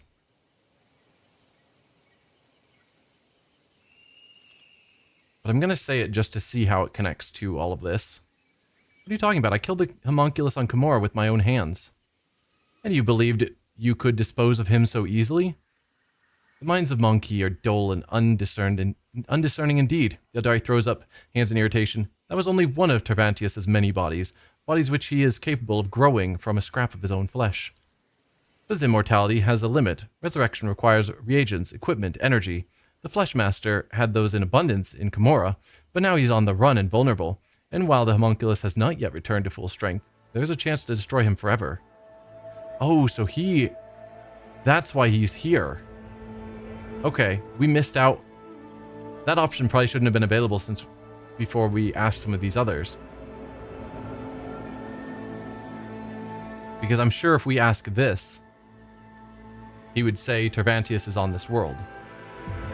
At least that's my guess.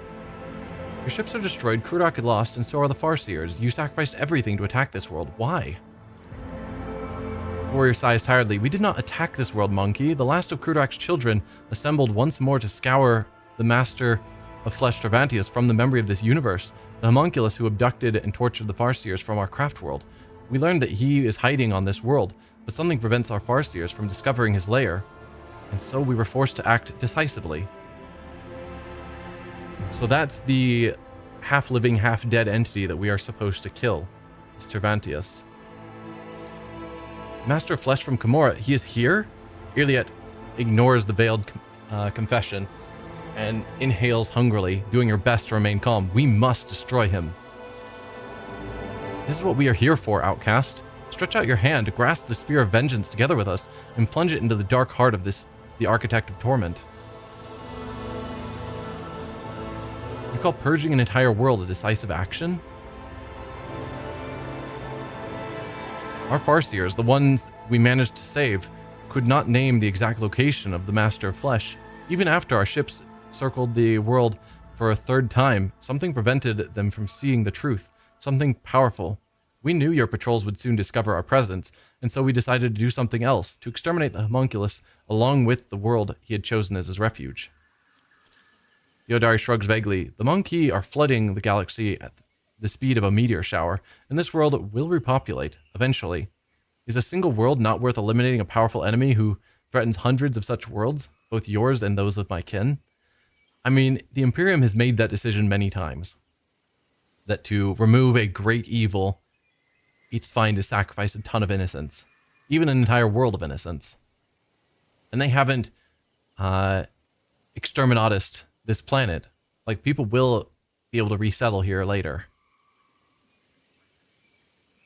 But they also haven't yet taken out Tervantius. So, yeah. Winterscale meaningfully raises an eyebrow. And you still deem him worthy of conversation? Yeah. I understand exactly what's going on in this conversation. I'm sick and tired of Xenos and rogue traders alike sorted out amongst yourself. Let's address Iliad. Iliad's gaze wanders from Caligos to the Solitaire, from the Solitaire to the Eldari warrior, and back again, an outcast among her kin and strangers alike, a sorrowful burden that not all can bear. Do you still think your kin are worth saving? Your kin had a valid reason to attack this world. I see no issue with sacrificing the lowborn if it helps a good cause. I'm curious of her take. Do you still think your kin are worth saving? I never doubted it, Elentak. To you, the deeds of my kin may appear cruel or even criminal, but spending enough time among the Monkey granted me clarity of vision. Sometimes you treat your own kind even worse in pursuit of baser goals or personal gain. She's not wrong. Iliad proudly squares her shoulders. The homunculus is a threat to both our species, Elentak. You know well what his dark heart and perverted mind are capable of. Tervantius must be destroyed, and my kin have taken on the role of Vengeful Blade. Let's address the Eldari. The warrior stands motionless, only occasionally casting a worried glance at the solitaire. Tell me about the homunculus. Where is he? I will not say a word until you let my kin depart from this world. The warrior squares his shoulders, but whether out of fatigue or to make his words more impactful, it is hard to say.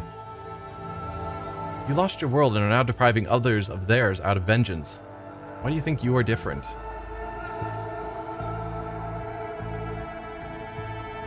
Observe the camp. Observing is always good.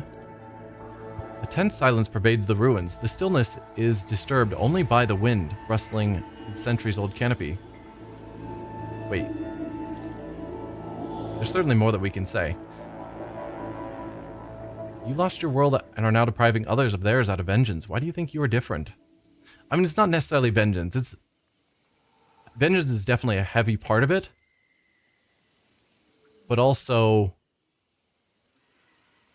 it's trying to eliminate a threat to everyone. Also, I didn't see this guy hiding back here. Is that... Okay. For a moment, I thought that was a psyker staff of some sort, and I'm like, is there a psyker back here? But no, that's just one of the rangers, hiding behind a pillar so we won't see him.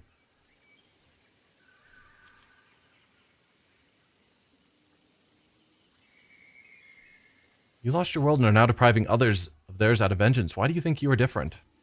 How dare you compare a dragon to a lizard, starlight to the dim glow of a guttering candle? There's fury in the Eldari's eyes, as well as doubt. Make no mistake about your inferior species. A single child of Asurion is worth thousands of your kind. Well, that insulting us is not going to win you any favors. Let's be fair.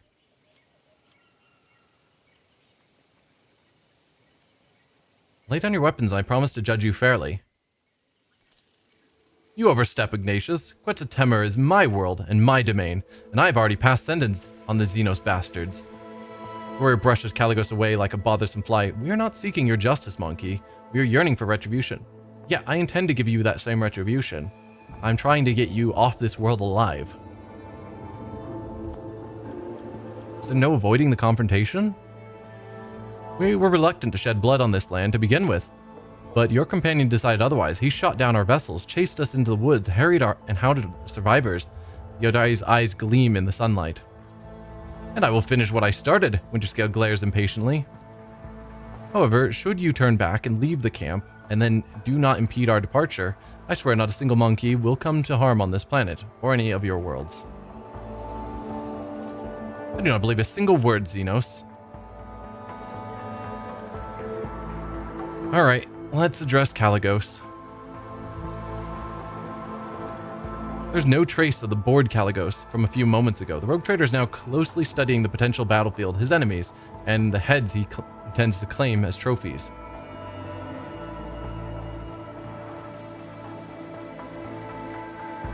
I do not support the methods of the Xenos, but I understand their motives. Perhaps they can pay you compensation. Even if I wanted to pay you off, we lost the wealth of Kruderak along with the craft world itself. Bargain for my life with a monkey, I would rather go into the eternal night. That can be arranged, Xenos. Caligos chuckles nastily.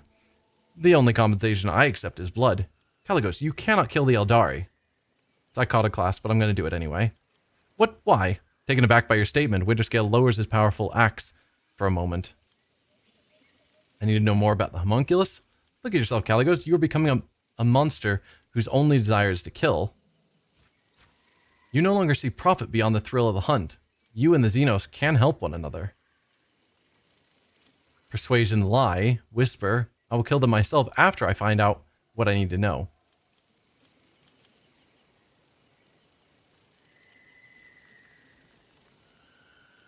I don't mind this one. It's not 100%. I also don't necessarily... I like this one better. I don't mind that one. Look at yourself, Caligos. You are becoming a monster whose only desires to kill. And I don't want to risk the 6% failure chance. Even though I think this statement is better. This one's fine. You're becoming a monster whose only desire is to kill.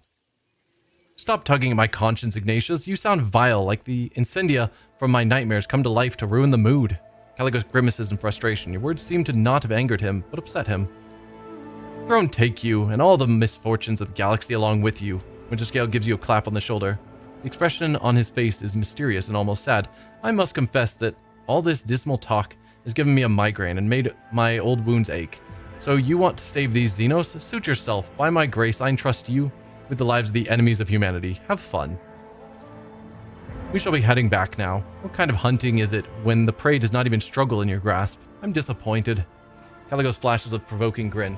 And don't you think I'm going to forget about your words and promises, Ignatius? We shall revisit that later.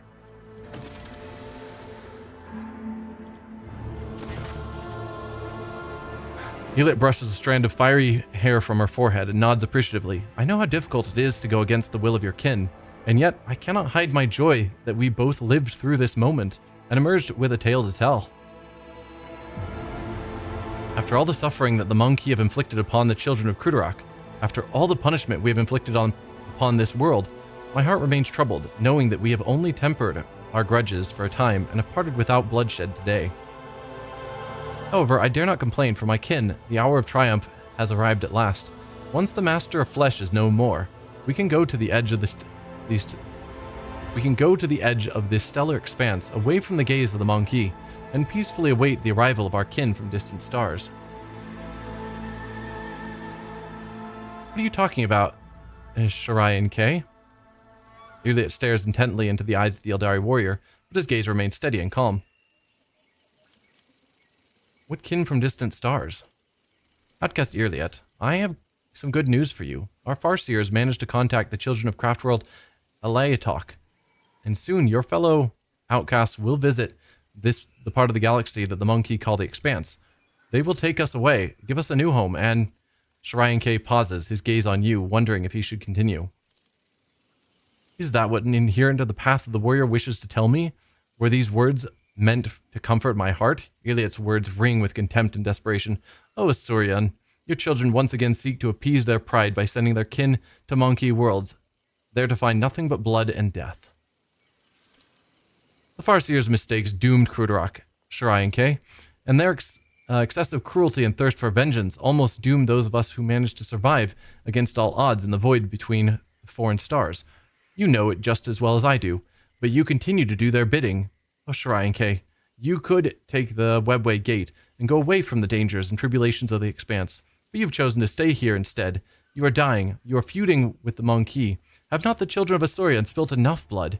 Is it not enough that we lost our home?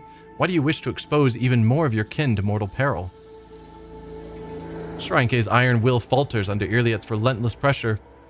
It is too late to change anything. The deed is done. Their will carried out. The outcasts of Alayatok will come to the local stars, and we will leave with them, sister. I did not sign up for yet another war against the Xenos in the Expanse. Call off your kin. Are you saying there is another Eldari craft world heading for the Expanse? Iliad, are you going to leave me and escape with the rest of the outcasts? Iliad's kin's plan is insane. Convince them... your kin's plan is insane. Convince them to relent before it is too late.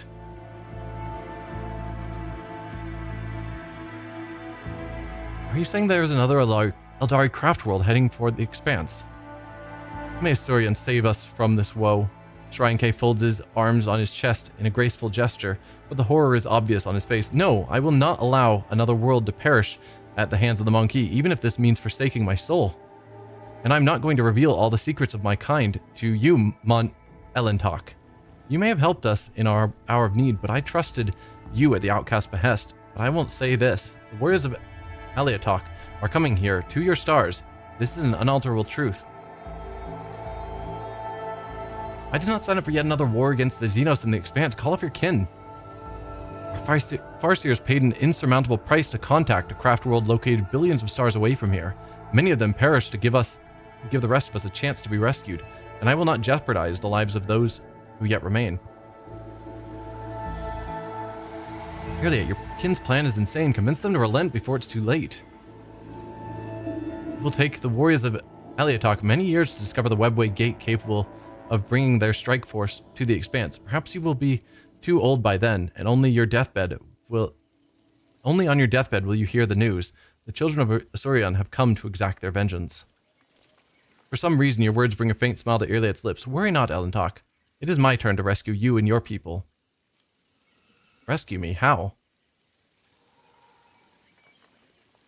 I stood up for your kin, I guess, and guess what happened next? You think I require your protection? Rescue me? How?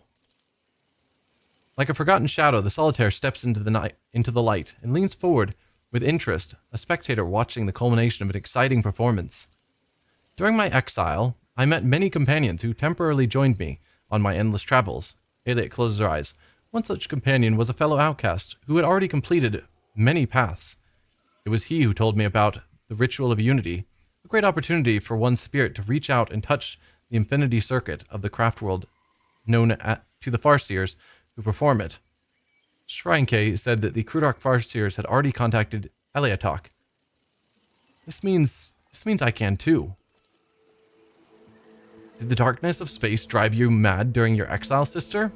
Shrinke recoils from Iliad as if from a scorching flame. Even those who walk the path of the seer balk at joining souls with the ancestors inside the circuit. They are wise and know that the ritual is perilous to the spirit. Your chances of success are simply non-existent. You would die without achieving anything, and even if you did not die immediately, ask yourself honestly, why should the ancestors listen to a simple outcast? As you said, Eliatok is a world of my fellow outcasts. They would not wish harm upon me, which gives wings to my hope. Look me in the eye, Shrinke. Do you wish to end the suffering of our kin? I can see the answer in your heart. You must accept it and help me. Though Iliad's words are addressed to her kinsman, she is watching your reaction closely. Let your kin decide their own fate. You do not owe them anything. The Expanse has been through hard times of late. We do not need trouble with the Eldari, now or in the future. Are you so certain the Eldari are going to attack our worlds, or let Iliad handle it on our own? The Expanse has been through hard times of late. We do not need trouble with the Eldari, now or in the future. Unless the warriors of Eliatok arrive in this part of the galaxy, the sons and daughters of Krudarak will perish among the worlds of the Monkey. Is that the fate you wish for us? We will have to find another way. I understand that it is not easy for those who have lived all their lives sheltered within a craft world to accept that sometimes life leads us down different paths. For the path that you and the Farseers have chosen only leads to more pain. More pain? Did you manage to prevent the death of our kin and Moran on the Lilithon? The Arbanian told me everything that happened. Yeah, we tried to talk them into a peaceful solution and they refused.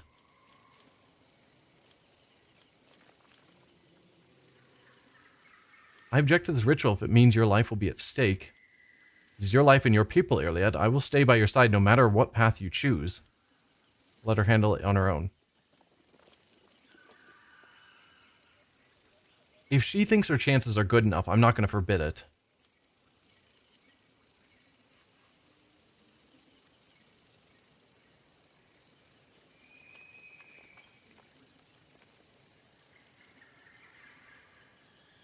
This one feels more romantic than I would want it intended. I don't know how it's going to be taken.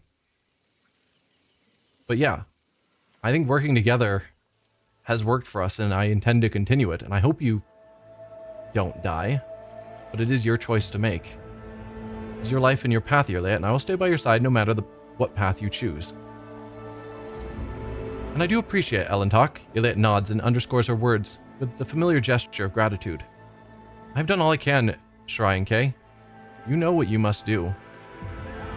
Solitaire does not intervene, but shifts his gaze to Shrinke, as if expecting to hear the last line of a play before the curtain falls.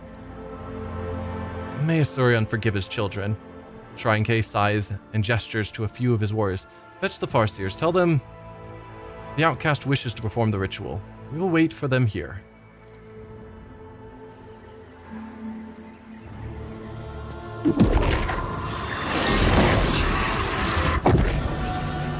Ignatius, no Ignatius.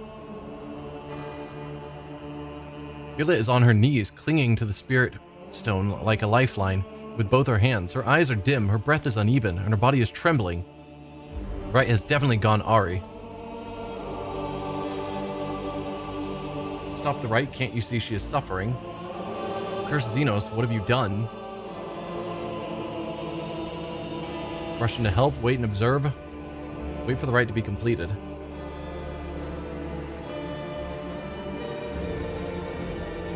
Yeah, I don't know. I don't think stopping the rite is correct, because if she fails, we end up with war. Blaming the Xenos, they might have intentionally done something, but I'm thinking not. We already knew this was a dangerous ritual. I mean, maybe they did, since they didn't want her to do this.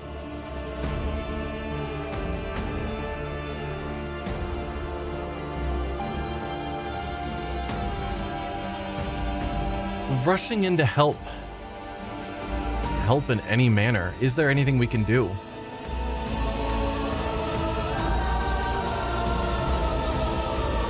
Because I know a lot of what we've gone through with her, like several of the conversations, etc., are all about like meditation. And so it's like the idea of rushing around doesn't fit in. But maybe if we wait and observe, I don't want to wait for the rite to be completed. We don't know if something will happen that we need to get involved in. Oh, I'm torn between rushing to help versus waiting and observing. There's pros and cons to both. Because I want to help. I just don't know if me rushing in is going to make things worse.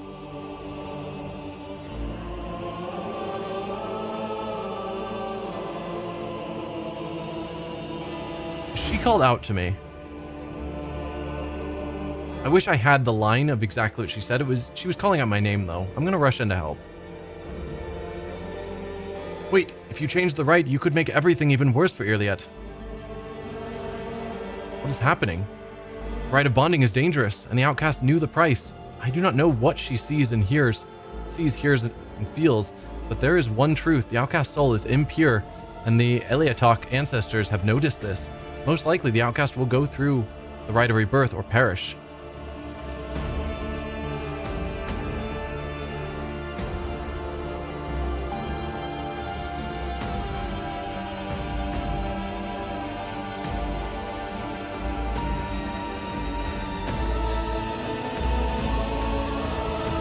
Oh, man.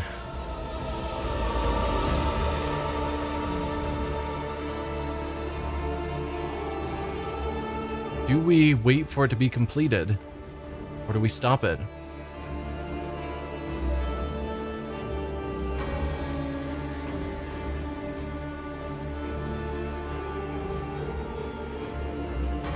Just don't know what the right answers are. Because I don't know what the rite of rebirth involves, but it's probably not good. Perishing is certainly not good. But he also says most likely. So it's possible that it will still play out like it's supposed to. But just standing around doing nothing and waiting for the ritual to finish feels bad at this point, when she specifically called out to us.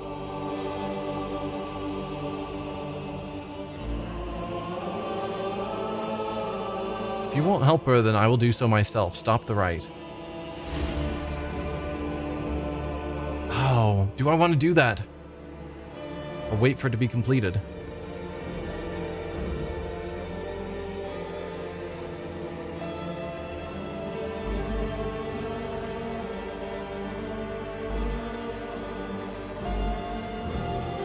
Her soul is impure, and the ancestors notice this. She's having to go through the rite of rebirth. Most likely, the outcast will go through the rite of rebirth and perish.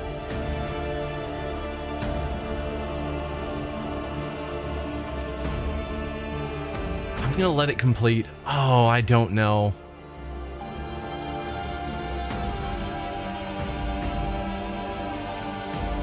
Several minutes pass before Iliad shudders and falls silent. Her arms hang limply at her sides. Her gaze is turned toward the sky, and on her trembling lips appears the shadow of a smile. Welcome back to our world, child. Do you remember what happened? Do you know what will be?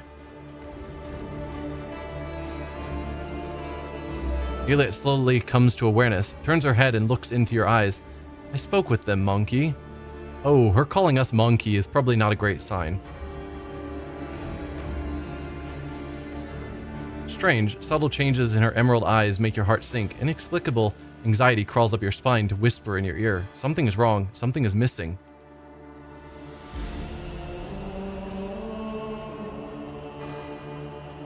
Clearly, I should have stopped it. Are you alright? You look different somehow. Iliad shrugs and looks surprised. I do not think it is so, monkey.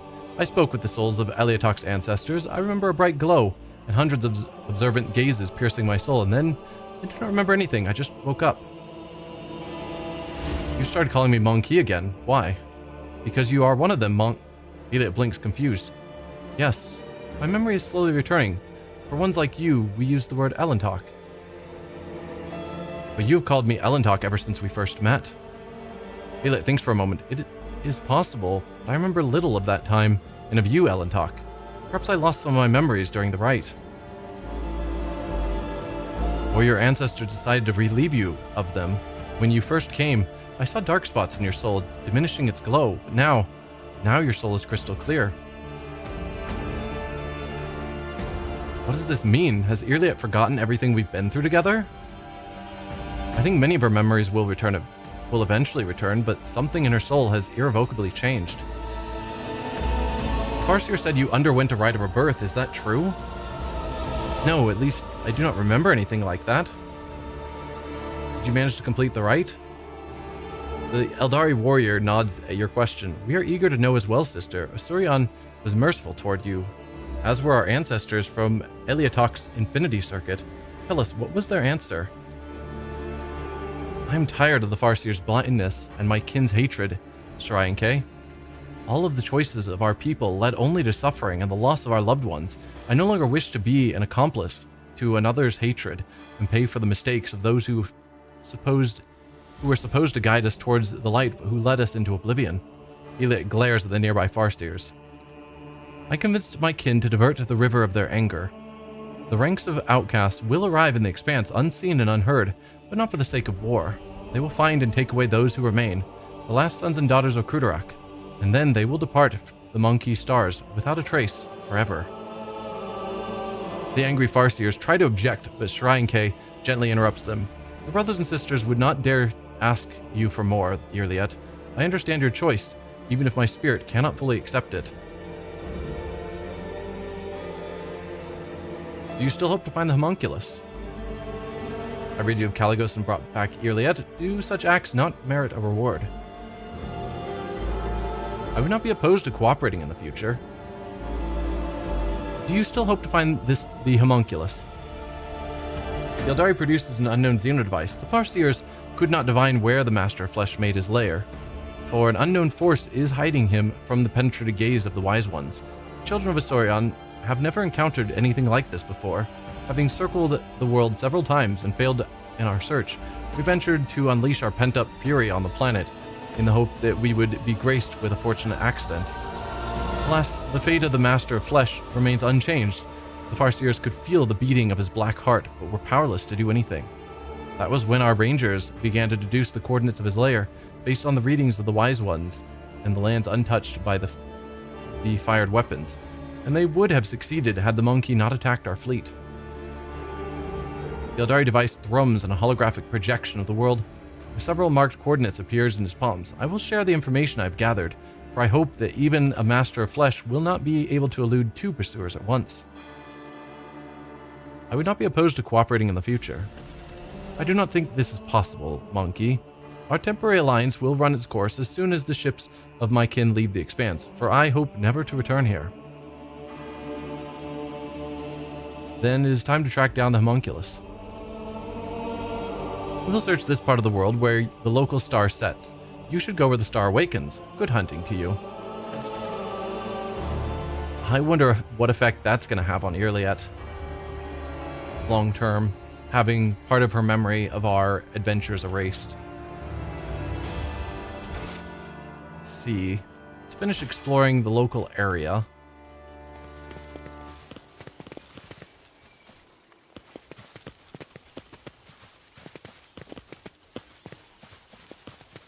some goods here. And there's some goods down here.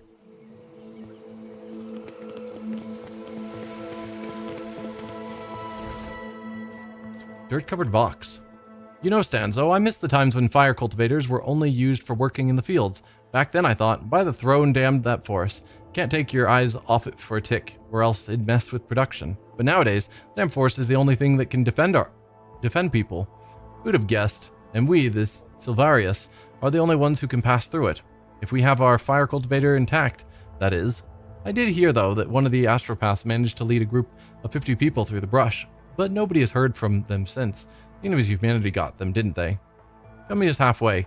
I'm leading a new group, and the Promethium in my cultivator is running out.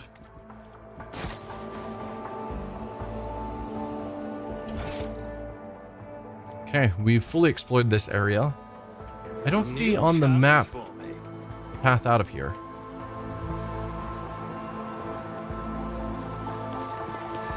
Which strikes me as odd.